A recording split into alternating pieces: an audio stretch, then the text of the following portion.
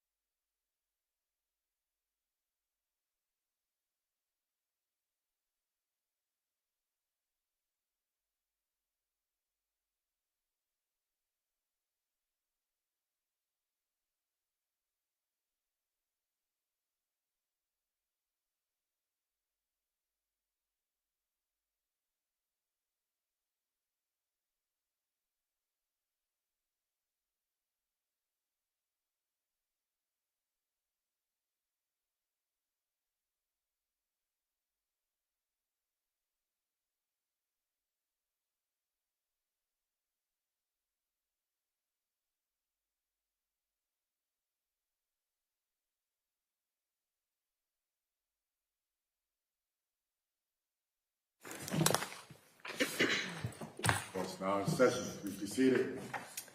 Morning, Your Honor. May I proceed? Yes, please. Your Honor, the matter before the court is Commonwealth versus Christine Ricci. Ms. Ricci is present. Counsel, please state your name for the record. We can start with the Commonwealth. Good morning, Your Honor. Jeremy Cuthman for the Commonwealth. Shannon Buckingham for the Commonwealth. Jason Ross for the Commonwealth. Good morning. Good morning. Good morning, Your Honor. Joshua Wood from Ms. Ritchie. Good morning, Your Honor. Maura Berry from Ms. Ritchie. Good morning.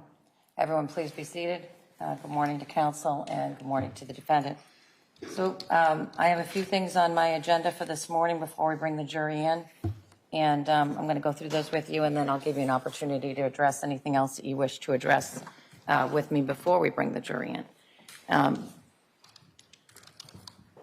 First, I note that and did review defendant's motion to reconsider my decision that I released last night with regard to the prior bad acts. I'm denying that motion for the time being, but I will be ever mindful of a point that's raised later in the defense's motion to reconsider, which has to do with the cumulative effect of prior bad acts. It's hard to judge that in the ether, but you get a sense of it as the trial starts to unfold. So I mentioned that to the parties because it's something that I have my mind focused on, and I think that I need to have my mind focused on as the case folds out. And I want the parties to know that in advance as they decide what and whom they're going to use prior bad act evidence, through whom they intend to get that evidence in. But as a general matter, I spent a good amount of time thinking about the issues that related to that decision. I will encourage you to keep coming back at it if you think that, well, I know the defense thinks that the scale is already tipped with regard to that prior bad act evidence, but I'll keep looking at it and you should keep raising it with me, and I know you will. With regard to the one or two theories of first degree murder, where are we at? Good morning again, Your Honor. The Commonwealth's position at this juncture is we would ask for both theories at this point, although we're not per se wed to the fact that if the instructions are given and we don't elicit our anticipated testimony, obviously we wouldn't ask for it at the end. So what is so as I looked through last night, the extreme and atrocious charge, it seems to me that, well, on the one hand, the instruction says one blow maybe is sufficient for it to be extreme and atrocious. Right. Although that's not ordinarily the case. It's usually multiple blows, but it does, the instruction does say that. So the window is fairly widely open, but I don't know what the expected evidence is with regard to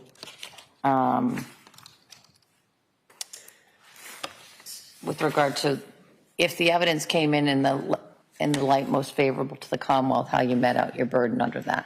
So obviously you've already me. stated that there are obviously two stab wounds that that testimony will be elicited by multiple individuals. We also are expecting the medical examiner's testimony and again, this is our expectation. This hasn't been confirmed. We're supposed to have a follow-up conversation with the medical examiner, Your Honor, but our anticipation is that she would testify that at least, if not a little more than 50% of Michael Ricci's blood from the stab wound to his heart had collected in his lungs and around the sac of his heart. And we would anticipate her describing what that would seem like and feel like. Again, a little bit uncertain and unclear right now. And then in addition to that, Your Honor, we do have one of the first responders who we anticipate would testify to the fact that his eyes were open when they first responded, Your Honor.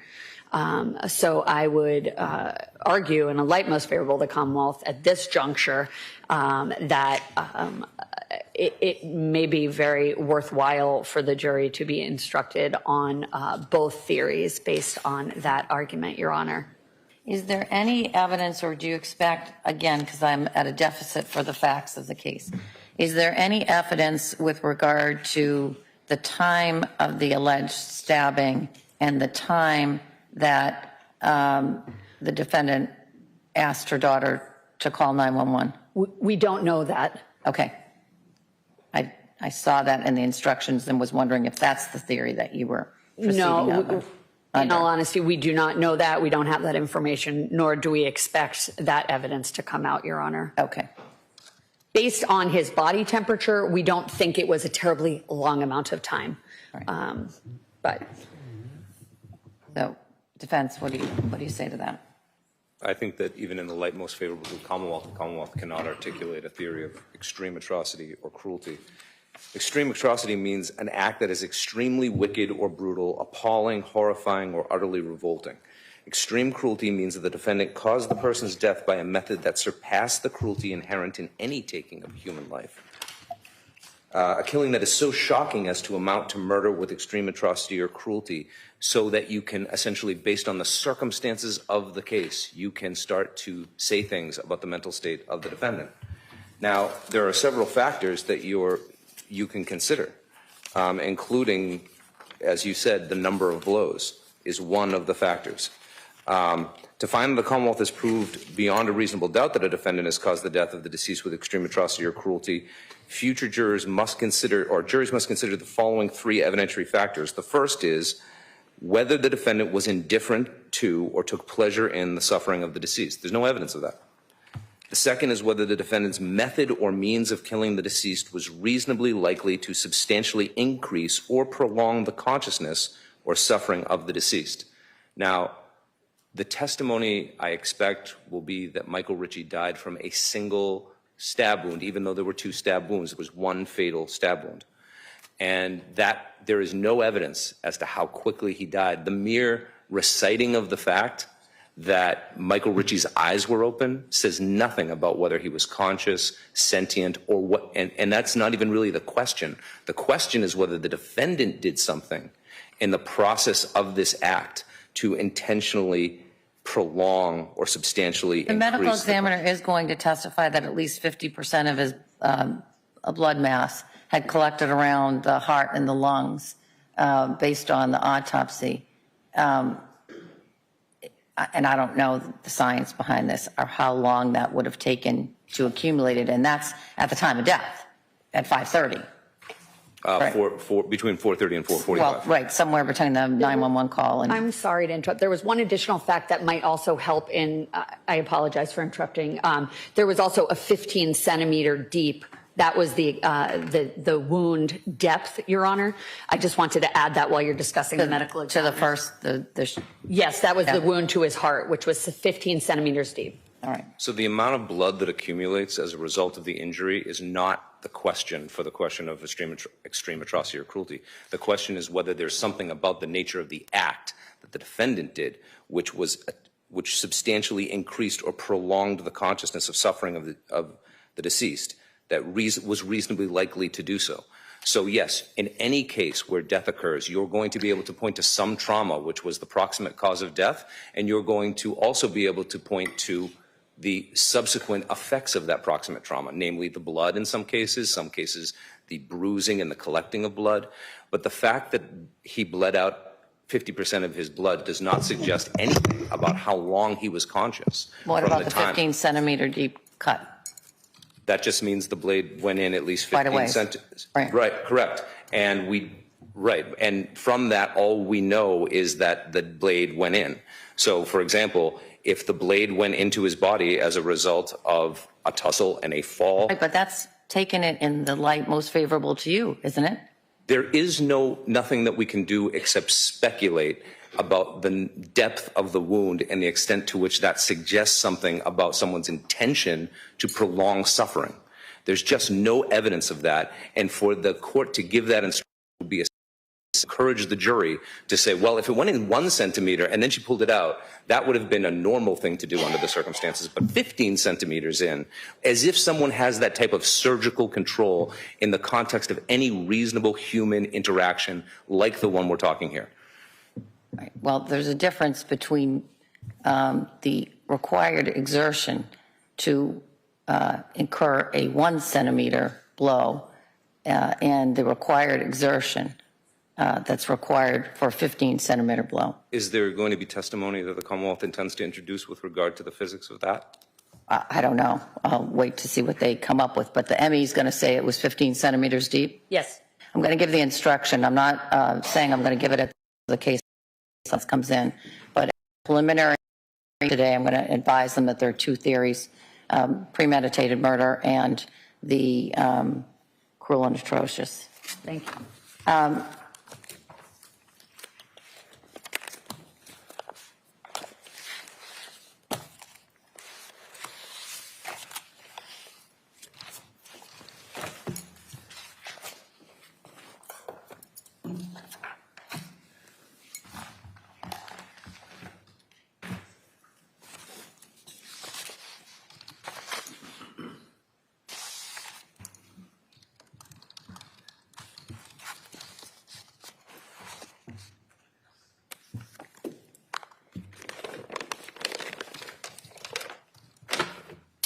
Did either you think about, or both of you think about the prior bad acts limiting instruction?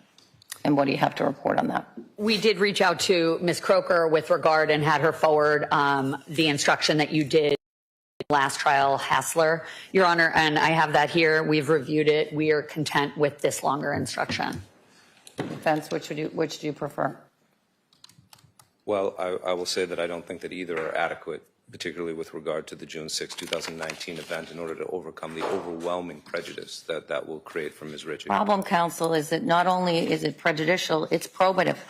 And that's the balancing act that was required to do, for me to do in connection with that. And I understand we disagree with regard to my decision on that. But now you've got the decision, and which instruction do you want?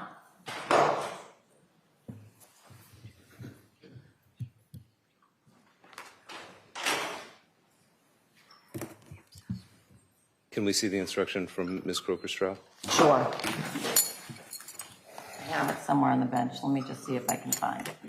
I had it here yesterday, so I know it's here. And if the Commonwealth has it. I just passed it over to defense Okay, counsel. thank you. Anyway, because if I'm going to give it, it needs to be accessible.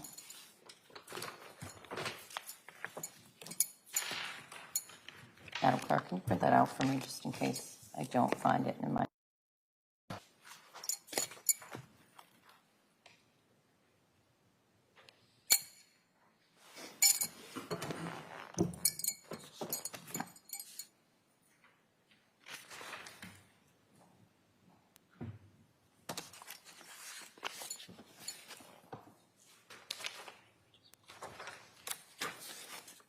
I'm asking in the last sentence of the instruction, from the words, "He must also have committed the crimes charged in the indictments," to read, "was more likely to have committed the crimes." I'd love to follow along with you, but now that I said I printed it out, and I know I did, it's probably in my chamber somewhere, but just give me a minute for Madam Clerk to print it out.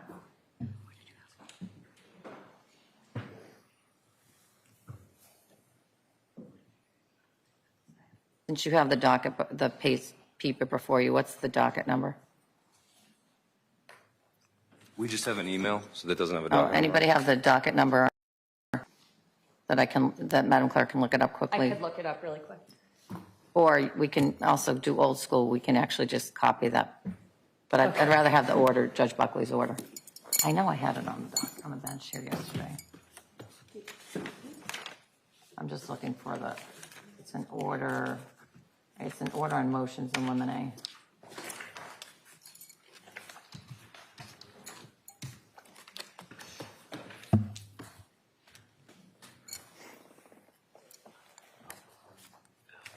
I know what case number it is.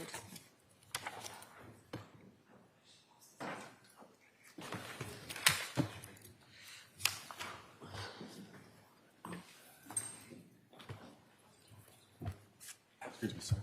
Sorry.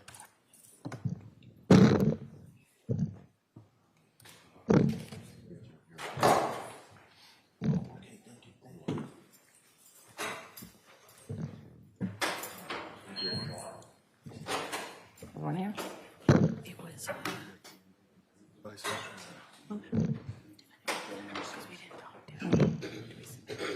Yeah, in a minute, when I get done with the other issues.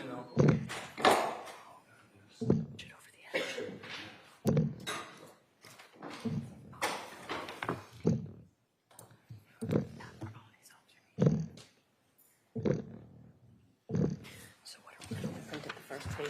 It's the first page. Oh, it's on the second page or the third page.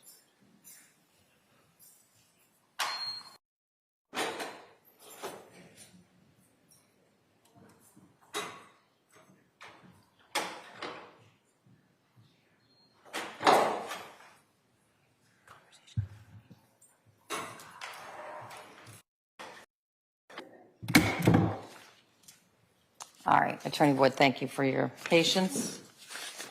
The last The last sentence of the instruction, starts with specifically.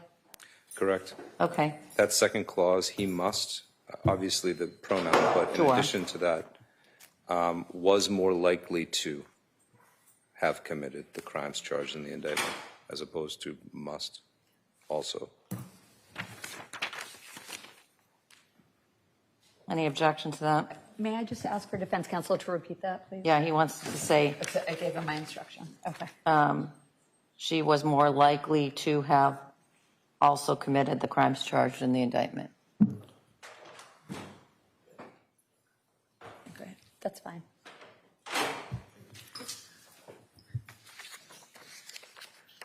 All right. The other issues we need to deal with before or address is juror number 6 raised the issue with regard to, and actually I'm going to ask that the camera be turned off for a second because this relates to the impanelment process and I don't think it should be covered.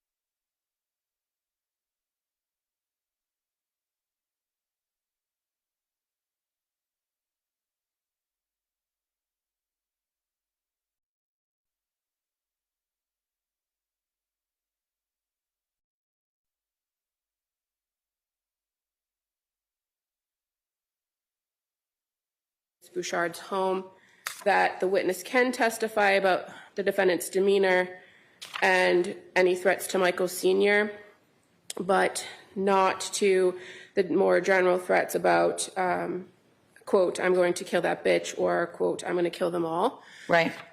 In reviewing the grand jury minutes and that Your Honor was provided and preparing for trial testimony with Mr. McDonald, I believe his memory of that conversation is that in relation to discovering that the Richie name was on a mailbox, that prompted the defendant to make additional statements about that bastard is living a double life or something to that effect. And that is when he indicates that I'll kill them all. So I don't know that we anticipate that there's any other separate statement about a threat or a statement to kill Michael in particular, but I think that statement, I'll kill them all, kind of goes to the concept of discovering the name in relation to this woman, that he had an affair, the belief that he was living a double life, and that statement included the threat towards Michael as well. So I just wanted to clarify, because I do think that statement does indirectly refer to him, and so I think the order is a little confusing, and I don't want to elicit something from the witness that's inconsistent with Your Honor's ruling, but I think his testimony is going to be that the statement, I'll kill them all, is the statement that he heard the defendant say. All right. Vince?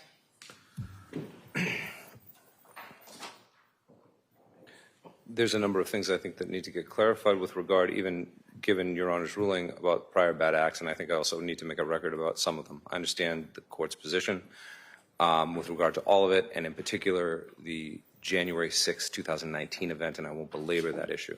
I do think there remain additional issues with the group of prior bad acts that are being offered, which are observations made by third parties of Michael's face during a period of time. I want you to address this argument. The Higgins argument? Yes, and then I'll let you put whatever you want on the record when you stand up when I ask you, is there anything else that you want?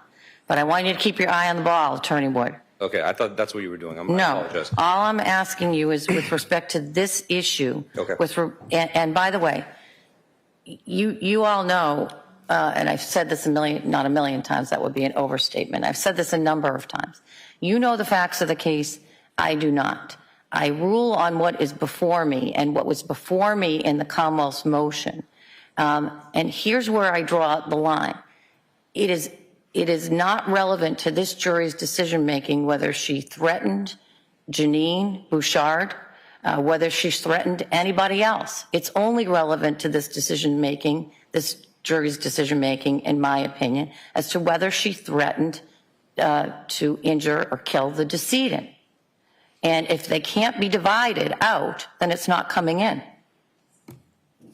Oh, well, that's my position, too. It shouldn't come in. I figured it was, so I cut to the chase. All right?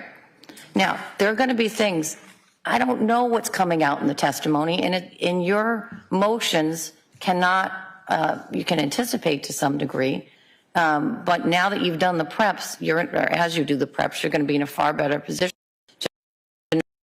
That's sort of the dividing line in my mind as to what is admissible and what is not. And if it's not divisible, particularly given the cumulative effect of some of this evidence, it's not going to come in.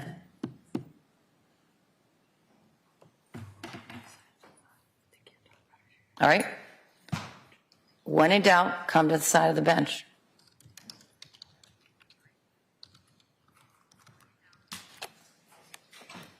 I'm going to go back to the Commonwealth. Is there anything else that you need clarification for in this? If I can clarify it. I think we are ready to go, Your Honor. Thank you. All right. Attorney Ward, go right ahead. Whatever record you wish to make, go right ahead. Okay, so before we get going into the record making, just with regard to these issues, I do also think I need a clarification with regard to the prior bad act that was mentioned in Your Honor's order with regard to Angel Richie. It's my understanding that Angel Richie's testimony may be about an event unrelated to what the Commonwealth is proffering as the cause of this whole thing. and therefore they're not going forward with it. But I may be wrong about that. Is that correct, Commonwealth? I saw that in the motion to reconsider as well. If counsel is referring to initial statement in the prior bad acts about incident where the defendant attempted to hug the victim, the alleged victim, and she started to hit him, I agree. We're withdrawn that in light of the fact that Angel did disclose to us that occurred well before the precipitating event of that All right. affair. With regard to the several prior bad acts that Your Honor is inclined to let in, with regard to the injuries that were observed by various people of Michael Richie, or the proffered injuries, I think that creates a difficulty because Are you talking about the coworker? I'm talking about the three co-workers, and, I'm sorry, the two co-workers, other individuals that they're saying things about injuries. I understand Your Honor's position with regard to keeping the hearsay out. I agree with that. However, the injury comes in, we have a real relevance problem because those injuries are only conditionally relevant on some statement with regard to Christine's culpability in those injuries. And by not having the statement come in, which I agree it shouldn't come in, the only way they become relevant is if you invite the jury to speculate as to the cause of them. And it's not enough, I don't think. Are you doing that when you know you're going to have testimony, or anticipate there's going to be testimony, from what I understand of the case, that the children witnessed those injuries and witnessed the black eyes as well? So I don't know. The devil may be in the details with regard to whether there's a temporal lining up, if that's known. But it does seem to me that the fact that other individuals that may have been seeing the decedent on a regular basis, weekly, daily, I don't know how often they work shifts together, noticed injuries, it is perhaps corroborative of the reliability of the testimony of the individuals within the household who have a more fulsome ability to testify regarding that. How is that speculative? I do think that we can make a distinction between the people in the household that see injuries and the workplace. And I may have to make a bit of a proffer as I go forward as to what I expect the evidence to be. But what I expect the evidence to be is that in the two cases of the co-workers and Robert Higgins, his testimony, their testimony will be, one of them, that he doesn't work with him regularly. He saw him at a fire. They came to a fire together, and he noticed bruising on his face. And then there's a statement that Michael allegedly makes to him. The statement is out now, but the injury is in. And now the question is, in January of 2020, are we asking, which is very remote, about a year after and more, the observations of the people in the household with regard to a fat lip, which would have occurred at the end of 2018. Now we're talking about 2020. Him saying,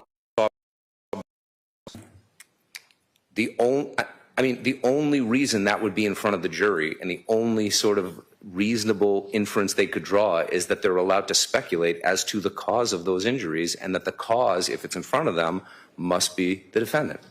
And that type of call to speculate to the very foundation on which this evidence is conditionally relevant, is improper, and it's irrelevant in and of itself if it's taken in isolation. For example, the Mike McCarthy example. In the example of Michael Dillon, another person at the firehouse, he says he saw him with scratches on his face at various times. Those pieces of evidence, without any evidence with regard to causation, or invite the jury to speculate, and cannot be independently relevant, even if we have observations from a year and a half before, or 2.5 years before in some instances, of what the kids say they saw. And I agree, there's a difference between, and that's the Bianchi case that Your Honor cited. You have hearing things, seeing things, and then you have statements made immediately afterwards, or observations being made immediately after. That's a very different scenario than somebody shows up at work with scratches on their face. We're just going to put that in front of the jury and let them come to their own conclusion. And if the idea is we can just use the history of the relationship to sort of fill in that gap, that gets it exactly circular. Because isn't that exactly what we're trying to prove in the first place? We're trying to prove something about the history of the relationship, but we're going to let these unconnected statements come in, and we're going to let the history of the relationship do the work for proving the nature of the history of the relationship. It has to be conditionally relevant on something, and there's nothing in there in which to base it on. And so it's irrelevant without those things, and I think it's a real problem. In addition to that, with regard to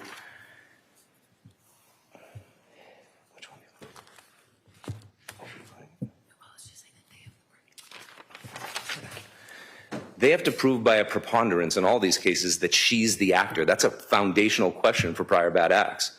The mere fact that he's coming in with injuries doesn't do that, and it can't get them there. Well, the fact that they excluded hearsay testimony that the jury isn't going to hear, can't I consider that for purposes of them meting out their preponderance, even if I'm not allowing the jury to hear it?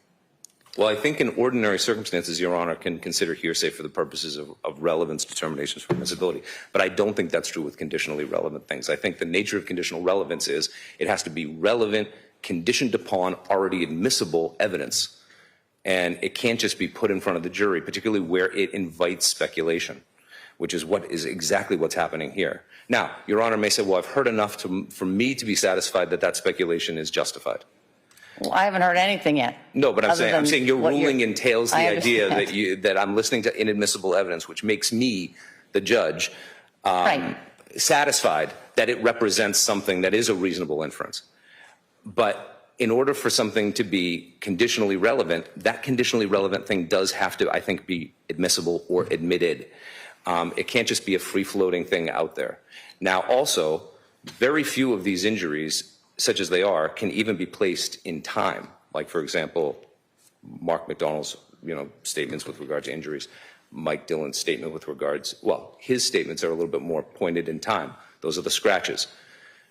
Robert Higgins' statements with regard to swelling.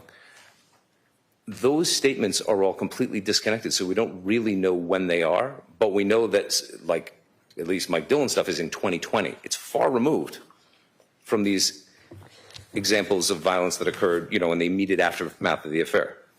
So what I'm saying is having it hang out there is dangerous. Having it hang out there invites speculation. And in and of itself, those things are irrelevant. And they can only be relevant if the jury makes some assumptions, and they can't do it. With regard to Robert Higgins, there are additional things that they're trying to get out through Mr. Higgins. And I think there are real questions as to what it is that he actually told them. I've read two separate reports in that case, in which in one case, he's confronting Christine with precise allegations or even broad allegations to her face, and she says something in response. In another version of the event, his statements with regard to Michael's injuries are 7 or 8. Testifying today? He's on the list today. We hope to get to him. He's towards the end of the day. Right. So there is a possibility, yes. I want to do a balancing act here about certainly permitting the defense to make the you have, although I think you're fully protected by the motion to already filed. I'm trying to balance that with getting off and running in this case this morning. So, Attorney Wood, is there something that you, and I'll give you at the close of the day whenever you need it, at the side of the bench if we get to that witness today or at the break, whatever. Is there anything that you need to address this morning before we get going with the jury?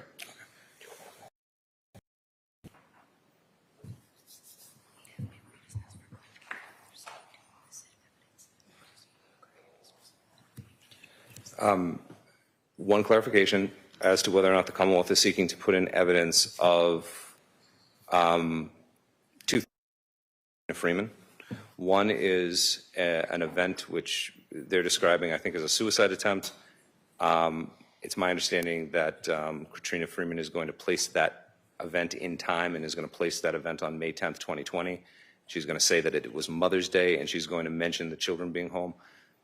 Is that their intention? And if that is their intention, I would ask that at least the Mother's Day and children excised from that prior bad act in the presentation.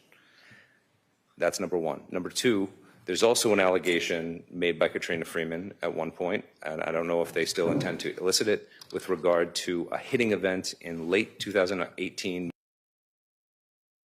in which they're going to say that my client admits something and that she also suffered some personal injury as a result of it. My position is, if they're hoping to do that, hoping to elicit that, that we excise the part that describes Ms. Ritchie's personal injury, and I can be more detailed about that if Your Honor wants to after the Commonwealth answers the clarification. Okay, so do you only want me to address the last thing? I only want you to address this last thing. Is she testifying today? Yes, she is testifying, Your Honor. She would be the third witness for the Commonwealth today. Okay. And yes, we seek to elicit everything defense counsel brought up. Mother's Day. Yes, so the Mother's Day incident, Your Honor, I believe defense counsel is asking for perhaps us to be limited in saying it was Mother's Day and saying that the kids were home.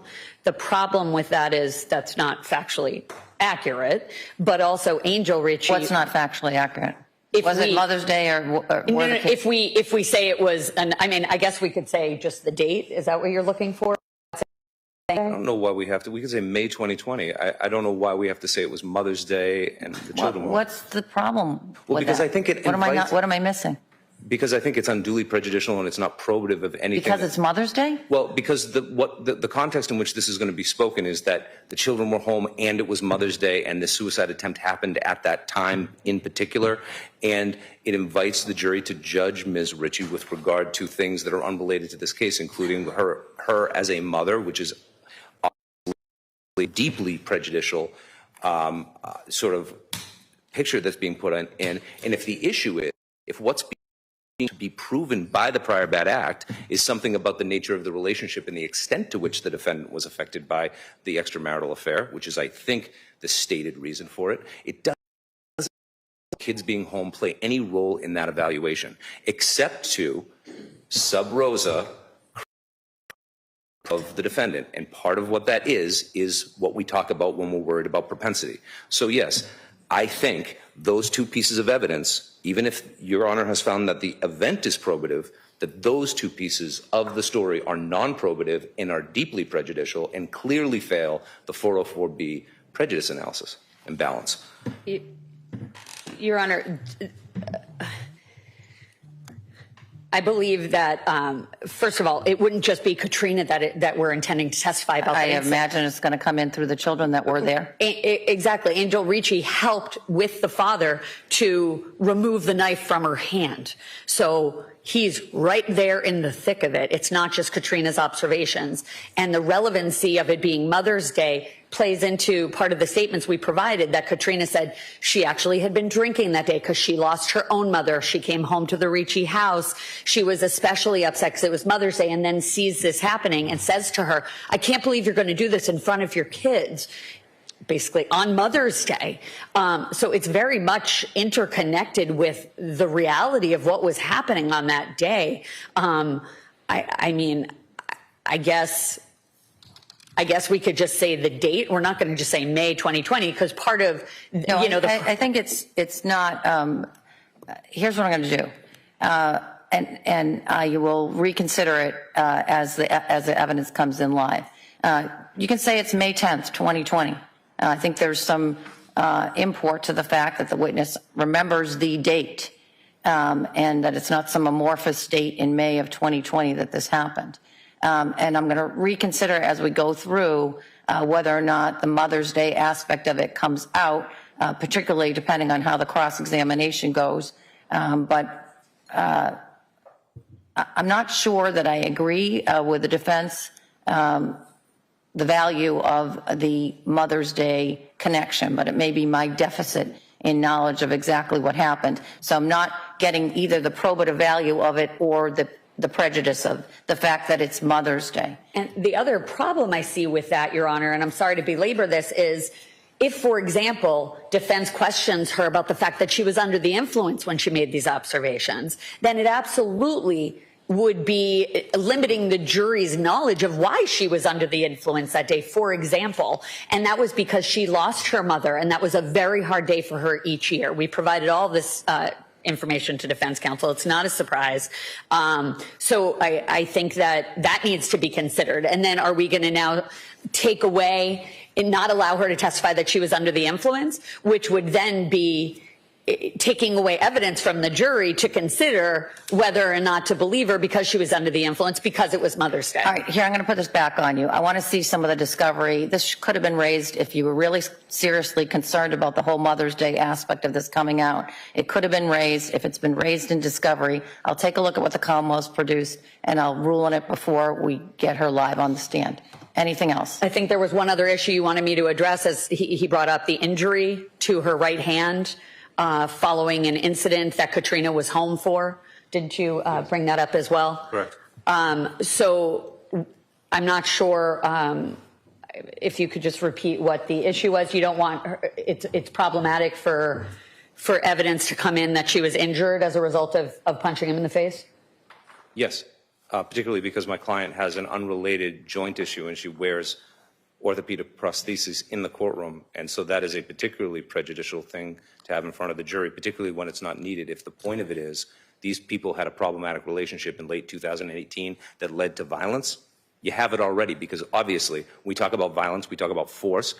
The focus is on the person whose force is being used upon, not upon the person who was using the force. So it provides no relevant or probative detail except as sort of this prejudicial communication to the jury. And I'm not suggesting they meant to do this, but with regard to the other issue, with regard to Katrina, it's very clear from the Commonwealth's response that that is exactly the type of presumption that the Commonwealth is hoping to make, talking about how difficult a situation it was for Katrina Freeman on Mother's Day, and to have Christine Ricci on that day attempt to take her life and to confront her with that, and then to be confronted with Katrina's statements about what she thinks of Christine as a mother, doing it in the home with her children. And to answer Your Honor's question about why it wasn't raised earlier, I felt very confident that that prior bad act was going to be kept out and was waiting to see the contours of Your Honor's decision. But even if I did not, I received that disclosure within, I think, 1 week of beginning trial. So I got that. This trial date? Yeah, well, the original trial date of, I think it was on the week of the 8th, July 8th is when we received Katrina, when they did their re-interviews of all their witnesses. Not the last trial date. I mean, didn't you have it, well, We didn't get that. you didn't get it until, We didn't get it until July. We didn't get it till July. All right. We didn't get it till July, or at the earliest late June, as they were preparing the witnesses in this case for right now. All right. So We're going to hit the pause button. Get yourself lined up. We'll take it at the break. just so Your Whatever Honor that knows, we is. immediately provided a police interview of her, which was conducted on May 7th. Of 2024? Yes. And that doesn't include all of the statements that came in as a result of the subsequent interview that was done by the DA's office, in which that full statement was developed. So this wasn't a question of me sitting on my laurels or letting moss grow under my feet. I just want to be clear for the record. I had no doubt about that, counsel. I think that's it. I think we should move on. I think But we I'm should. happy to provide the court, I think you wanted a copy of anything That we've was turned provided over. Right. to defense. All right. Anything else anybody needs addressed that's pertinent to the next chapter, pre-charge or opening statements? I think we're all set, Your Honor. Thank you. All right, excellent.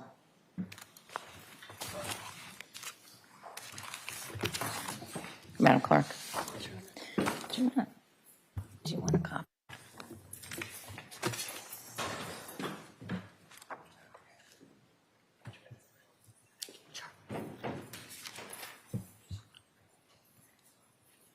Copy of each of these. Okay.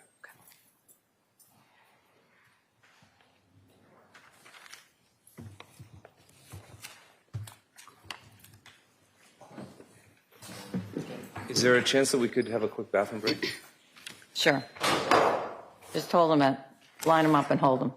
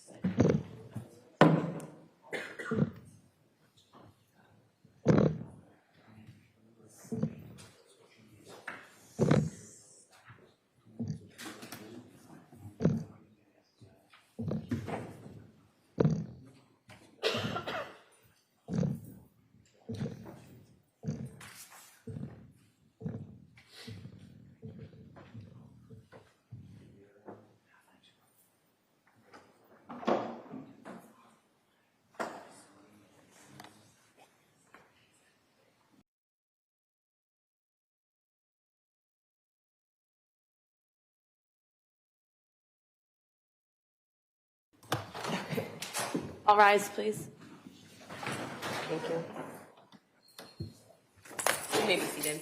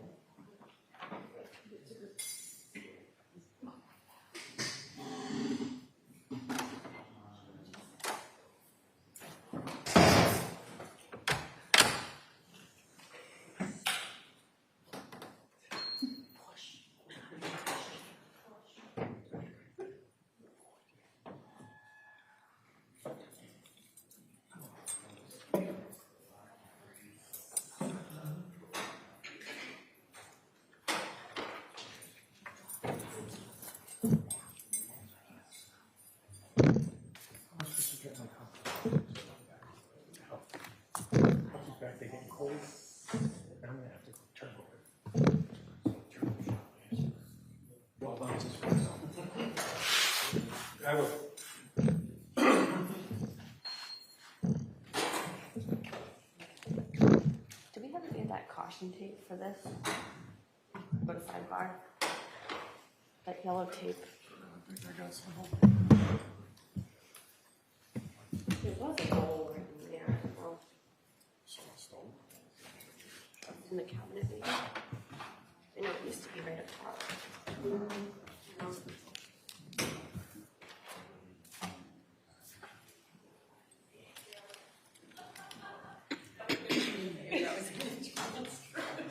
I was gonna go with it.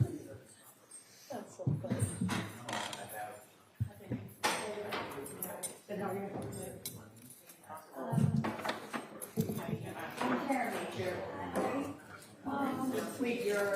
Sure you don't want a better one? Yeah, you could upgrade. You could upgrade to a Jolly Rancher. I mean, that might be too much excitement. Need a mint for the coffee.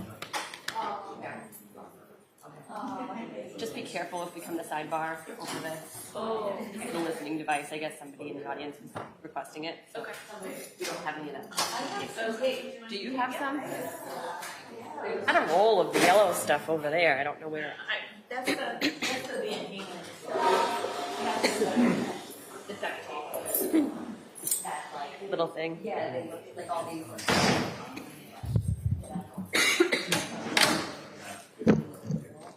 Court, all rise. Court's now in session, please be seated. May I approach just to hand Madam Clerk the information regarding Katrina Ricci? Yes.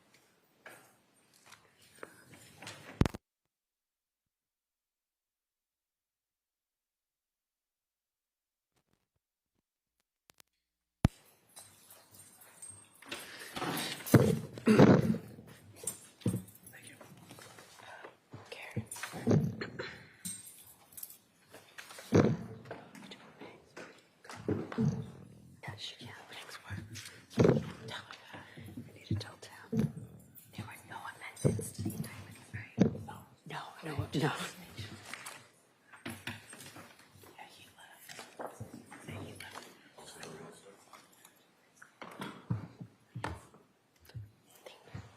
Bring it to jurors.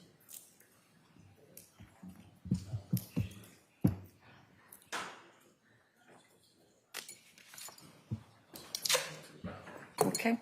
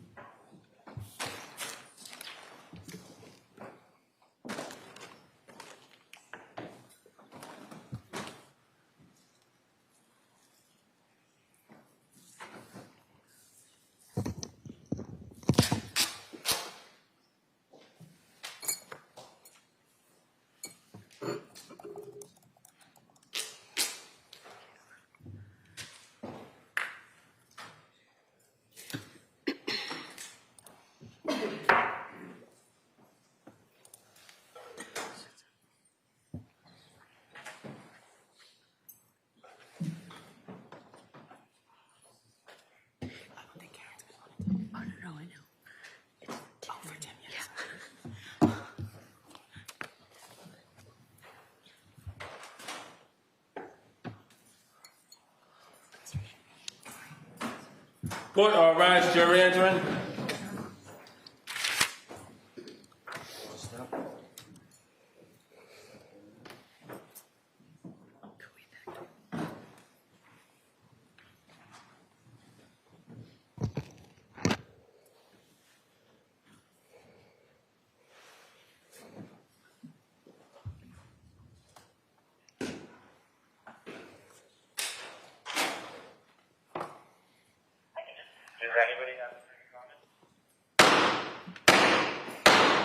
Hey, hey, hey. All persons have anything to do for this honorable justice.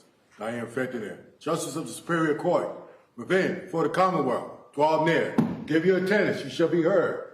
God save the Commonwealth of Massachusetts. This honorable court is now in session. Please be seated. Good morning, Your Honor. May I proceed? Good morning, you may. Good morning, everyone. Before the court is the continuation in the jury trial in the matter of Commonwealth versus Christine Ricci. Ms. Ricci is present and is represented by attorneys Joshua Wood and Maura Barry. The Commonwealth is represented by Assistant District Attorneys Jeremy Kuzman, Shannon Buckingham, and Jason Haran. Your Honor, may I swear in the venari, the jury? May. Ladies and gentlemen of the jury, please stand and raise your right hands.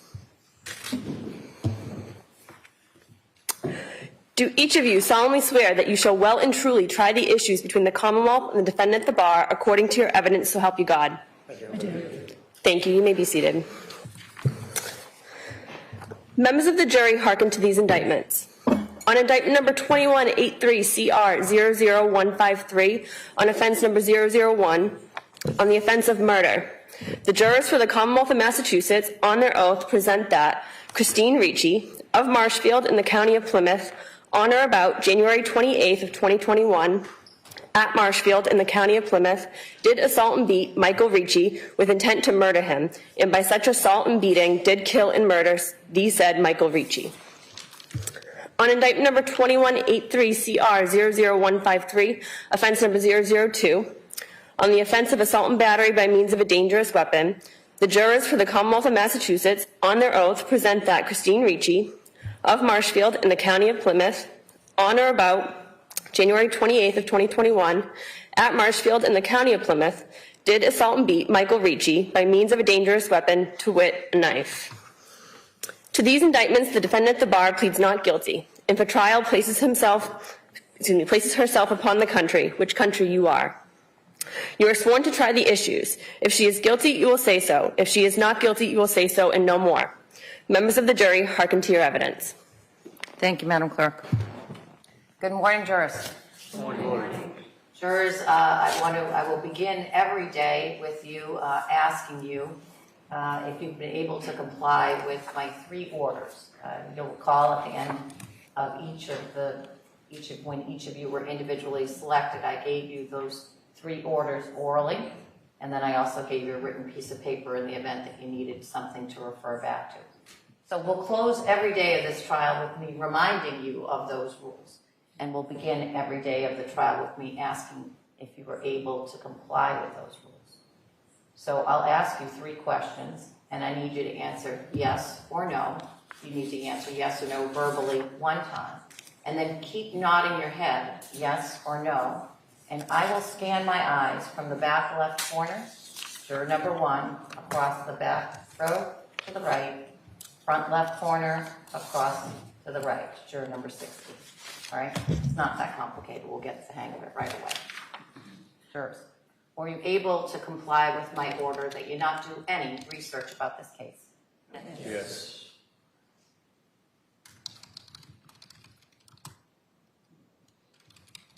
Were you able to comply with my order that you not speak to anyone about this case? Yes. Yes.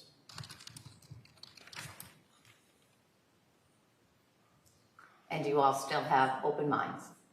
Yes. With those 3 affirmations, everyone answering in the affirmative to all 3 questions, we are ready to begin today's work.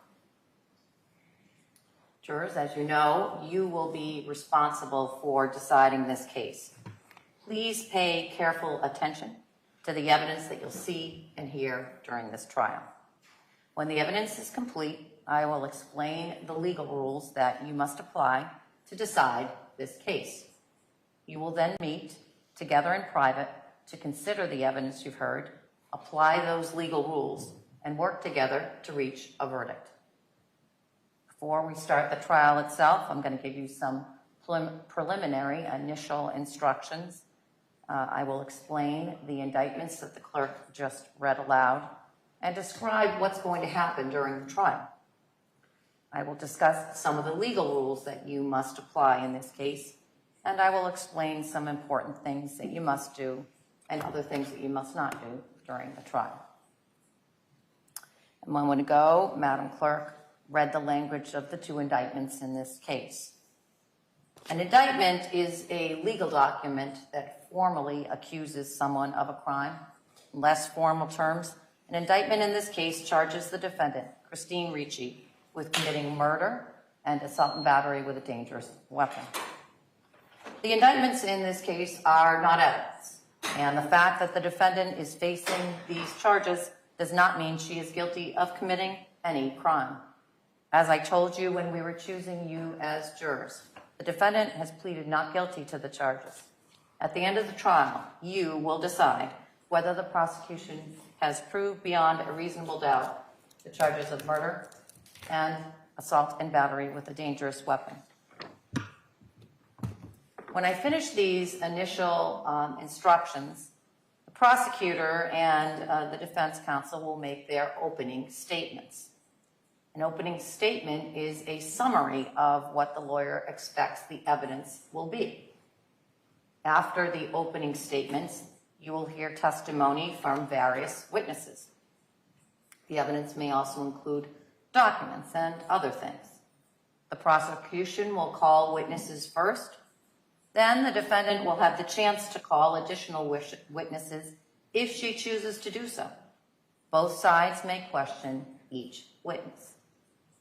After you see and hear all of the evidence in this case, each side will make their closing arguments to summarize the evidence and suggest to you what conclusions you may reach based on the evidence and the law. The lawyer's opening statements and their closing arguments may help you make sense of the evidence you hear and see during the trial, but the openings and the closings are not evidence. At the end of the trial, I will instruct you in detail on the legal rules that you must apply to decide this case. You will then discuss the case in private and work together as a jury to agree on a verdict. Now, there are 16 of you in the box, and the law allows only 12 jurors to deliberate at the end of a trial and to decide the case. We chose 16 of you to serve on this jury just in case one or more of you gets sick or has some other unexpected emergency.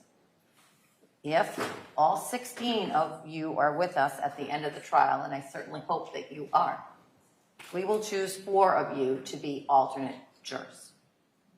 We do this by a random lottery. Each of you has an equal chance of being a deliberating juror, so all of you need to pay attention to the evidence in the case. Let me talk about the different roles of the various people that are present in the courtroom. And I'll start with my role as the judge. My job as the judge is to make sure that the case is tried fairly, efficiently, and according to the law. I must make sure that you hear and see only evidence that is allowed under our rules of evidence. Those rules determine what evidence the lawyers may and may not present to you.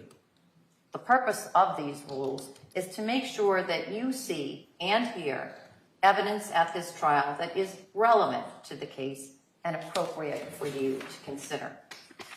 If one of the lawyers says the word objection, that means that that lawyer thinks that a particular answer or a particular exhibit that's being offered violates those rules of evidence.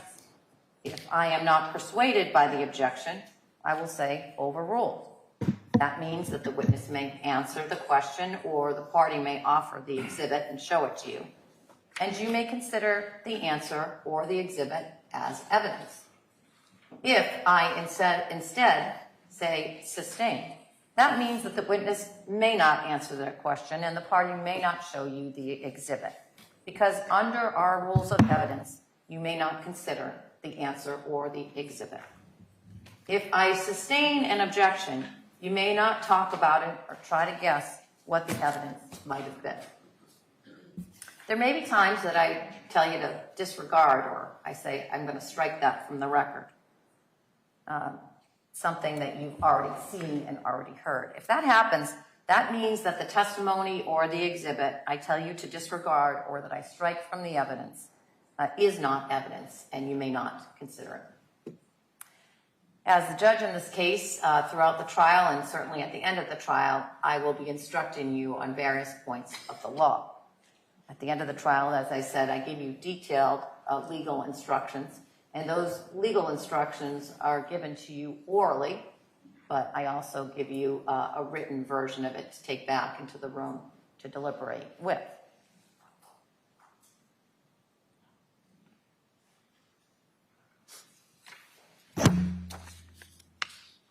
Let me now talk about the role of counsel. The lawyers have their own important role in this trial. Their job is to bring to your attention the evidence and arguments that best support their position. They may also object to evidence, as I just discussed a moment ago, offered by the other side. Please do not hold it against the lawyers. If they make an objection or if they ask to see me at the side of the bench, the lawyers need to do that to tell me that there's a legal issue or a potential issue about what you may hear, see, or consider. Let me next talk about the most important role in the room, and that's your role as jurors. You have the most important role in this trial. After you have heard and seen all of the evidence, you will decide who and what to believe, and whether the prosecution has proved the defendant is guilty of the crimes charged beyond a reasonable doubt, based on the legal principles I will explain to you. You must decide this case based only on the evidence you see and hear during this trial, and not on my instructions on the law. You may not decide this case based on speculation, guesswork, or suspicion. The evidence consists of the testimony of witnesses as you recall it, and any documents or other things that become exhibits in the case. Other things that you see and hear during the trial are not evidence. For example, the attorney's opening statements and their closing arguments are not evidence. And the questions the attorneys ask are not evidence either. The witnesses' answers are evidence, but a lawyer's questions are not. A very important part of your job as jurors is to decide who and what to believe. Whether testimony is contradicted or it is not, it's up to you to decide whether you believe it. You may believe everything a witness says, part of it, or none of it. The same is true of each exhibit. You must decide whether you believe what it shows or not. In deciding who and what to believe, you should ask and consider some important questions. First, was the witness honestly trying to tell the truth or deliberately lying? Though witnesses take an oath to tell the truth, sometimes a witness says things that the witness knows is false. If you conclude that a witness lied to you about something, then of course you should not believe that part of the testimony. Second, was the witness accurate, or did the witness get something wrong without meaning to do so? Sometimes a witness may recall seeing or hearing something, but still be mistaken. If you conclude that a witness tried to be truthful, but that some part of that person's testimony was not accurate, then you should not consider the inaccurate testimony. I have no opinion about what you should believe or who you should believe, or about how you should decide this case. So please don't take anything I say or anything I do during the trial to suggest to you what to believe or how to decide this case. I want to talk next about fairness. We chose each of you to be jurors in this case because we believe that you will be fair, that you will decide this case with an open mind and not favor one side or the other when you evaluate the evidence and decide the case. As you work together to reach a verdict, you must be completely fair to both sides. Do not let sympathy, prejudice, or personal likes or dislikes influence you in any way. You must consider the evidence calmly, carefully. As you listen to the evidence and then decide this case, remember that everyone in this case is entitled to your fair consideration and to a verdict based on the evidence and not on any assumptions or any kind of biases. Because we are human, each of us has our own built-in expectations and assumptions based on our personal experiences and backgrounds. As a result, we're often a bit more comfortable with people who seem to be like ourselves and may be more willing to trust what they say and treat it as more important. But as jurors, you need to put aside your natural expectations and assumptions and approach this case with a truly open mind. Let me next move to the legal principles. There are certain legal rules that you must follow in this case, and I'll discuss them in great detail at the end of the trial. But here are some key things that you need to know from the beginning of this trial. First, the presumption of innocence. As I told you during the jury selection process, every person who is accused of a crime is presumed to be innocent of that crime. Ms. Ricci is presumed innocent of the charges in this case. That means that you must consider the defendant to be innocent now and must still consider her to be innocent at the end of the trial unless the prosecution has proved beyond a reasonable doubt through evidence presented at the trial that the defendant committed the crimes charged. I will explain what I mean by reasonable doubt in just a moment. The defendant does not have to do anything to convince you she is innocent. She does not have to explain anything. The defendant does not have to testify, call or question witnesses, or provide any evidence at all, because you must presume she is innocent. Instead, it is up to the Commonwealth to prove the charges against the defendant beyond a reasonable doubt, and this burden never shifts to the defendant. At the end of the trial, after you have heard and seen all of the evidence, you will deliberate with each other, meaning you're going to discuss the evidence and decide the case. If you have a reasonable doubt about the defendant's guilt on a particular charge, then your verdict must be not guilty on that charge. You may find the defendant guilty of a charge only if all 12 deliberating jurors agree that the Commonwealth has proved the charge beyond a reasonable doubt. So the burden is on the Commonwealth to prove beyond a reasonable doubt that the defendant is guilty of the charges made against her. What is proof beyond a reasonable doubt? The term is often used and probably pretty well understood, though it's not easily defined. Proof beyond a reasonable doubt does not mean proof beyond all possible doubt, for everything in the lives of human beings is open to some possible or imaginary doubt. A charge is proved beyond a reasonable doubt if, after you have compared and considered all of the evidence, you have in your minds an abiding conviction to a moral certainty that the charge is true. When we refer to moral certainty, we mean the highest degree of certainty possible in matters relating to human affairs, based solely on the evidence that has been put before you in this case. I have told you that every person is presumed to be innocent until he or she is proved guilty, and that the burden of proof is on the prosecutor. If you evaluate all of the evidence and you still have a reasonable doubt remaining, the defendant is entitled to the benefit of that doubt and must be acquitted. It is not enough for the Commonwealth to establish a probability, even a strong probability, that the defendant is more likely to be guilty than not guilty. That's not enough. Instead, the evidence must convince you of the defendant's guilt to a reasonable and moral certainty, a certainty that convinces your understanding and satisfies your reason and judgment as jurors who are sworn to act conscientiously on the evidence. That is what I mean by proof beyond a reasonable doubt.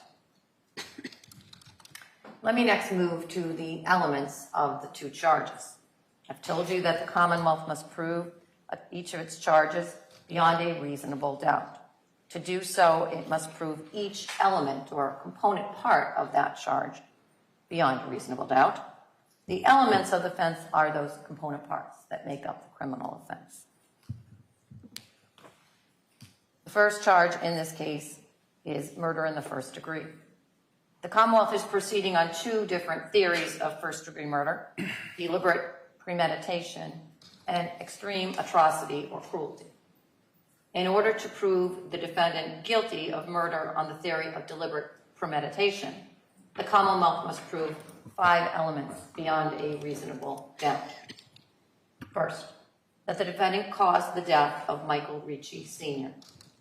Second, that the defendant intended to kill Michael Richie Sr. That is, the defendant consciously and purposefully intended to cause Michael Richie Sr.'s death.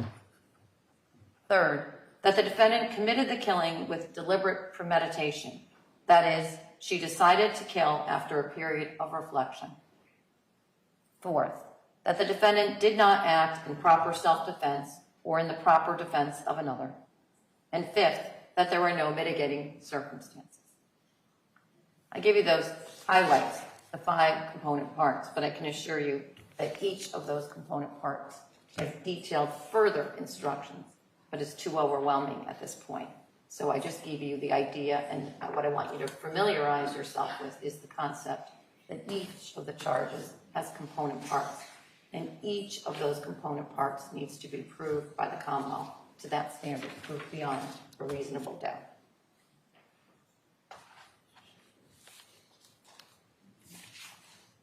The second theory of the prosecution's case on the charge of murder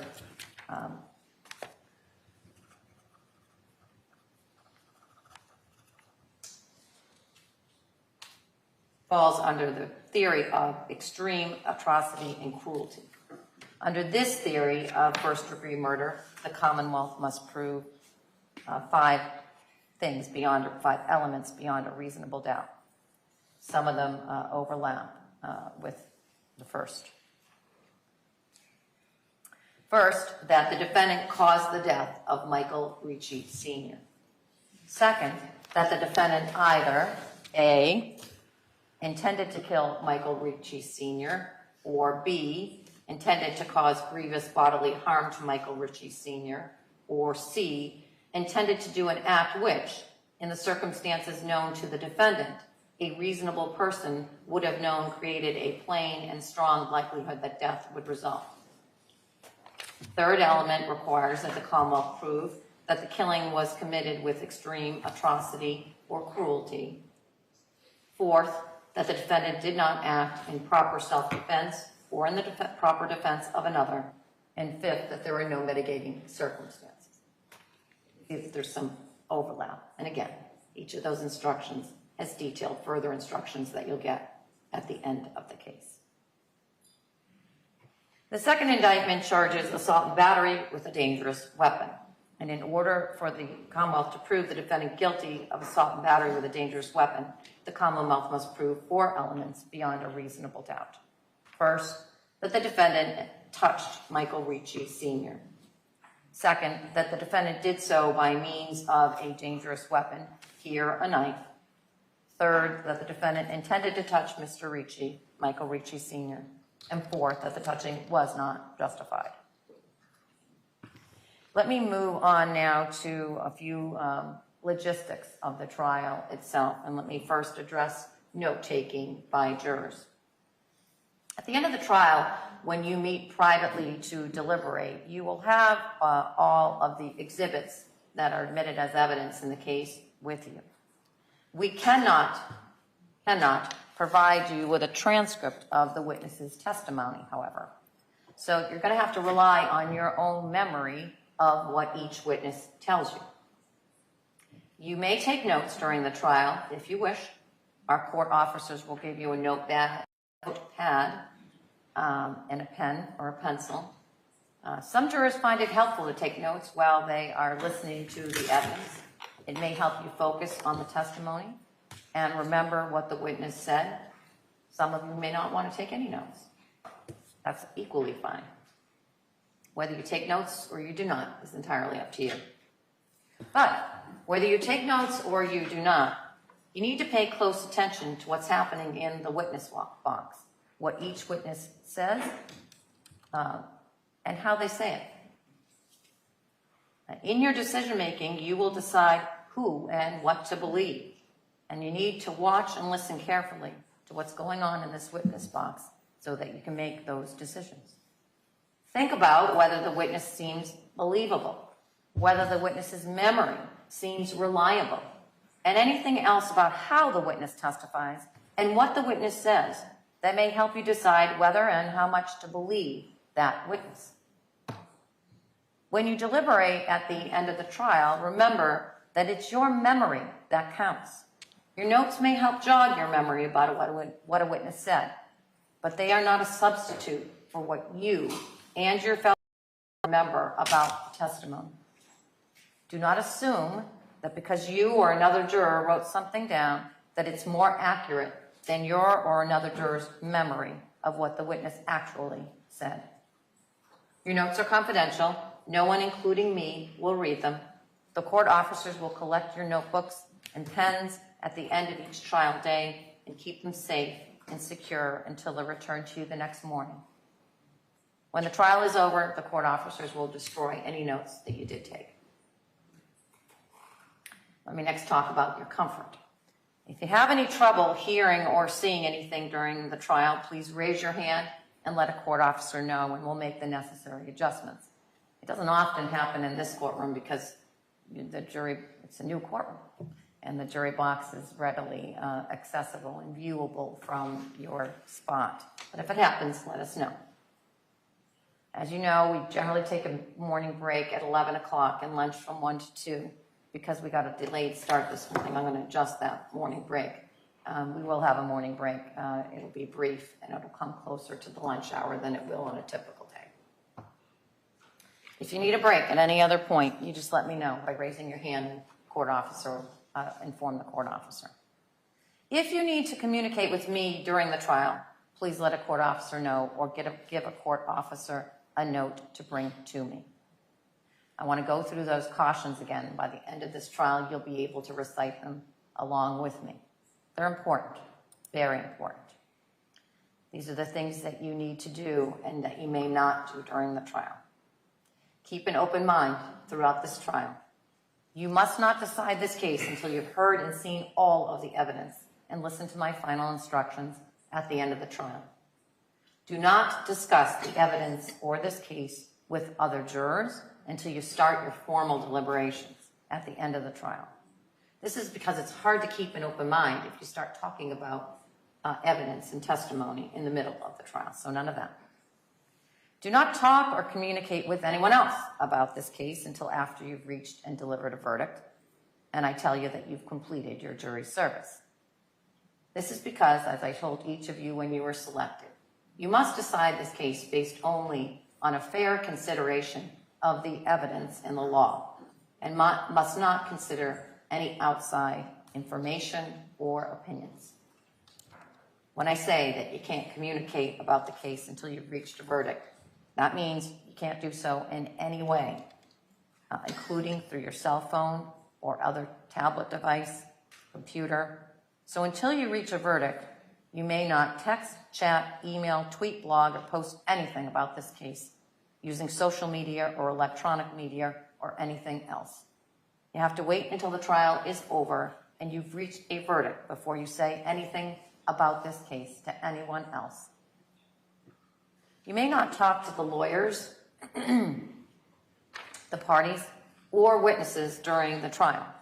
If the attorneys or other trial participants see you and they affirmatively turn away, they're not being rude. They are simply following my rule, my order, that they not speak to you during the trial. During this trial, please do not read, watch, or listen to anything about this case that may appear in any news media, social media, or any other source. If there is any press coverage or other coverage about this case, you must ignore it. Do not do any research or investigation about this case, online or in any other way, or have anyone else do that for you. Do not visit any of the places mentioned during the trial. Do not Google or search names of people involved or participating in this case, or Google anything else about this case. Once again, this is because you must decide this case based only on the evidence in the law. The rules that I just explained to you are very important.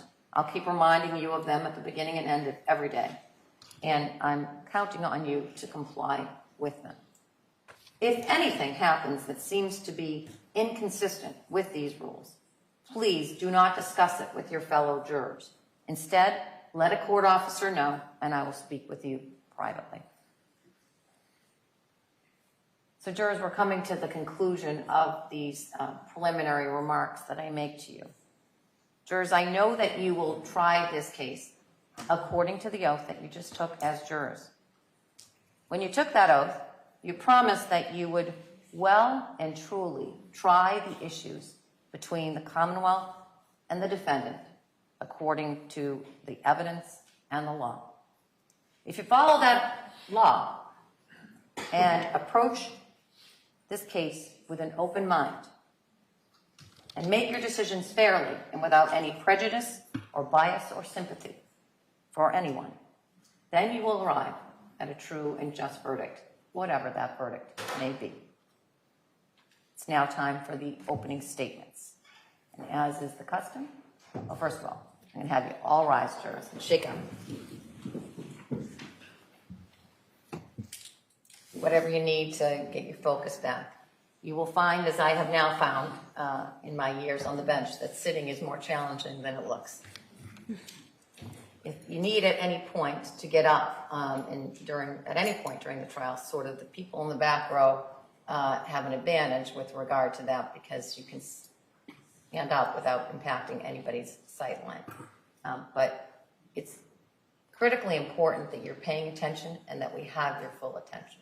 So if you find yourself not being able to give your full attention, try to do something to rectify that. And if it means raising your hand and asking for an unscheduled break, that's perfectly fine. What's most important is that you're paying attention to the evidence and evaluating the evidence silently to yourself. All right? You may be seated.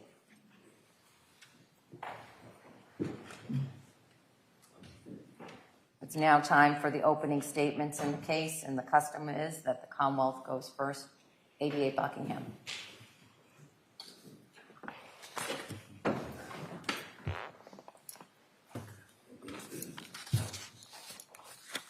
Good morning, ladies and gentlemen.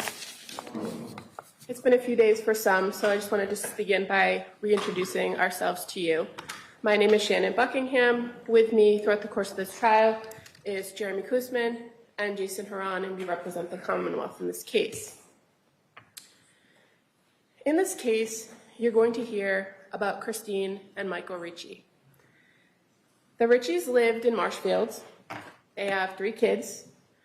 Angel is the oldest, and Angel is not Michael's biological child, but you'll hear from Angel that Michael was his dad. The middle son is Michael Jr., and the youngest child is Sophia. And you will hear from them during the course of this trial. You're going to hear about Michael. Michael grew up in Hyde Park. Michael was a military vet. He spent 22 plus years with the Boston Fire Department. You're going to hear about the defendant, Christine Ricci.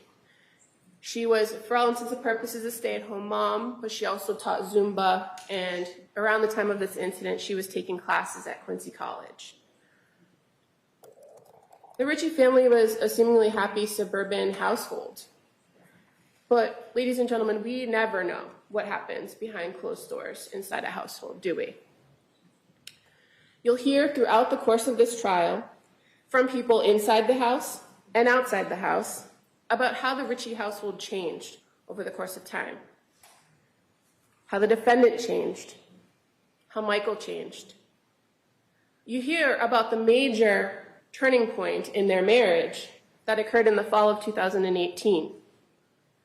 Michael had an affair. It was a brief affair, but it was an affair with another woman. And the defendant knew or found out about it. For a short period of time, the decision was made that Michael was going to leave the marriage, possibly leave the household. But quickly, the decision was made for them to stay together and work on their family and stay together as a family. Michael messed up. But from the time that he told the defendant about the affair, he did everything he could to try to make things right and keep his family together. He worked on himself, he went to AA, he worked on his relationship with his children and his wife. He did everything his wife asked him to do. The defendant, on the other hand, continuously talked and focused on the infidelity for over 2 years. For over 2 years, her inability to get over that affair increased. You will hear testimony throughout the course of this trial from witnesses about verbal and physical altercations by the defendant against Michael. You will hear witnesses describe how the defendant would control Michael. They will tell you about seeing black eyes, fat lips, scratches on his face, and a broken nose. You'll hear that the night in question, January 28th, 2021, is not the first time the defendant brought a knife to an argument. This affair was like a pot of water simmering on a stove. And over the period of time between 2018 and January of 2021, the defendant continued to turn up the heat on that pot by bringing up that affair over and over until that simmering pot of anger, jealousy, and control boiled over on January 28th, 2021. So January 28th, 2021, it's a wintry Thursday. There was still snow on the ground. Michael was home that day. You will hear that his work schedule was a work 24 hours on, get 2 days off, work 24 hours on, and get 4 days off. And so on this day, Michael was on the 4-day stretch of having some days off, so he was home. The defendant was home. Their daughter, Sophia, had gone to school and was home in the afternoon. Angel was at work that day. And during this period of time, Michael Jr. wasn't actually residing in the home, but he was close by and available. On this particular afternoon, Michael goes to Dunkin' Donuts in the afternoon, gets a coffee, comes home. He's doing some shoveling outside before coming into the house, meeting the defendant, his wife, in yet another argument. The children will testify and tell you that arguments were frequent in the household and that arguments were always about the same thing, the affair. On this particular day, Sophia will tell you that she could hear her parents arguing when she was up in her room after school, but that was pretty much normal for her at that point. On this particular day, it was particularly loud, and she did everything she could to try to tune them out. Until later in that afternoon, when her mother, the defendant, yelled her name, yelled for her to come down. Sophia comes down the stairs, goes into the area in between the dining room and the living area to find her dad on the floor and the defendant standing over him. The defendant tells her to call 911. Sophia calls 911. You're going to hear the 911. You're going to hear Sophia's testimony about what she recalls that day. The Marshfield police arrive at their home on Moraine Street. They're the first ones to arrive, you'll hear.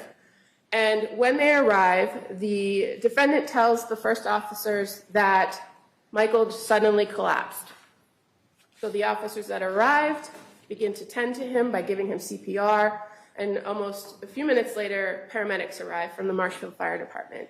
And they take over care of Michael, continuing with CPR, trying to resuscitate him and get him in a condition to take him to the hospital.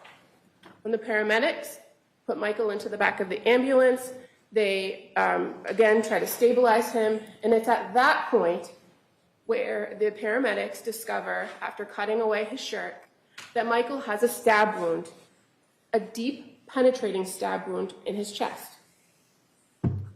When they remove the clothing, you'll hear, they find another injury, another wound to the rear of his arm near his shoulder. The paramedics immediately advise the police, who are inside with the defendant, and it's at that point, and only that point, you'll hear, that the defendant tells the officers that she had been in an argument with her husband, with Michael. She tells him she was scared, she grabbed a knife to scare him, and that when he lunged at her, the knife just went in his chest. Throughout the course of this trial, ladies and gentlemen, you're going to see those injuries. You're going to hear about those injuries. You're going to see pictures of Michael, how tall he was, how big he was, where those injuries were on his body. You'll hear that there's more than one stab wound. There's two, but there's in fact 3 injuries that are noted on his body. The stab wound to his chest, the wound to his shoulder or the back of his arm, and what will be described to you, I expect, as an injury along his back. You will see that there were 2 knives located in that house that day that had Michael's blood on the blade. The first was located on the floor by where his body lay, where he was laying when first responders first got to the scene, and one in a box on the dining room table with several other knives. You will see pictures of those knives. You will see pictures of the house and where those items were located when the police were at the house that particular night.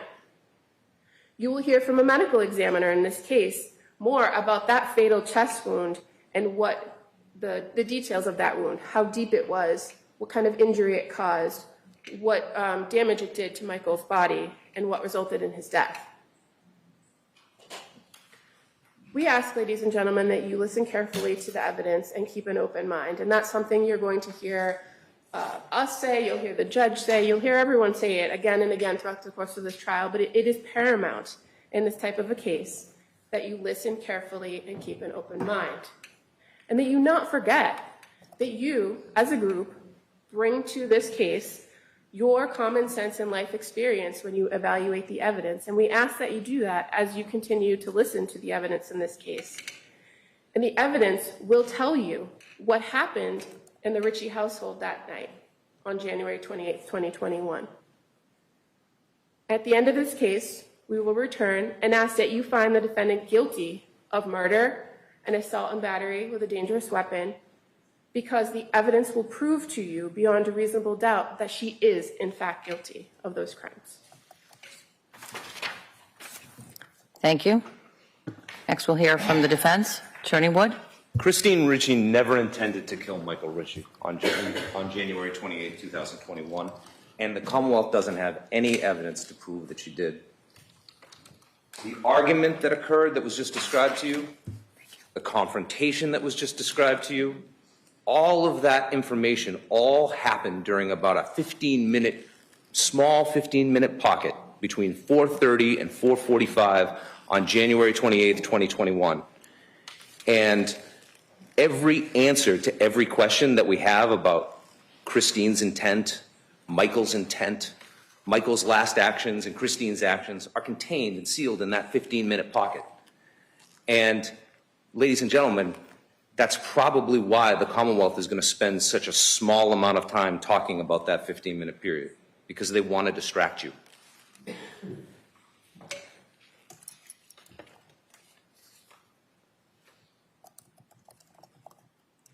Christine's words are really the only evidence that we have of what occurred during that 15-minute pocket. And those words, remember, were spoken in the moments after all of these events happened. It's true that she doesn't give a complete statement of everything that occurs, and as we go through the evidence in this case, and when I come back and talk to you at the end, I'm going to suggest to you, through reference to both the forensic evidence as well as putting together the statements, about what probably happened around and between the details of what it was that she said. When the police arrive, the evidence is going to be that Christine Ricci is absolutely beside herself. Absolutely beside herself. She is crying, she is heaving, she is hyperventilating. The first responders come to the scene and she can get almost nothing out. She says he collapsed, that comes out. The Commonwealth wants it to be the case that that means that she told some sort of misleading statement. The evidence is going to show that she gave an incomplete statement and that maybe she wasn't in a position where she even could give a complete statement. She was just too upset. After Michael Ritchie's body is removed from the house out to the ambulance, there's going to be evidence from an officer by the name of Chris Martin, who's going to say that at that point they sat her in a chair and they asked her what happened. While the body is still out at the ambulance, while they're so-called discovering the stab wound that you just heard a moment ago. And the evidence is going to say that when she's confronted at that moment about what happened, she gives a little bit more detail, but she's still extremely upset. She's so upset, in fact, that she actually takes some medication to try to calm her down. But as she begins to say the details of the case, she mentions the knife, and she mentions the argument and the fact that it escalated. And that's going to be supported by the testimony of Sophia Ritchie, who heard that escalation of the argument into a screaming match. And it's true, she does say, I held the knife out, and then at another point she does say, he lunged at me. And at another point mentions being attacked. And I'm going to suggest to you that the evidence will be that even when Christine said those words, that wasn't everything that happened. And at that point, the evidence will show she may not have had a complete memory of what had just fully occurred.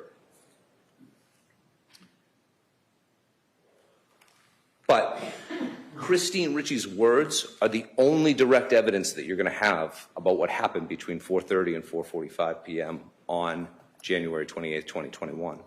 They're the only eyewitness reports of what happened. And they don't at all support the story that the government just told you. And that is probably why they are going to spend the entire case discussing things that didn't occur during that period of time. I expect that they are going to parade a bunch of witnesses in, remote friends of Michael Sr., who are going to be allowed to offer their opinions about the defendant, that they are going to pick along a 2.5-year period, a series of isolated events, and try to string them together to create the most damning possible picture of who Christine Ricci is. And that they will do so because they hope that you will be so distracted by the question of whether Christine Ricci is the type of person that would commit this crime, that you'll forget that the real question is whether she actually did it.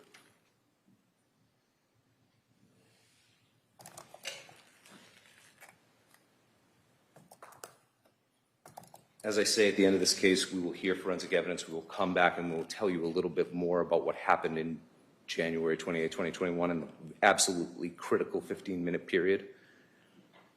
Talk about the mechanics and what's suggested. And a lot of it will be inference by inference, because we won't have that type of eyewitness testimony beyond someone's statements that was very, very affected by what had just happened to them. But what emerges from that is a very, very different picture altogether. Now, the Commonwealth wants you to tell you these stories about the past and about the affair. And it's true, there's going to be a story about an affair, and it's going to be a big part of the Commonwealth's case. This was an affair that took place in 2018. And a lot of the events that they're going to talk to you about physical confrontations, happened within just a couple of months of that event, maybe anywhere from a 6-month to 9-month period after that event. You're going to hear about other events that happened in the subsequent 1.5 years. Things like Michael going to AA, Christine supporting him in going to AA, him getting sober, him getting counseling, Ms. Ritchie getting separate counseling, them going to couples counseling, them reaffirming their vows in Hawaii in 2019.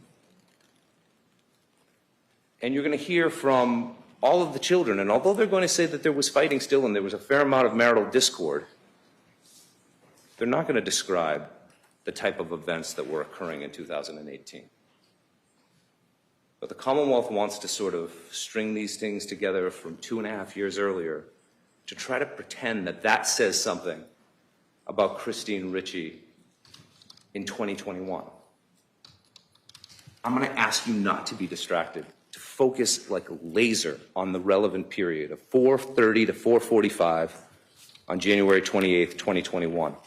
And I want you to be extra vigilant every single time the Commonwealth tries to distract you and talk to you about ancient history and tries to tell you about who Christine is and why you should believe bad things about her, and focus on what do they actually know about what happened on January 28th, 2021 between the hours of 4:30 and 4:45.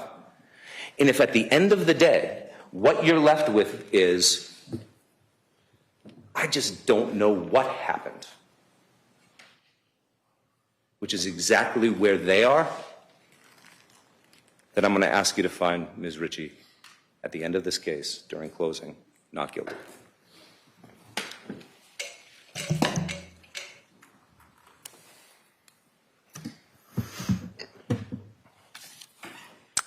Thank you. I'll seek counsel at the side of the bench.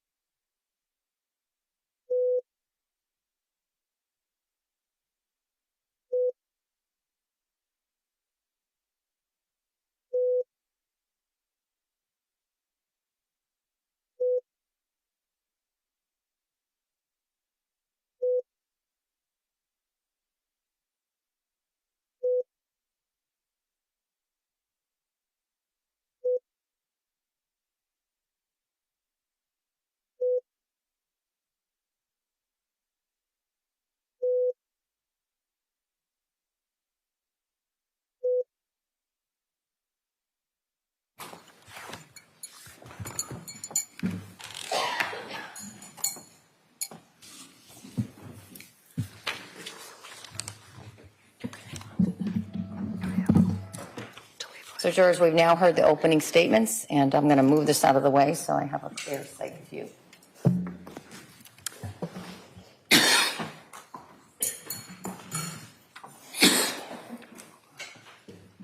We're going to move to the evidence in the case. The Commonwealth may call its first witness. Thank you. The Commonwealth calls Sophia Ricci, please.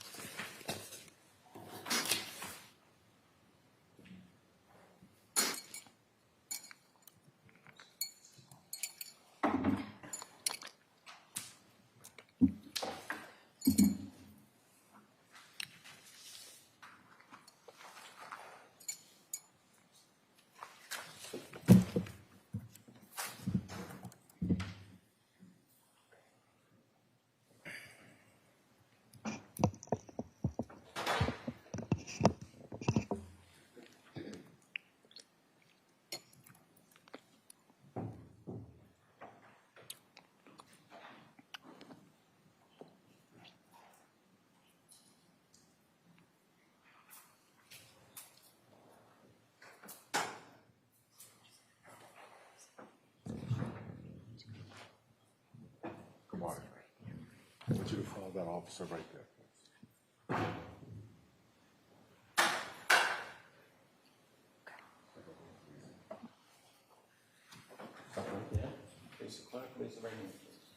Good morning.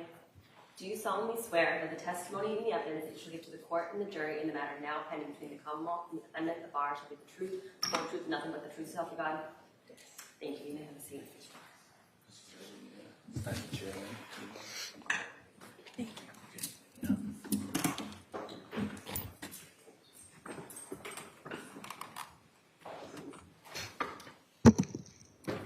You may proceed. Thank you, Your Honor.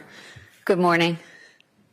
In a loud, clear voice, can you please tell us your name and spell both your first name and your last name? Sophia Ricci, SOPHIYARICCI. Thank you. And Sophia, what is your date of birth? 05/22/04. How old are you? I'm 20 years old. Okay. And where do you currently live? I live at my house, 679 Moran Street. How long have you lived at that home? Since I was 3. And where did you live prior to that, if you know? Rosendale. And who do you currently live at that location with? My brother, Angel. And how old is Angel? Angel is 27. And do you work? Yes, I do. Could you tell us a little bit about what you do, Sophia? I work at a dog kennel. And so what kinds of responsibilities do you have there? So I basically take the dogs in, out, clean up their messes, clean up bowls, basically clean and hang out with dogs. And do you like your job? Oh, I love it. And were you a dog lover before starting that Yes. job? Oh, Okay. yeah. And do you have any pets of your own? Yes, I have 2 cats. Did you used to have any other animals? Yeah, I had 2 dogs. Okay. And do you work full time at the dog kennel? Part-time. And do you do anything else besides that? No.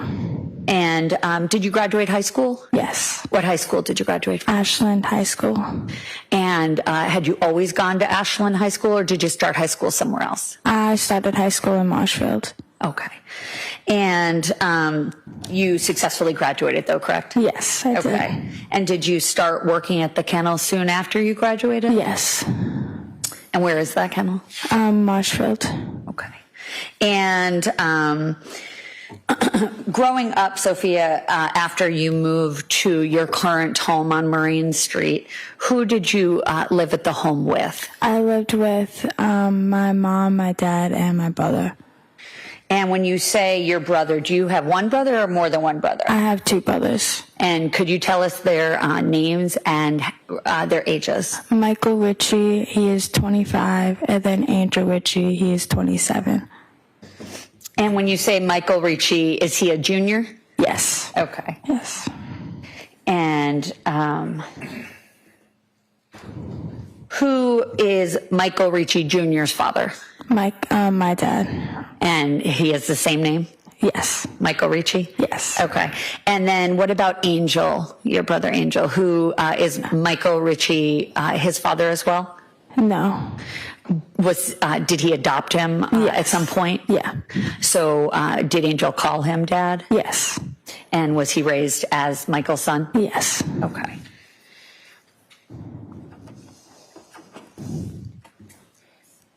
And did you grow up with both of your parents in your home on Marine Street? Yes. And what's your mom's name? Christine Ricci. And do you see her here today? No. Do you want to stand up? Oh, yes, I do. Okay. Could you just point to her and tell me something she's wearing? She's wearing a pink blazer, I think. Okay. And glasses. May the record reflect the identification by the witness, Your Honor? The record will so reflect. Thank you. And what about your father? I think you just indicated his name, just for the record again, his name? Michael Ritchie. And that was senior, correct? Yes. Okay. And with Her Honor's permission, may I approach the witness? You may.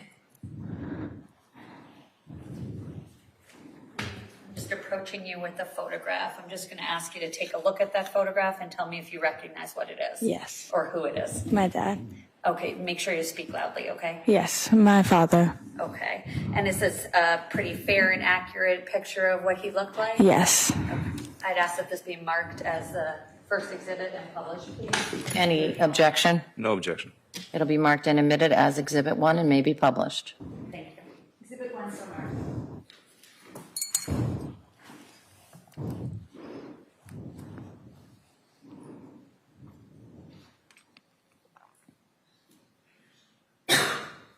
Now the jurors see the electronics.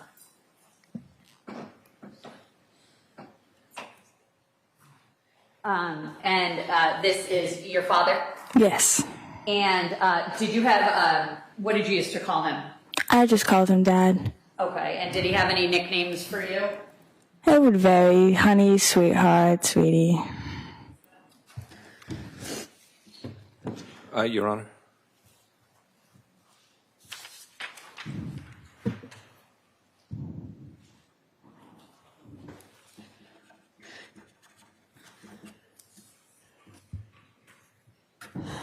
And do you know what your father did for work while you were growing up?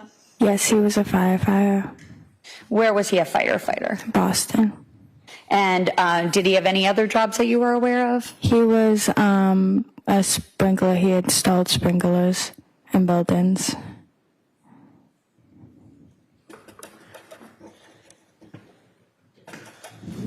And what was your relationship like with your father growing up, Sophia? We were very close.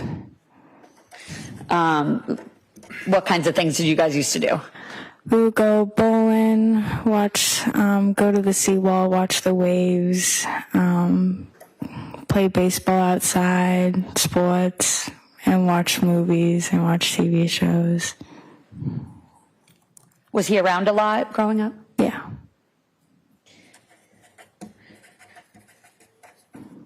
And based on your observations, did he have a fairly similar relationship with your brothers? Yeah. It was obviously different because I was the daughter, but he had a close relationship with my brothers too.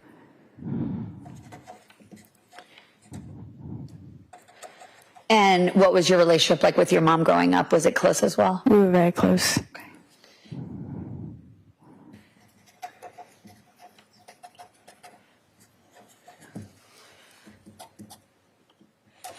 Sophia, I'm going to draw your attention back to a date of January 28th of 2021. Do you remember where you were during the daytime hours? I was at school, And what school was that? Marshfield High School. And do you remember what grade you were in? I was a sophomore. And was this during COVID times? No, this was before COVID. Okay. And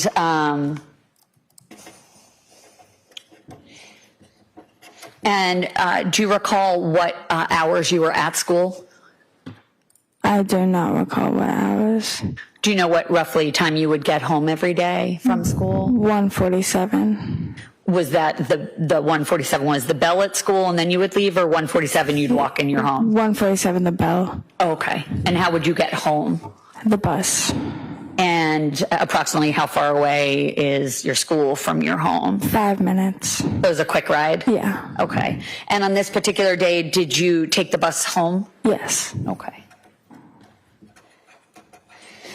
And before leaving for your school day, anything unusual in the home? No. Everything seemed pretty normal to you? Yeah. And when you got home, what did you do? I went up to my room. And can you describe your home? So if you walk through the front door, there's a fireplace. I call the fireplace room. And then when you walk up the stairs, there's my room. And then walk down a hallway, there's my brother's room, the bathroom, and my parents' room. So where was Angel's bedroom? Angel's bedroom was in the basement. And so he converted the basement basically into a bedroom? Yeah. And then were any bedrooms on the first floor? So the remainder of the bedrooms were upstairs, correct? Yeah. And where was your parents' bedroom in relationship to your bedroom? They were across from my room. So just right across the hallway? Yeah. And what about your brother, Mike? We'll call him Michael Jr. He was across too. Okay. Were there any other bedrooms upstairs? No. Okay. And when you got home, you indicated you went to your bedroom, is that right? Yes. Did you see anybody when you first came in? I do not remember. Okay. And do you know if anybody was home? I think my mom was home. And do you recall seeing her on the first floor when you walked in? I do not recall. Okay. Do you remember speaking to her at all before you went to your room?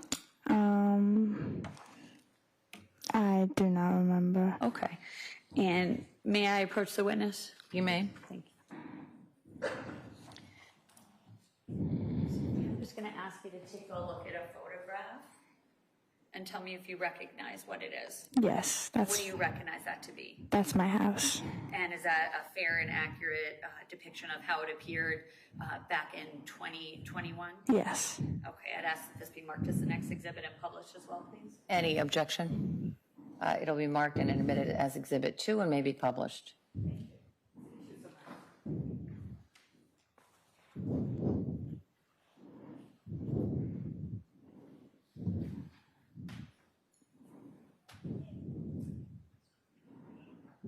Showing you again what was just marked as Commonwealth's Exhibit number 2, Sophia. Just for some perspective, just getting back to your description of where certain things were in the home. With Her Honor's permission, may the witness get up and just point to different areas that she just spoke about? She may. Thank you. Sophia, if you can, I don't know if we have a pointer or not, but just with your hand, if you can just show us what we're looking at here in terms of take us through the front door and tell us where the different rooms that you described are, please. So, this is the fire room where the fireplace was, and then when you walk up the stairs, this was my room, this was the living room, and these two windows were my parents' room. And then what about Michael Jr.? Michael Jr.'s window was on the side. Okay. And the kitchen, where is that? It's in the middle of the house. So when you walk in that red door, is the kitchen ahead of you? Yes. Okay, thank you. You could proceed again.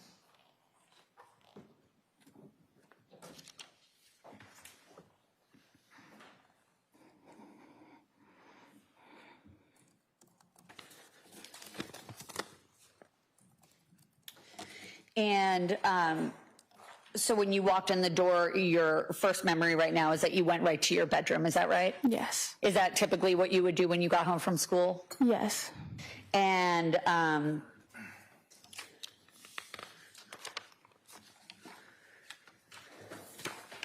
do you recall if your parents' bedroom door was open or closed? I do not recall. Okay. At some point, did you become aware that somebody else arrived home? I do not remember. At some point, did you hear voices? Yes. And where were those voices coming from? The living room. And whose voices were they? My mom, my dad's. And what tone of voice were you hearing from your mom? Can you repeat that? Sure. Well, I'll ask a different question. That wasn't a good one. I'm sorry. So you were upstairs and you could hear your parents downstairs, is that right? Yes. And how loudly were they speaking? Not too loud. But loud enough to hear? Yeah, loud enough so I could hear from upstairs. Do you have a television in your bedroom? Yes, I do. And is it typically on when you go in? Yes. So you had the television on this day, is it fair to say? Yes. And you heard them downstairs, right? Yes. And is it fair to say that their voices were elevated enough that you heard them? Yes. Okay. And do you recall hearing yelling? Yes. And who did you hear yelling from? My mom. And did you hear any words she was saying? No. Was this alarming to you, or was this kind of your life? It wasn't alarming to me. Was not alarming, and why was that, Sophia? I was used to it. Okay. And when you say you were used to it, was that how things had been always, or had they turned into your new normal at some point? It turned into my new normal. It wasn't always. So when you were a little girl and up until you were maybe 14 or so, 15, were things not like that in the home? Yes. Okay.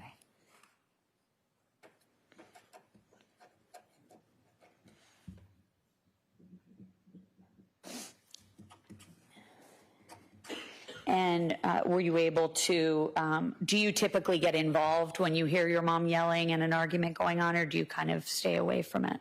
Not typically, but there was sometimes I would get involved. And on this particular occasion, what did you do? I didn't get involved. Did you stay in your room? Yeah, I stayed in my room until I heard my name.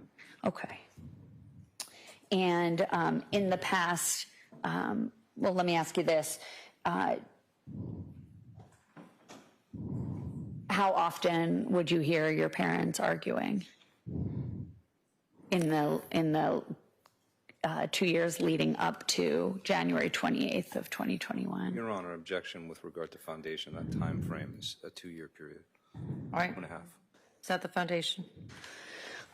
Were you living in the home in 2019? Yes, I was. And during 2019, was there a notable Were your parents arguing more often then? Yes. And how often were they arguing in 2019? I do not recall how often it was. Was it fairly often? Yeah, it was fairly often. And what about in 2020? Were you living in that same home? Yes, I was. And was it similar to what you just described as happening, arguing often? Yes. And the early 2021 leading up to the day we're talking about, was it the same then as well? Yes. And were the arguments typically about one thing in particular? Not all arguments were one thing. What do you recall the arguments being about? I don't recall all of the arguments, but I just remember them being different things. It wasn't just one thing. Would your mom ask your father questions about something? Yes. Objection to the form of these questions. These, I think, need to be open-ended. Right. I'll rephrase. Thank you. Sophia, what, if anything, would you hear your mom consistently asking your father about? I do not recall. Do you recall who, if anyone, would your mother bring up during the course of the arguments? I do not recall. May I have one moment, please, Your Honor? Yes.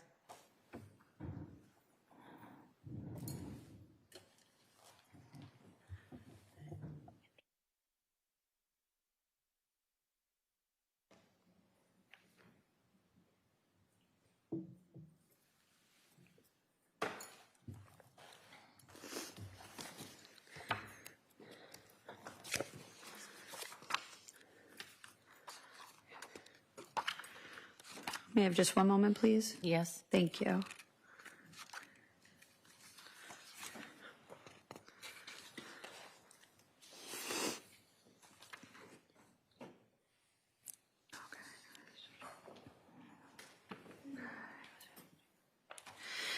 Sophia, do you remember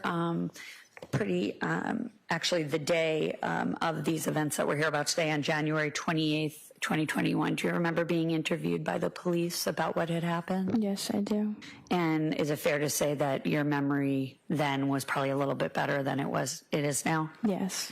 Would it refresh your memory to see what a transcript of what you said about these arguments?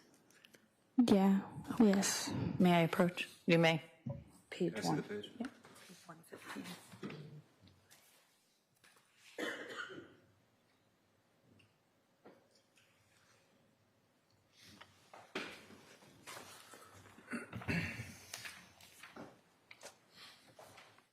Sophie, I'm just going to ask you to take a look at a transcript of the interview you had with the Marshfield Police.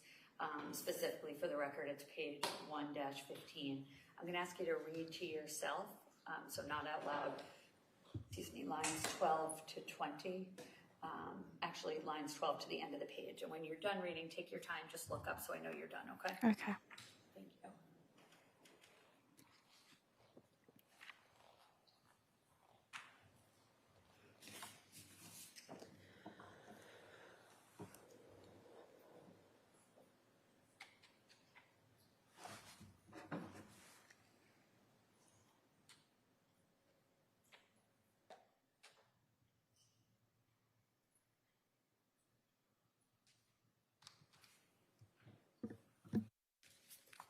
Is your memory refreshed, as we say? A little bit, yeah. Okay, so I'll just ask you again, do you remember typically what your parents would argue about? About the drinking. And what else? The affair.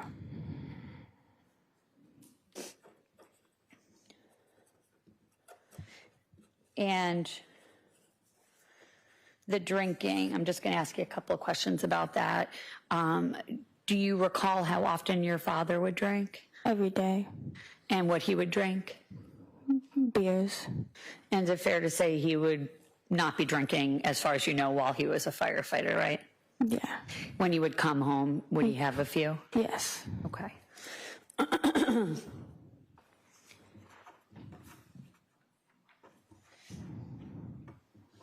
And what kinds of things would you hear your mother saying about the affair when she would be questioning him or asking him? I don't remember what she would ask about. I just remember like what it was about, but I don't remember what she would ask. Okay. And is it fair to say that between the drinking and the affair, those were typically what the arguing was about? Yes. Okay.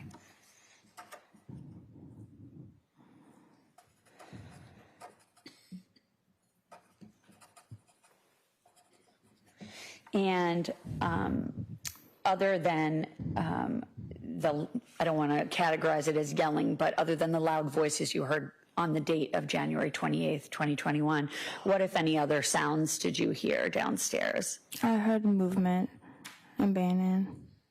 Movement and what? Banging. Banging? Yes. Okay.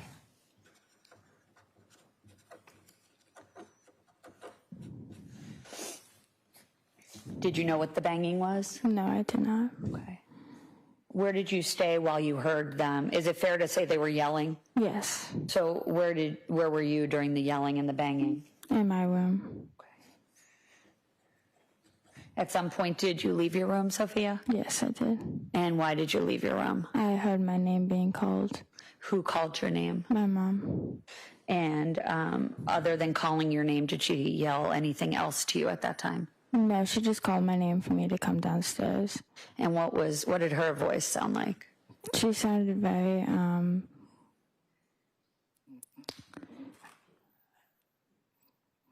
panicked. Okay. And did you do as you were told and come downstairs? Yes, I did. And when you came downstairs, could you describe what you saw? My dad was laying down on the floor. Okay. And when you say he was laying down on the floor, could you describe where he was when you saw him? Where he was, or where on the where in the home he was on the floor? He was in the living room near the dining room table. And was he laying down on his back or on his front? His back. And what, if anything else, did you observe about him as he lay there? I don't recall. Do you remember if his eyes were open or closed? No, I do not.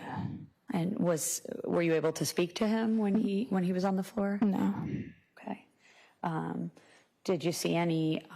What, if any, injuries did you see? No, I didn't see anything. Did you see anything in your father's hands as he lay there? No. Where was your mom in relationship to where your father was laying on the ground? She was right next to him. Was there anything in her hands? No. And when you got downstairs, did you have a conversation with your mom about why your father was on the ground? No. Did she tell you, aside from a conversation, did she make any statements to you about why he was on the ground? No.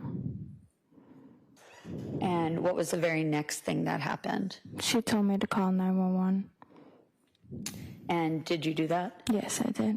And what phone did you use? I used my phone. It's like a cell phone? Yes. Okay. And how did you even know what to tell 911? Can you explain that question? I'll rephrase it. You picked. Did you have to go find it? I walked down with it. Okay. And with her honor's permission, may we just very briefly approach? Yes, thank you.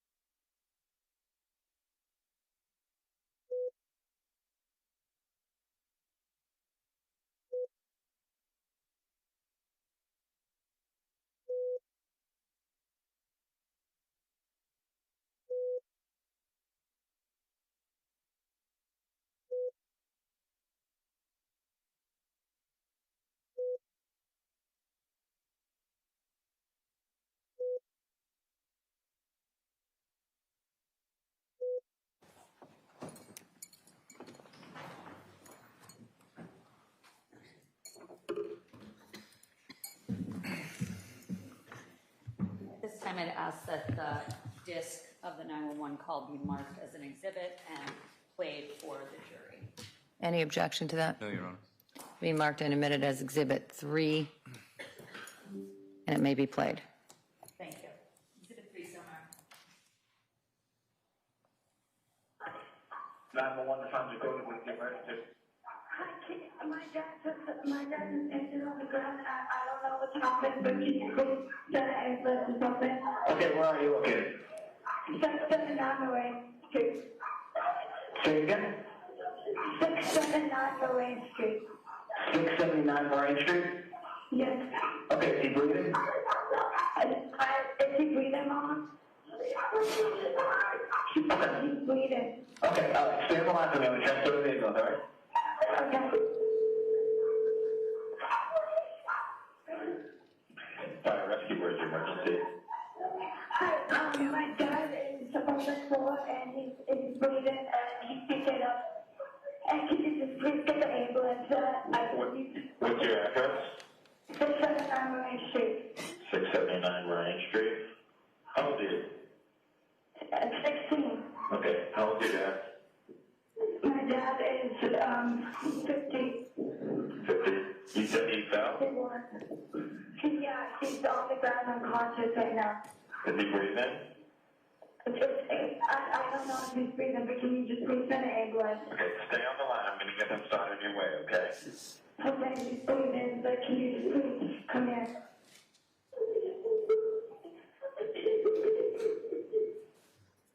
N3, C2, Main Street. Like a 8-year-old male. Okay. 679 Main Street. Hello, you still there? Hello, you still there? Yeah. You with your dad right now? Yeah, my mom's a little bit. Did he fall or did he just pass out all of a sudden? I don't know. I'm just getting downstairs with this whole man could fall off. Okay, and he's not alert, he's not talking? No, he's completely out. Okay, and he's not breathing normally? No. Okay. Do you know CPR? I don't know that. Okay, he's on the floor though right now? He's not on the bed or anything? Okay, you said your mother's there? Can I talk to her? No, she can't. She's talking now. Okay, because they're on the way, but I can give you instructions for CPR to help them, okay?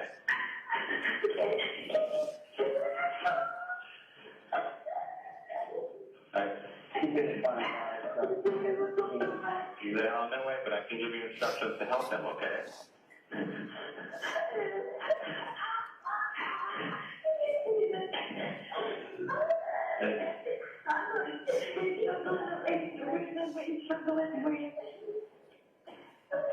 One to 5 on dispatching, engine 3, check IQ, 679 Ryan Street, on medical, still on the 15. Is he on his back? Yeah, no, he's on his side. Okay. Can you have your mom roll him onto his side?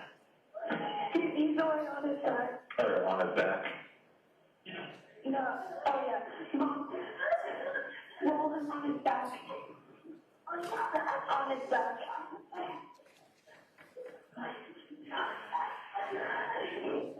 Is he on his back now? Yeah, he's on his back. Your mom, I'm gonna get. They're on their way. I'm gonna give you instructions to start CPR, okay?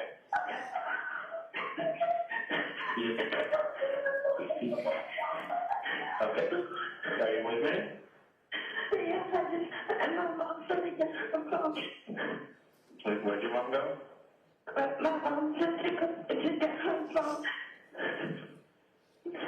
Are you with your mom right now? No, she's downstairs, but my dad had a lot of issues, and I don't know what happened, but all I heard was screaming. I can't Okay, what are you upstairs getting for your mom right now? My mom was just in her phone. Her phone, okay. When you get back down there, is there a way I can talk to her? I don't know. She didn't That Jamie, and you bring your paramedic to 679 Rain Street, medical, so 1545.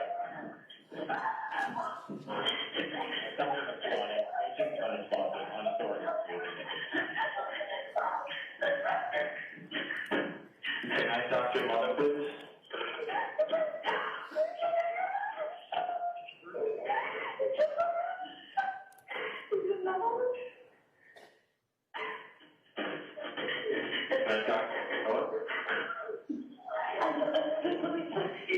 The police in there? Yes. Okay, I'm gonna let you go and talk to them, okay? Okay. You're welcome.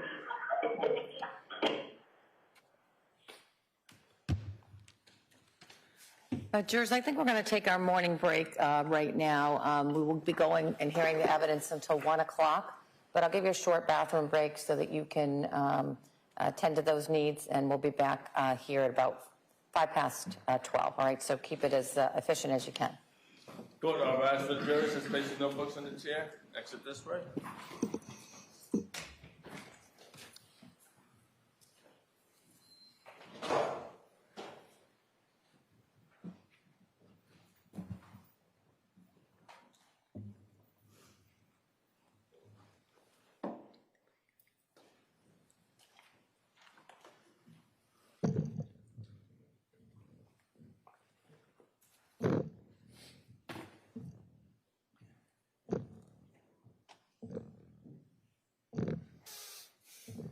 Seated.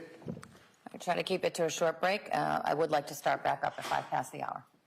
Thank you. Court, all rise.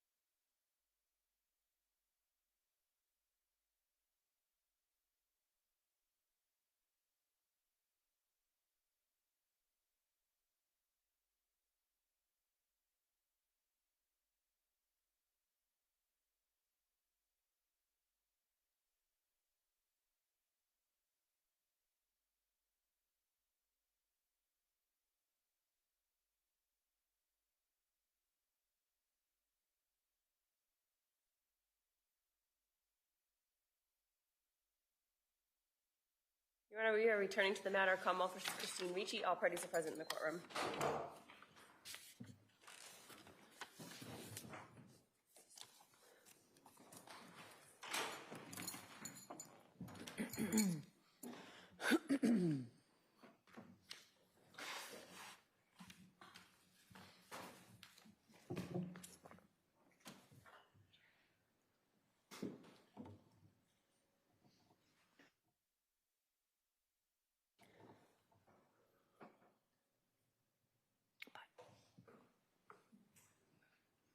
Kelsey, can we still do it at the end of the day?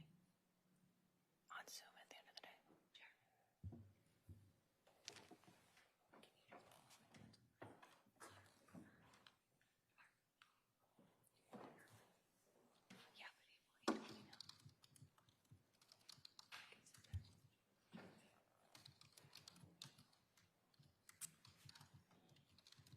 Yeah, but he will let me know.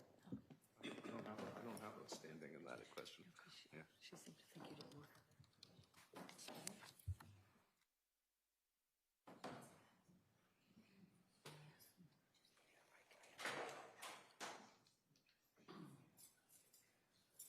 Court are advised to re-entering.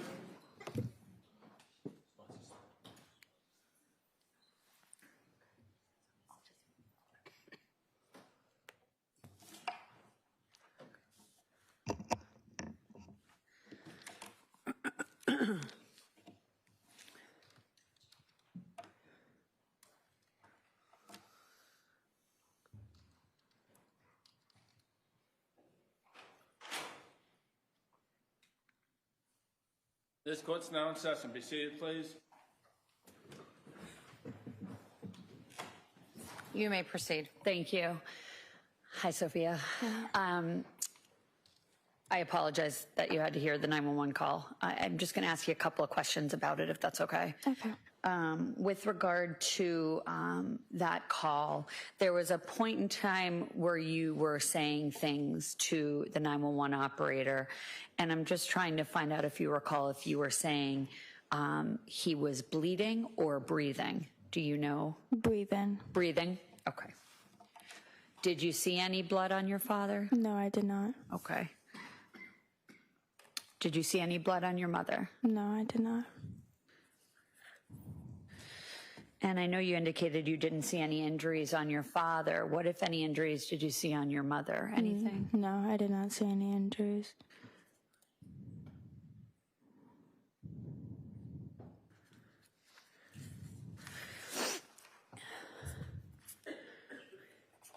And at some point in the course of your phone call, I believe they had asked to speak to your mother. Do you remember that? Yes, I do. And could you explain, just because it was hard to hear with all the background noise, where was your mother that she couldn't go on the phone? She was just crying. Overruled.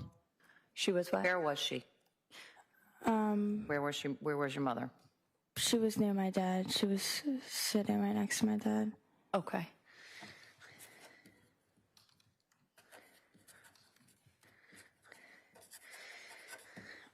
And at some point, what, if anything, did your mom ask her to get for her? Her phone. And where was her phone? Upstairs in her room.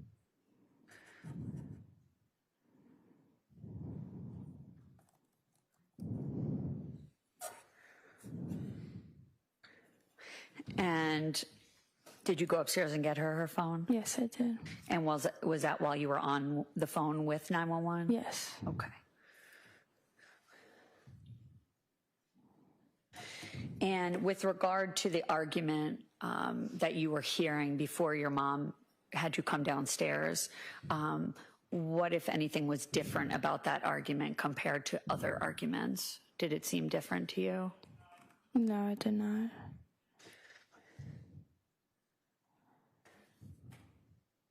And at some point after you hung up, or as you were getting off the phone with 911, did Marshfield police arrive? Yes, they did. And where did you go when they arrived? I went out the side door to tell them to go in the side door. Okay. And why did you tell him to go in the side door? Is that a easier route? Yeah, it would be easier to get to my dad.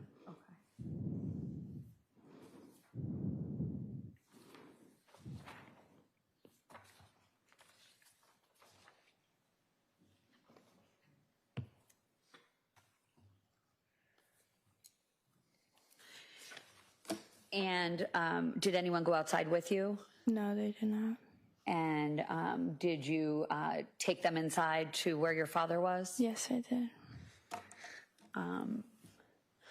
At that point in time, had you learned why your father was on the ground? No, I did not. And once the police came inside the home, what happened next? I don't remember. Okay. Could you describe what, if any, observations you made about how your mom was acting? She was just she was panicking. Had you ever seen her have a panic attack before? Yes, I have. And what does that look like? Just very shaky, crying, hard to breathe. Is that how she was when you first came downstairs, or was that how she became when the police arrived? That's how she was when I first came down. And typically, you've observed this before happening with your mom? Yes. And how do you deal with that when you're there? I just hold her and I comfort her.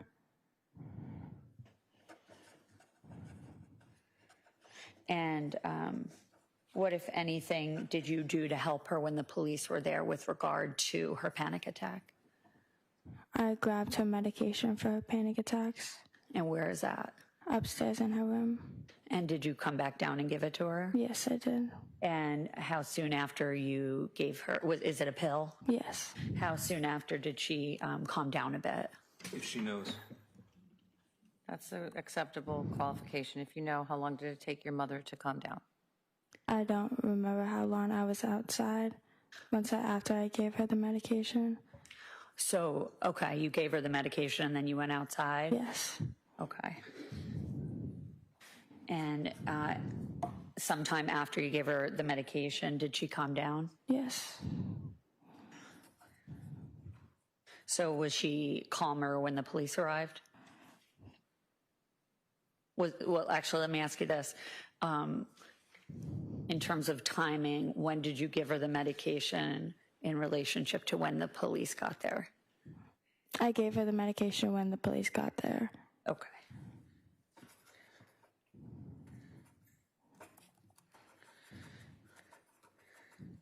And typically, have you given her medication for a panic attack previously? Yes.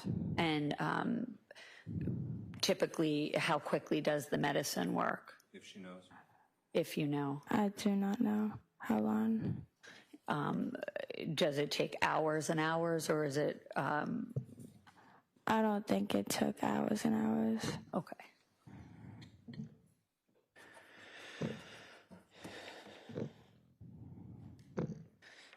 And once the police got there, did you speak to them briefly? Yes, I did. And then were you taken somewhere from your home? I was taken outside. And then at some point, did you leave your home? Yes, I did. And where did you go? I went to the police station. And was it there that you gave the recorded interview that you looked at the transcript from? Yes. Okay. And at some point, did you go to the hospital? Yes. And that's where your father was? Yes. And who was there? It was just me at first, and then my brothers came. And, okay. And at some point, you were given information about what had happened to your dad? Yes. Okay. Were you with your brothers when that happened? Yes. Okay.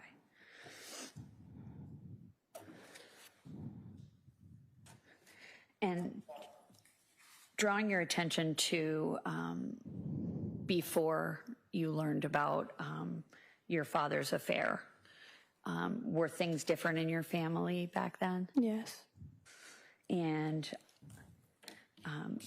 in terms of your childhood, Sophia, Can you describe what your parents' relationship was like when you were growing up before you learned about the affair? There was no fighting. They were very close. They loved each other a lot.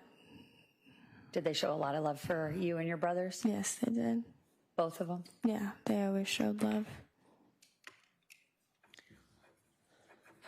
And did you guys do family vacations? Yes, we did. Family dinners? Yes. And then after the summer of 2018, is that when things changed? Yes. And how did you learn about the affair? They sat us down and told us.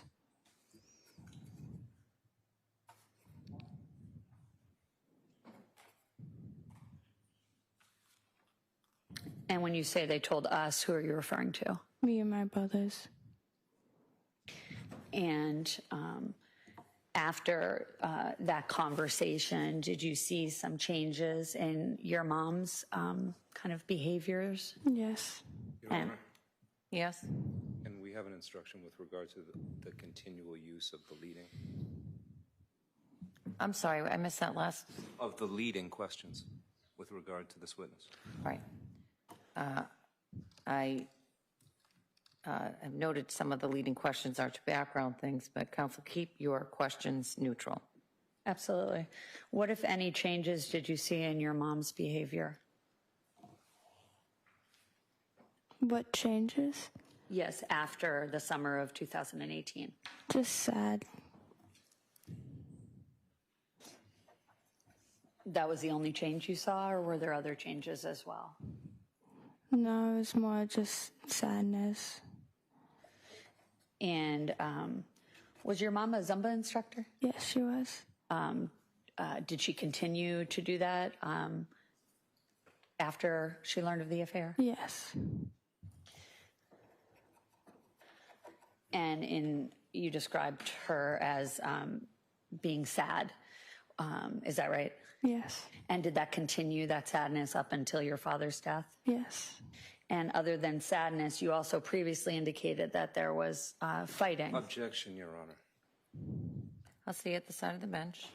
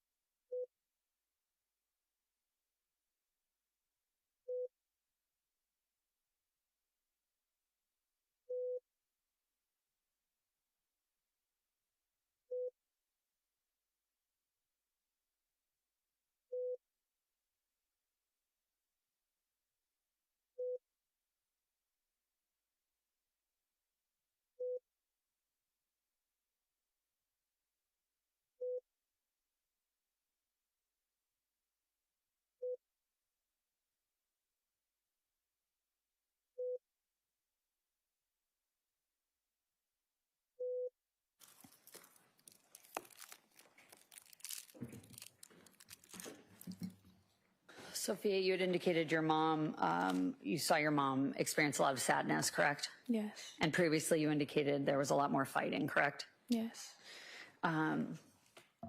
What about as it relates to your father? What, if any, changes did you see in your father after you learned of the affair?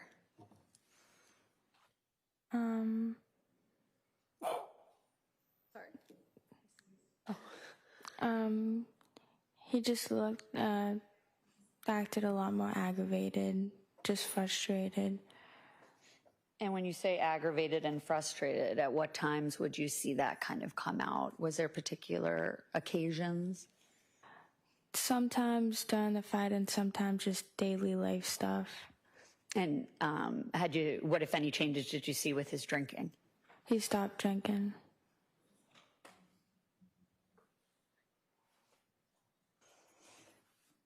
And what, if any, particular things in the course of them fighting would cause him to seem frustrated to you or aggravated? When he couldn't remember things. And what kinds of things was he being asked to remember? Things about the affair. Who would be asking him questions about the affair in which he didn't remember the answers to? My mom.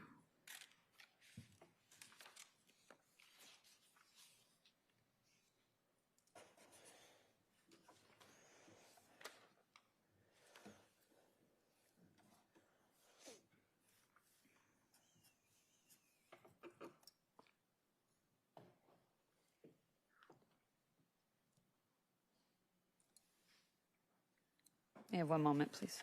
Yes. Thank you.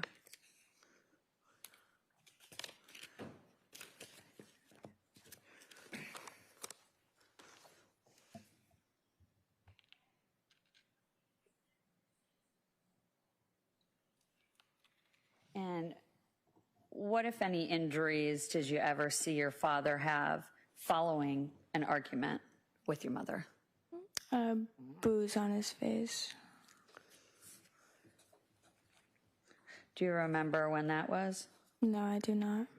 Were you home, though, when they were arguing? I don't recall if I was home or not.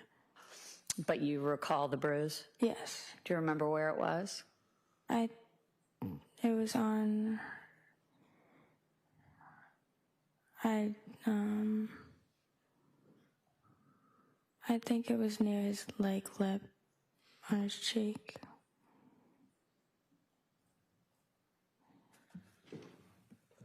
Based on the previous issue that we discussed, I note my objection, Judge. Yes, I'll see you at the side of the bench.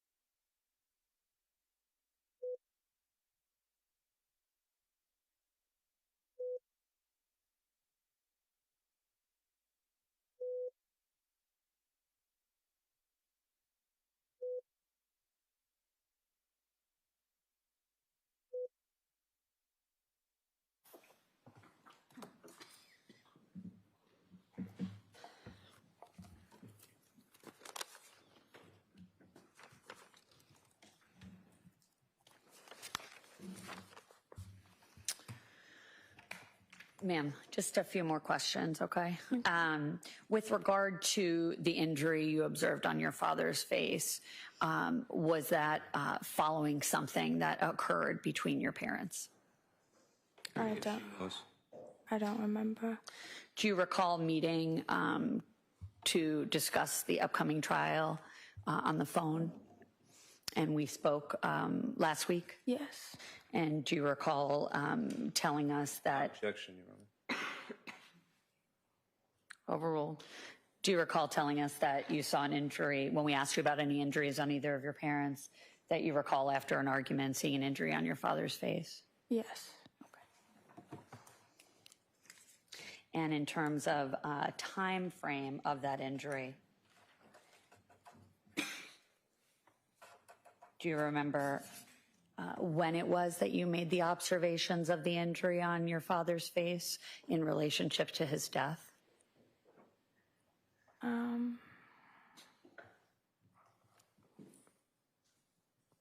I think like 1 year before, 1 or 2 years.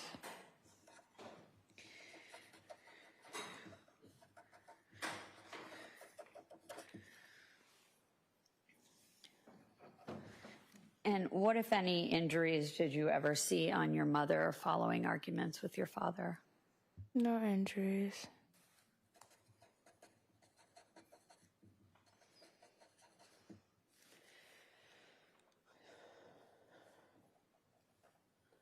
And in the few weeks leading up to January 28th, 2021, what, if any, arguments did you hear between your parents?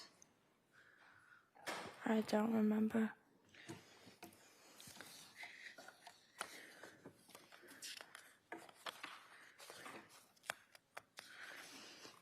And again, do you recall meeting with myself and some others on the phone last week? Yes. And do you recall telling us that it was in the few weeks leading up to January 28th that you still were hearing? Objection, Your Honor.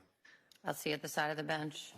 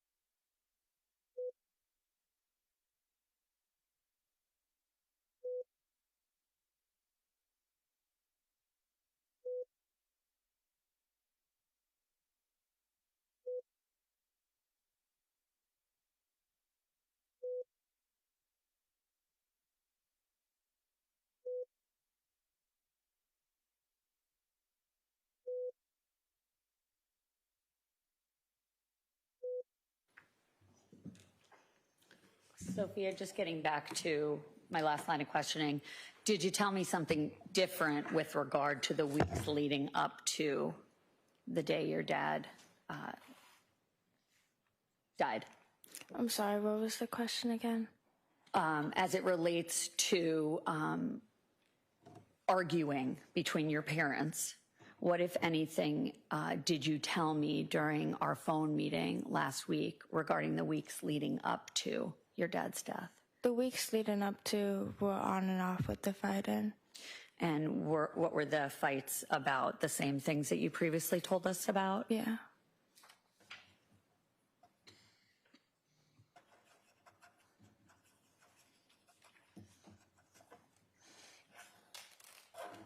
And earlier in your testimony, you said the fights were primarily about your dad's drinking and the affair. Is that right? Yes. Is it, what, if any, drinking was your dad doing leading up to his death? He stopped drinking before. So he had not been drinking, correct? Yes. So in terms of what their fights were about leading up to the day of his death, was drinking still being brought up, or was it just about the affair? Well, it was being brought up because it was for a while of him drinking. Before the affair? Yes. And was the affair still brought up as well? Yes. In the weeks leading up to his death? Yes. Just one moment, please, Your Honor.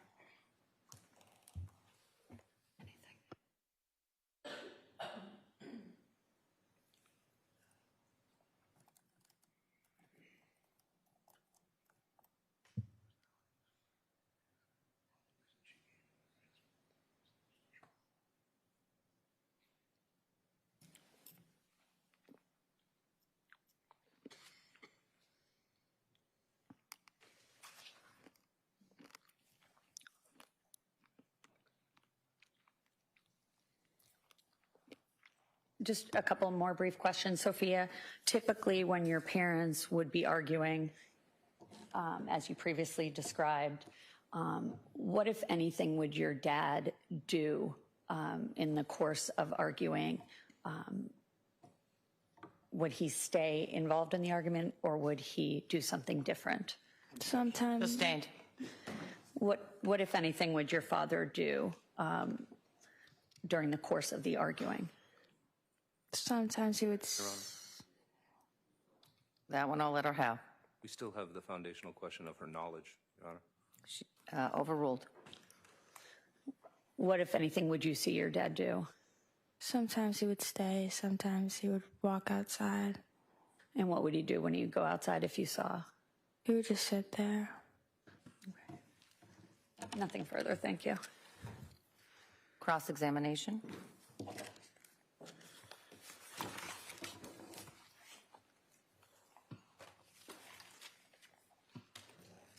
Good afternoon, Sophia. Hi. I want to start by just sort of making clear who I'm talking about. When I talk about Michael Sr., I'm talking about your dad, okay? Does that make sense to you? Yes. And when I say Michael Jr., I'm talking about your brother. Yes. So when Michael Sr., you said that in 2018, there was a change in the relationship. Do I have that right? Yes. And that was revolving around your father's, you said, drinking, correct? As well as an extramarital affair? Yes. And you mentioned also that he had sat you guys all down. Yes. And everyone had been told, correct? Yes. Were you told together or were you told independently? Together. Okay. Because of what I remember. When he told, or he sat you all down to talk, did he give a reason why the affair occurred, or did he try to articulate that? Objection. Basis. He didn't give We a go to reason. sidebar. Yes, you may.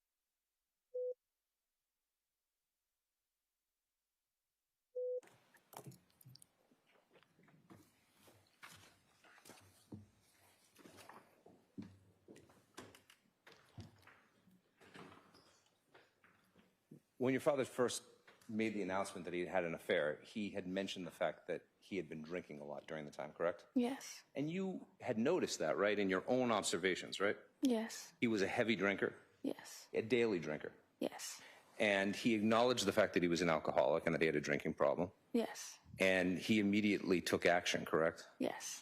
He stopped drinking, as you say, right? Yes. Joined Alcoholics Anonymous. Yes. Got a sponsor and did all the whole thing, right? Yeah. There was never any doubt in your mind that that was a true statement, that he had an alcohol problem, right? Yes. And wasn't he also claiming that for a period of time in the summer of 2018 that he had broad-based memory issues, like he was claiming that he had sort of amnesia? Yes. And when you said later during direct examination that your parents would fight a lot of times about things that he couldn't remember, Yes. was that part of it? Yes. And wasn't he claiming that, like, for a huge long stretch of time, he just had no memory whatsoever? Yes.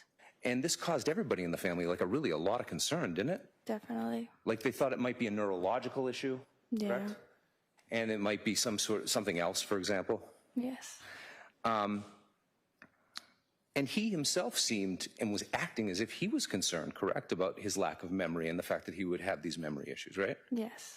And do you remember that sometimes when they would have fights, he would leave and go have a cigarette and then come back and say that he couldn't remember what they were arguing about? Yes.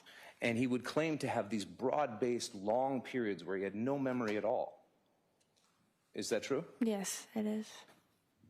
And so, initially, upon making this announcement that he had had an affair, was it also as part of that discussion that he was going to stay at home?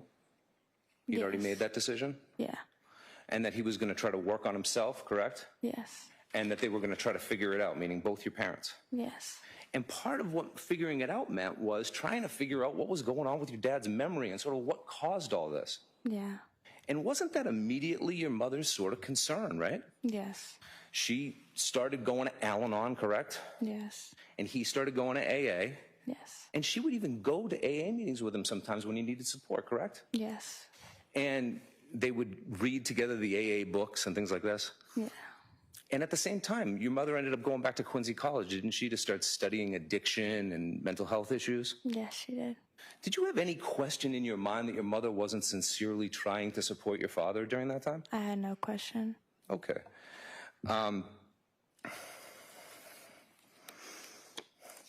Isn't it true that sometimes you would come down in the mornings in those early days in 2018 and 2019, and he would be sleeping on the couch? Yes. And he would have no idea, he would say he had no idea why he was on the couch. Yes. He couldn't remember what it was, correct? Yes. And this was a period of time when he wasn't drinking. Yeah. And this caused a lot of concern in the family about his memory and the things that were going on, right? 100%. And I'm not saying that your mother was a psychologist or anything, but she had some real concerns and some real ideas as to what was happening with him. And you don't have to get into the contents of that, but to say the least, your father was taking those things seriously too, right? Yes. He was going to counseling. Yes. He was seeing a therapist. And they were in couples counseling too, weren't they? Yes, they were. And I just want to talk for just 1 second about 2018 and how it differed from as time went on. Right after the affair, is it fair to say that your mother was extremely upset about the affair, but also extremely upset about these memory issues and the drinking issues, right? Yes. And she seemed genuinely worried and upset and about your father's mental state Yes. and trying to figure out what went on. Yeah. And do you think, but as time went on, away from that, was there a change in the way that they fought? Meaning, I know that the subject matter might have been the same, but was the intensity of the fighting any different? I don't recall. Okay. You do recall, though, however, that they were going to counseling together, they were getting help, right? Yes. And in 2019, in October of 2019, they went and they renewed their vows, didn't they? Yes, they did. In Hawaii? Yes. And before your dad went to AA, you said he was a daily drinker, correct? Yes. He also, all of his friends that he had at that time, all of his old friends, one of the things that they would often do together was they would drink together, right? Yes. And did your father, after your father got sober, is it fair to say that he changed friend groups after that a little bit? Yes, he did. Started hanging around with a lot more people in the sober community? Yes. Started hanging around with a lot of guys from AA? Yes. Started going to sober softball, if you will, and making these new friends. Yeah. And you never got any indication that that was being forced upon him, did you? No. Was it? And around that same time that he got sober, he also stopped working for his friend Mac, the guy you know as Mac, your Yes. godfather, right? Yes. Yeah. Now, Mac's been sort of a member of your family for a long time, right? Yes. But one of the things that they did together was they worked together at the MCC, which was that code enforcement fire alarm business. Yes. And after work, they'd go over to the bar across the street, wouldn't they? Yes, they would. And it wasn't just Mac that he would go over to that bar with, it was all the guys from work. Yes. It was kind of like a group of guys. Yeah. And he stopped working for Mac right around that same time. Yes. Did you get the impression that as to the reason at all as to why he did that? No, I didn't. I didn't know why at first. Okay. Did it ever occur to you that the reason that he didn't want to continue working with Mac was because all those guys would continue to go to the bar after work every day? Yes, it occurred to me after the fact of me learning about everything. Mm-hmm. And that maybe it was sort of a temptation that he couldn't handle, the fact that all the guys would go over, have a beer. Sustained. Yes.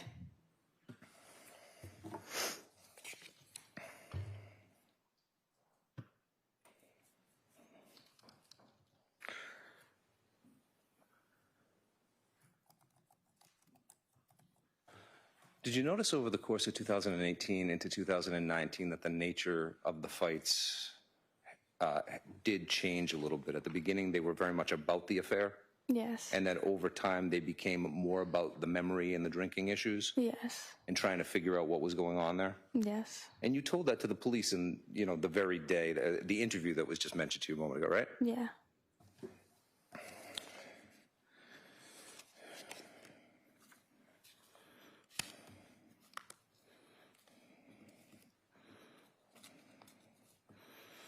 Now, you mentioned during direct examination about your mother's panic attacks. And you said that she would have those. How often would she have them?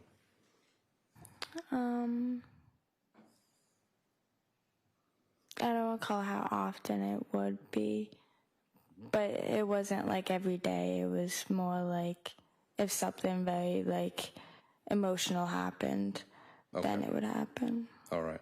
And you said there was shaking involved? Yes. Can you sort of explain it? Would she sort of like shake and not move? Yeah, it was kind of like she was in shock. Mm-hmm.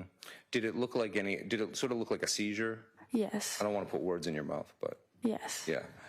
And that was something that you noticed would happen when your mother became extremely excited or emotionally charged. Yes.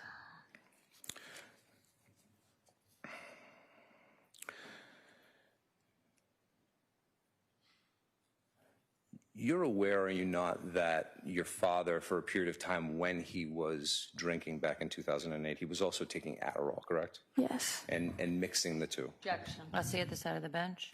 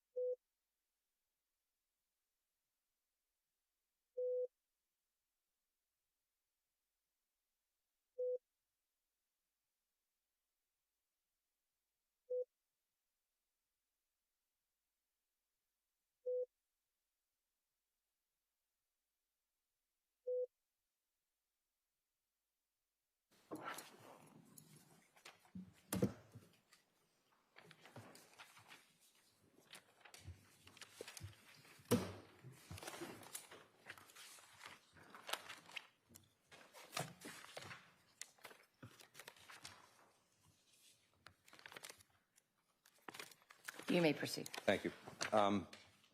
You're aware that even before the affair, correct, your mother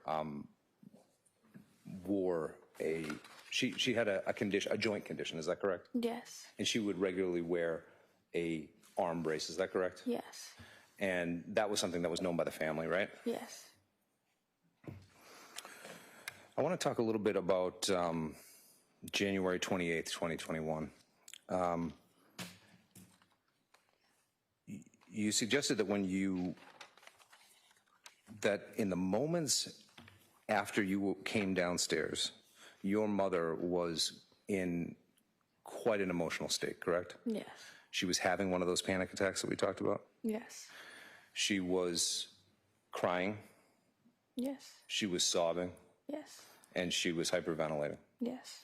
And she couldn't give, you didn't feel like you could have a conversation with her at that point about what exactly had happened, right? Yes. And she was in that same exact emotional state when the police arrived, right? Yes. And she was, from your perspective, you wouldn't have at that point engaged with her in a discussion about what happened at that time because she was very, very emotional. Yes. So emotional, in fact, that you gave her her medication. Yes. Does she take only one pill or more than one pill, if you know? I don't know. Now, you mentioned that after your dad stopped drinking, he would get more aggravated, correct? Yes. And that would be sometimes just in general, Yeah. and sometimes in the context of argument or conversations with your mother, Yes. right?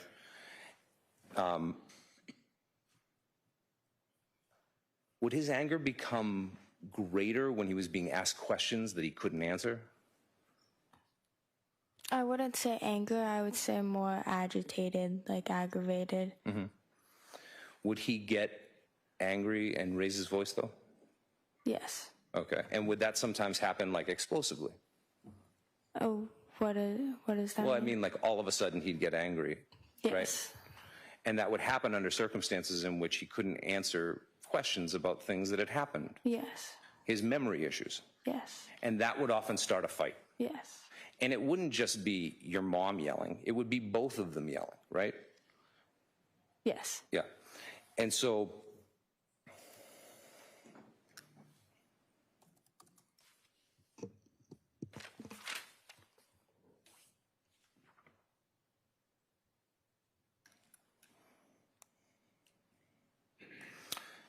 I want to talk about a particular event.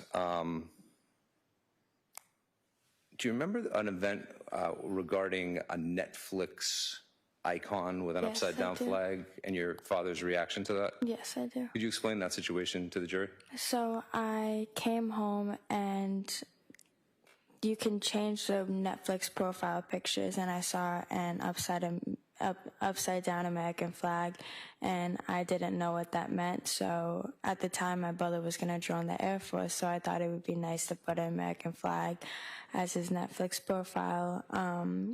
And one night, me and my mom came home we went to a Fenway game, a Red Sox game, and we came home, and my dad immediately started yelling, saying, "Who did that? Who changed it? Do you know what this means?" And I didn't know what it meant.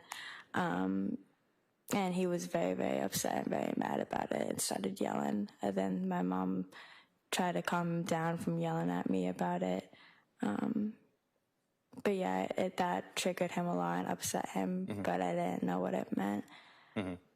And when he would be triggered, this would be the way that he would react? Yes. He would react by getting loud and angry? Yes.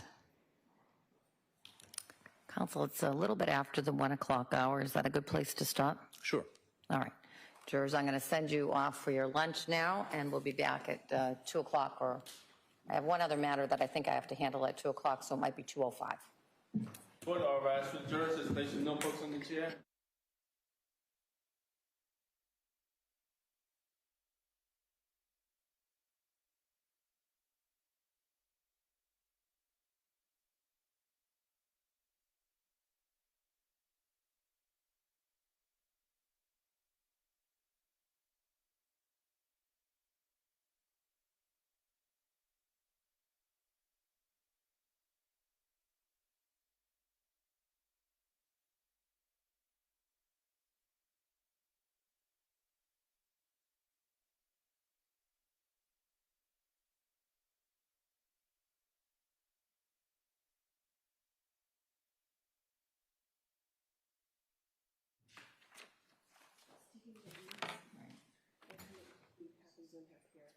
That's gonna get full call.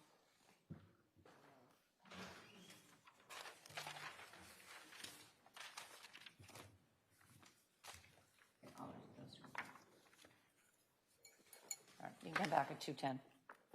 'Cause I have a Okay. short list at 2 o'clock, but it should be done at, based on what I looked at, We'll so, be here early anyways. yeah. Be back at 2:05 just in case, but you probably will be waiting until 2:10. I have the reference of what we were talking about earlier, if you'd like me to. Yes, if you can copy it and send it back, or send it back. Kelsey.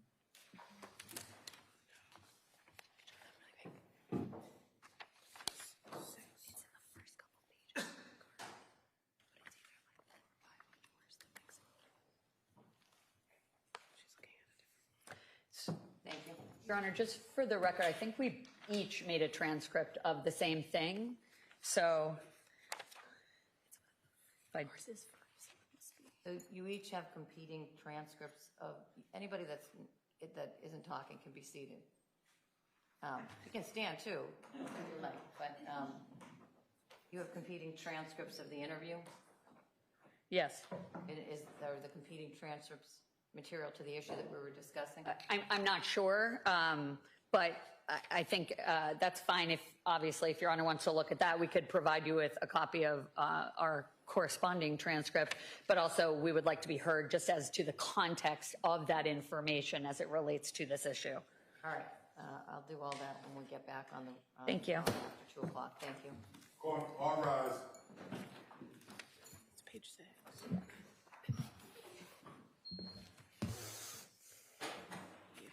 Court stands at recess.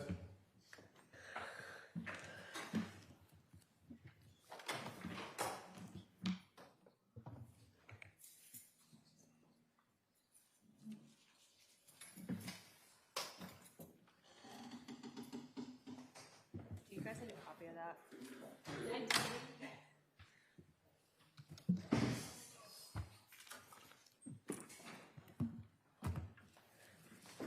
One second.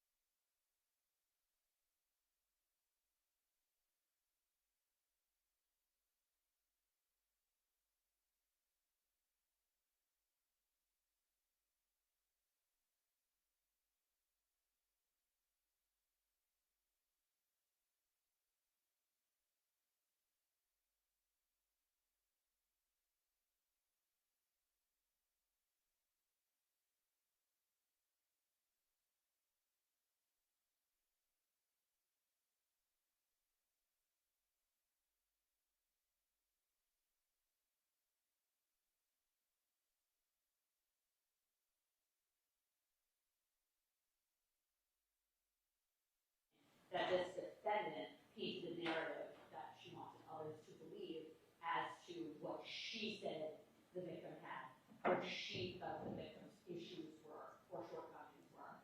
Well, it seems like to me that that would be the proper basis for your redress, Yes. but not an agreement to exclude it. And we're not seeking per se for you to exclude it, we're just saying, in terms of what we would object about, it before is a proper foundation to be laid as to how she viewed these things. I understood. There's not the same foundation requirements for cross-examination as there are for direct examination. The statement that was made across the sidebar, and I'm not going to let them off the hook with this, was that I didn't have a good faith basis for asking the question. No, I don't think that No, that was I thought I am. Yeah, you said it as well. I am. But that was a little bit more forgivable in the circumstances because you didn't have access to the transcript for quite as long as the Commonwealth did. But when I didn't have the transcript. exactly, that slight period, not at all. Whereas the Commonwealth had this transcript, well, it's had the tapes that were the basis of the transcript for longer than I had. So the statement was made, when I said it was in the transcript, they looked shocked and they said they did not believe that it was. I do not believe that in order to do a cross-examination that what the case law says that I need a good faith basis, or that I need to be able to source every single thing to a transcript. But in it, I didn't suggest that, counsel, Okay. but I will say to you, when I said it at the sidebar, that I think that that is something, we all judges, just like everybody else, have pet peeves about the rules of evidence. And one of my pet peeves is that particular rule of evidence. It's in section 611. Take a look at it, take a look at the notes. It's B. It says there must be a reasonable and good faith basis for questions on cross-examination. And there's a lot of law that is quite interesting, actually, that's emanated out of that. Most of that law has been from the other side. right. The prosecution cross-examining defendants and what the permissible scope of that is, but it applies equally to both sides. And when I ask you that, you should take no offense. It's my lack of knowledge of the case that but don't take that, and I don't think you did. I hope you did. Take it personally. I'm going to equally say that to both sides of you all the time because I don't know what it is. And you're right, it doesn't even have to be admissible evidence. That's the good faith basis. But there are some strictures, and sometimes, frankly, when I ask that question, they come over and they look at me like I have 10 heads, and there isn't, and they withdraw the question. So I'm just trying to lay down early in the trial sort of what my concerns are. Right. And No, don't take any offense to it. I don't think any of us support this position. I understand what it's based on. I do want to say that a prosecutor cross-examining a defendant does not make a statement. There may be larger areas in which there could be no good faith basis as opposed to myself or a defense attorney who's had constant access to someone who has connection to a family and might know things through their client and a number of other things. I just point that out. I'm not trying to say anything about the court. I do, however, point out that the objection that was made by the Commonwealth, perhaps spurred by Your Honor, who came at it from a knowledge deficit, was that there was nothing that I could have pointed to that was the basis of that. Just, if I could just very briefly respond, since it seems as though something was taken personally, and my apologies. My comment at sidebar, you never heard me say he does not have a good faith basis. Those words did not come out of my mouth. What I said was, I don't believe the transcript indicated 2008, 2009, or 2018 that he was doing both these things at the same time. And that is accurate. I think we've exhausted this issue. I think so. And we're going to move on from that issue. And honestly, the reason I called you the first time is I thought I heard 2009, and I thought she'd be a child, a young child at that point. What would she know? All right. I want to, well, I can hold that to the end of the day. Your Honor, just while we have a moment, may we just come up to sidebar? Yes. Thank you.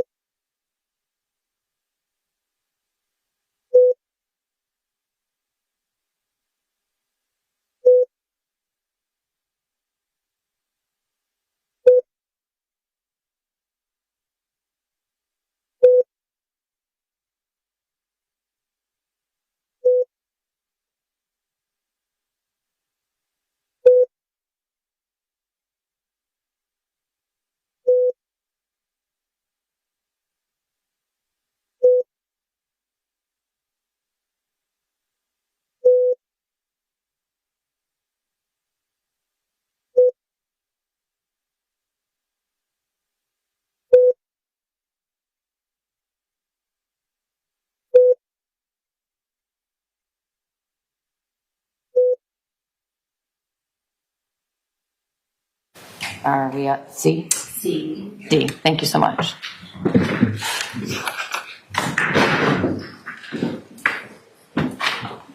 For identification.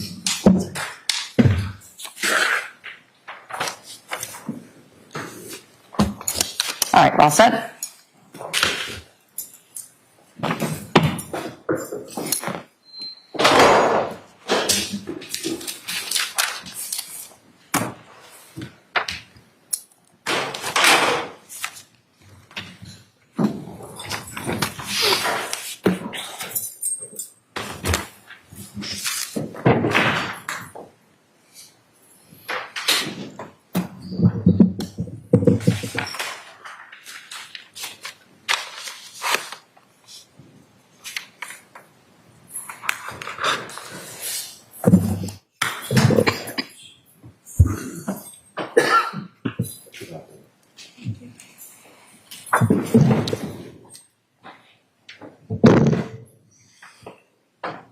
Okay, I'd just like to remind you that you remain under oath.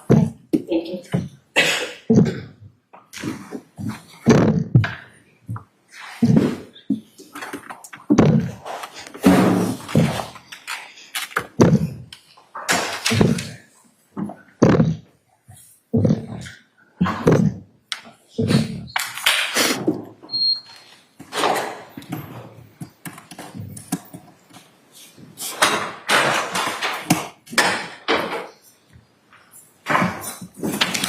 Court, all rise to re-entering.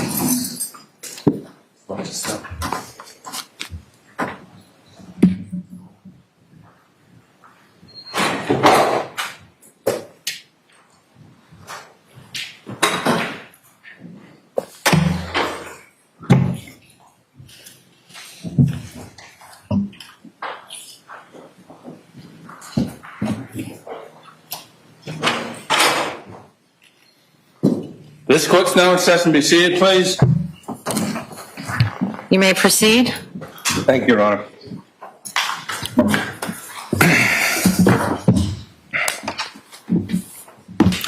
When we just finished talking, you had mentioned the fact that in 2018, your father had been prescribed Adderall. Yes. And he was using Adderall and drinking at the same time. Yes. Okay. That wasn't the only thing that he was prescribed at that time, right? I don't recall. Okay.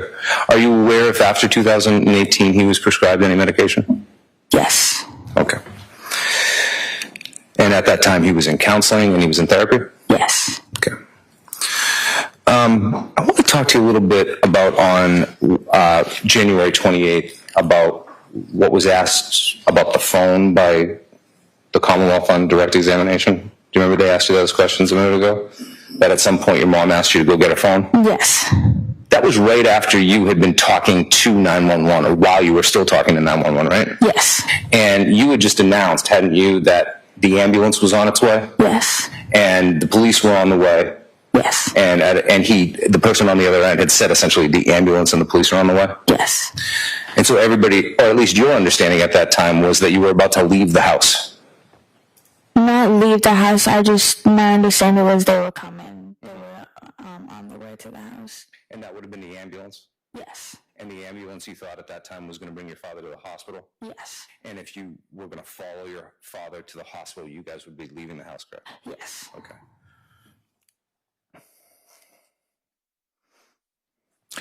You mentioned on direct examination that you didn't see any injuries on your mom when you came downstairs. Yes. Is it fair to say that your prime focus at that point was just calling 911? Yes, I would. And making sure your dad was okay? Yes. Did you have an opportunity to really do a thorough examination of your mother to determine if she had any injuries? No. Okay.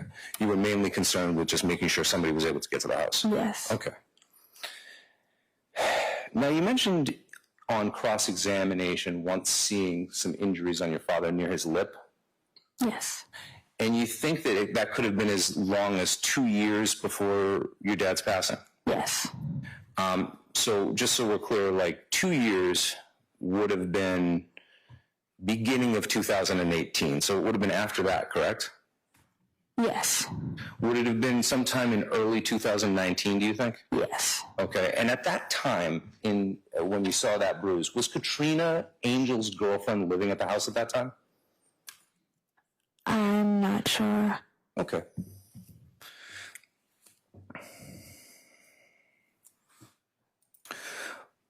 But that's the only time you remember seeing a bruise on your father's face, Yes. correct? And from 2018 all the way up until your father's passing, you were seeing your dad like practically every day, right? Yes. For several hours a day. Yes. Right. And that one incident that you mentioned was the only one you remember? Yes. Okay.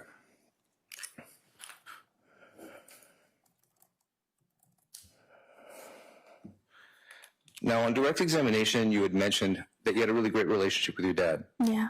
What was your relationship like with your mom?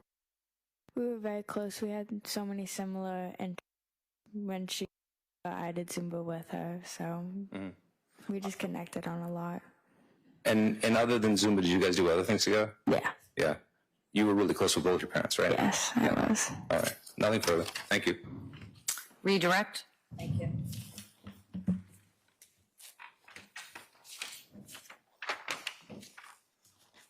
Hi again. Hi.